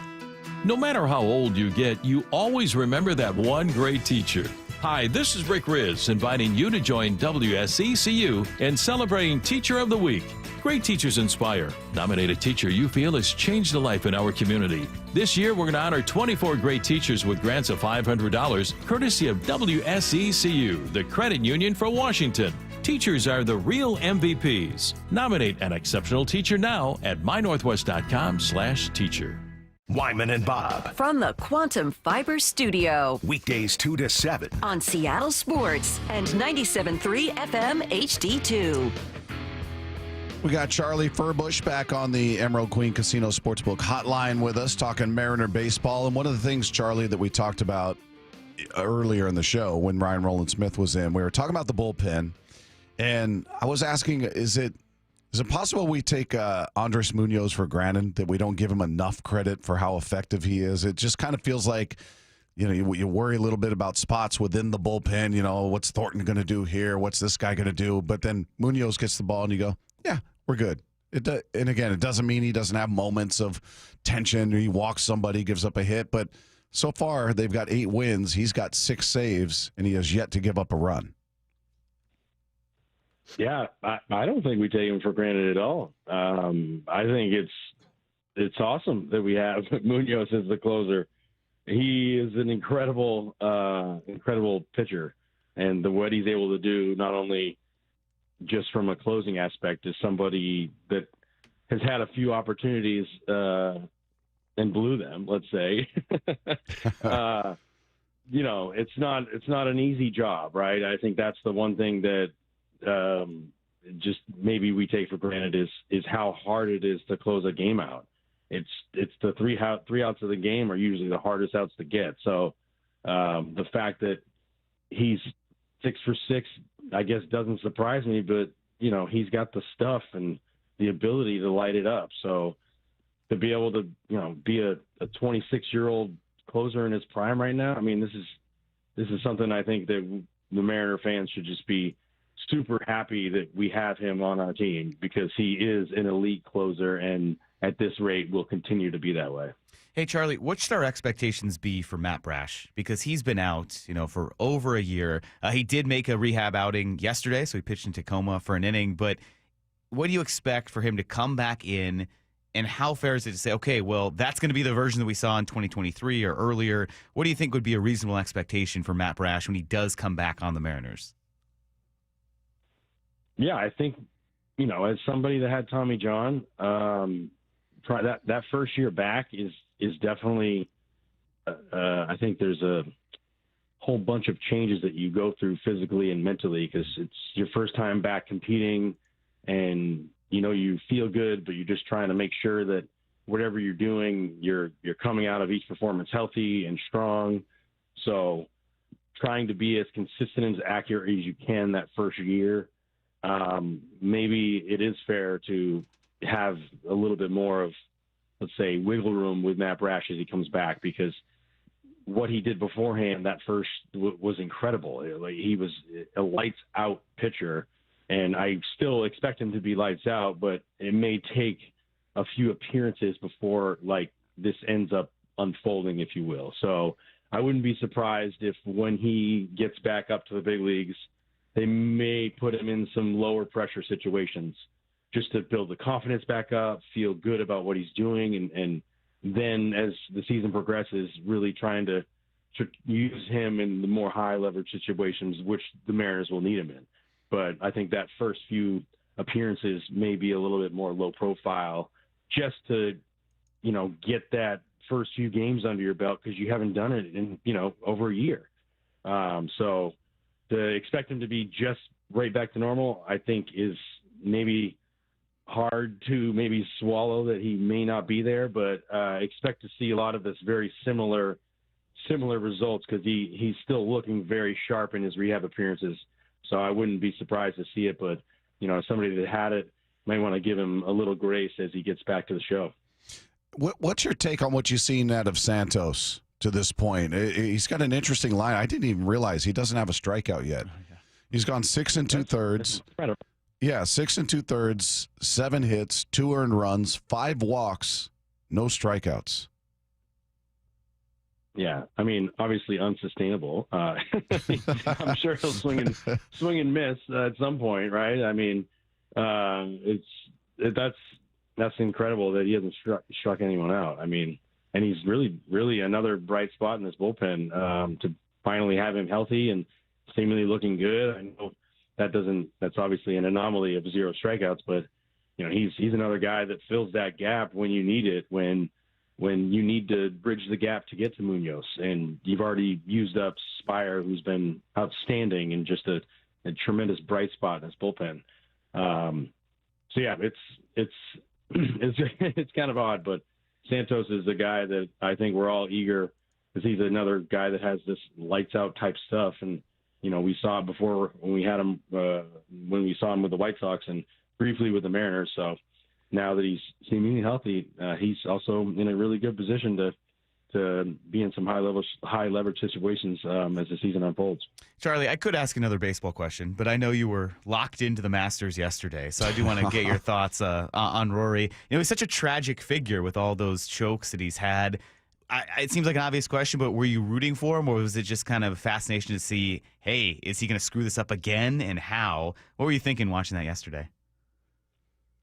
Yeah, I was rooting for him. I think to be able to see the all four majors and from one guy, that's just such a rare feat, and not many golfers will ever be able to say that and get the Grand Slam of golf. So I think, we've all been excited to see him finally put on that green jacket, and even better to have it come down to a playoff, right? I mean, that's just a great outcome. I'm totally happy for him. I think it's good. It's good for golf, and he's just an absolute stud. Driving at 320 out there on the regular. That's just. I think we're all jealous of that. I was almost curious though about okay, is he going to do this again? Because the putt on 18, right? It's just like, wow, he's really doing this again, and it was too compelling to look away. But yeah, I guess ultimately I'm glad he won. That's good. I'm glad you're. I wasn't sure. I wasn't sure if you were a little salty about it. No. But in a strange car crash kind of way, it's just like, hey, this was a compelling story. But you're right. It was great drama and good for him. Charlie, good for him. So, Charlie, we appreciate it as always. Great stuff, and we'll talk next week and have you in studio. Yes, I will be in studio. Looking forward to it, and you get healthy there, Bob. Appreciate it, brother. We'll talk to you next week. All right. Sounds good. There you go. There's Charlie Furbush with us each and every week. Meanwhile, Logan Gillbert told us something on Friday that should get a lot of M's fans excited. We'll get into that conversation coming up next. It's Wyman and Bob. This is Seattle Sports on 710. The 2025 NFL Draft. The first real opportunity for Mike McDonald to build this team in the image he really wants. With 5 of the first 100 picks. Are you kidding me? What are the biggest needs? It might be too early to take a guard in the first round. And nobody is taking you deeper inside Seahawks HQ on draft day with General Manager John Schneider live at 4 p.m. What you do here matters. Next Thursday, only from the home of the Seahawks, Seattle Sports, the app, and your smart speaker. We've all been there. Sleepless nights, mind racing, wondering if your business's security service is really protecting what matters. At Bay Alarm, we can put your security insecurities to bed. Video security, burglar alarms, fire alarms, access control, 24/7 monitoring, and more. Our advanced technology and personalized support ensure you can rest easy, knowing we're here for you, your people, and your business. Visit bayalarm.com to talk to a local security expert. Bay Alarm, we got you. Hey! As America's leading business lender, Bank of America is on your corner and in your corner, right here in Seattle. With $215 billion in business loans and over 3,700 business specialists across the nation, we help businesses thrive so communities prosper. What would you like the power to do? Learn more at bankofamerica.com/local business. Bank of America, official bank of FIFA Club World Cup 2025. Copyright 2025 Bank of America Corporation, all rights reserved. LeeJohnson.com is a dynamic research tool. We want to give the customer enough information to where they don't have to go anywhere else to research any of the questions they have. And if they want more information, we'd love to be there to help. We don't want them to feel like they're dependent on emailing us or texting us or calling us just to get the information they need. So we put it all out there. We call them digital retailing tools, big fancy calculators where you can get in there and change the terms and change the payments and change the cash down. And it'll give you a disclosure of, hey, when you do this, this means here. And a consumer can get on there and do a lot of this themselves. And then if they choose to get us involved, we can actually get involved on the backside of it and help them along the way. We want to give the consumer the same tools that we have and let them understand what we understand. Yup, that's pretty much what you'd expect. The LJ way is the Lee Johnson Auto family. Did you hear? A recent stash of $10 gold Liberty coins from the 1800s has been found. These gorgeous gold coins are as bright and shiny as the day they were struck in the late 1800s, and less than 200 of these gold coins are available. Coin experts are calling this gold find an incredible opportunity. Call 1-800-917-4635, and you are guaranteed a $10 gold Liberty coin minted by the U.S. Mint in the 1800s. But with extremely limited availability, you must call now. These gold Liberty coins from the 1800s are still in uncirculated condition. That is history you can hold in your hand. To learn more, call 1-800-917-4635. Call now and you'll receive a free American Coin Collector's Bonus Package, a $40 value, free with every order. Call 1-800-917-4635 now to secure your $10 gold Liberty coins dated from the 1800s before they sell out. That's 1-800-917-4635. This is the story of the one who, as a maintenance specialist for a historic high-rise, knows that vintage charm historically needs constant attention. Which is why when it's time to upgrade turn-of-the-century mechanicals, they turn to Grainger. With easy access to 1 million+ products and the scale to deliver when and where you need them. The right tools and supplies are never far away. So the one can keep that vintage building running like new. Call, click Grainger.com, or just stop by. Grainger, for the ones who get it done. Hi, I'm Smokey Bear, and I made an assistant to help you out, because only you can prevent wildfires. Hey, Assistant Smokey Bear. Call me Papa Bear, because I'm grilling up dinner. Do you get it? Yes, good job. So, what should I do with all these coals? Don't just toss them out. Put them in a metal container because those embers can start a wildfire. I understand. The stakes are high. Ha, ha, ha, ha. Learn more at SmokeyBear.com. Brought to you by the U.S. Forest Service, your state forester, and the Ad Council. Meanwhile, at Xfinity. So, influencer life going well? Oh, yeah. I'm up to 32 followers. Oh, that's something. Yeah, posting my tap dancing videos is easier than ever because we engineered Xfinity Internet with 99.99% network reliability. Plus, Xfinity Mobile with Wi-Fi Power Boost gives you ultra-fast Wi-Fi at home and on the go. But wait, tap dancing? You don't tap dance. Hey, what I lack in skill, I make up with passion. Do more of what you love and love how fast you do it with Xfinity Internet and mobile. And now through April 21st, get 300 megabit Xfinity Internet and 1 unlimited mobile line together for $25 a month for 1 year. And save $1,000 in your first year over Verizon and AT&T. Learn more at Xfinity.com. Requires paperless billing and autopay with stored bank account. Restrictions apply. Equipment, taxes, and fees extra. After promo, regular rates apply. Savings compared to Verizon 5G Internet plus 1 unlimited welcome line and AT&T Internet 300 plus 1 unlimited starter SL line. Xfinity Internet required. Actual speeds vary. Reduced speeds after 30 gigabits of usage per line. Data thresholds and actual savings vary. This is Seattle Sports. Streaming through the Seattle Sports app. KIRO AM Seattle. KIRO FM HD2 Tacoma. Home of the Seahawks, Mariners, and everything Seattle sports. I actually talked about it on You Betcha on the podcast. He is an unrivaled source of baseball knowledge. Anyway, what were we talking about? A guy who always has your back. Pants back on, try and make the uniform look sweet in a split second. Come out, and I'm trying to open the door. I'm like, what the? And I said, listen, buddy, put your babysitting shoes on because Dad's going out for Father's Day. You got to watch Top Gun. Ryan Roland Smith, every week with Wyman and Bob. That's the open right there. So not only is he co-hosting, but he's doing his regular segment here. How about that? Joining us now is our buddy, our pal, with us each and every Monday. You heard the open right there. Ryan Roland Smith is with us. Hey, how are you? Hey, what's going on, guys?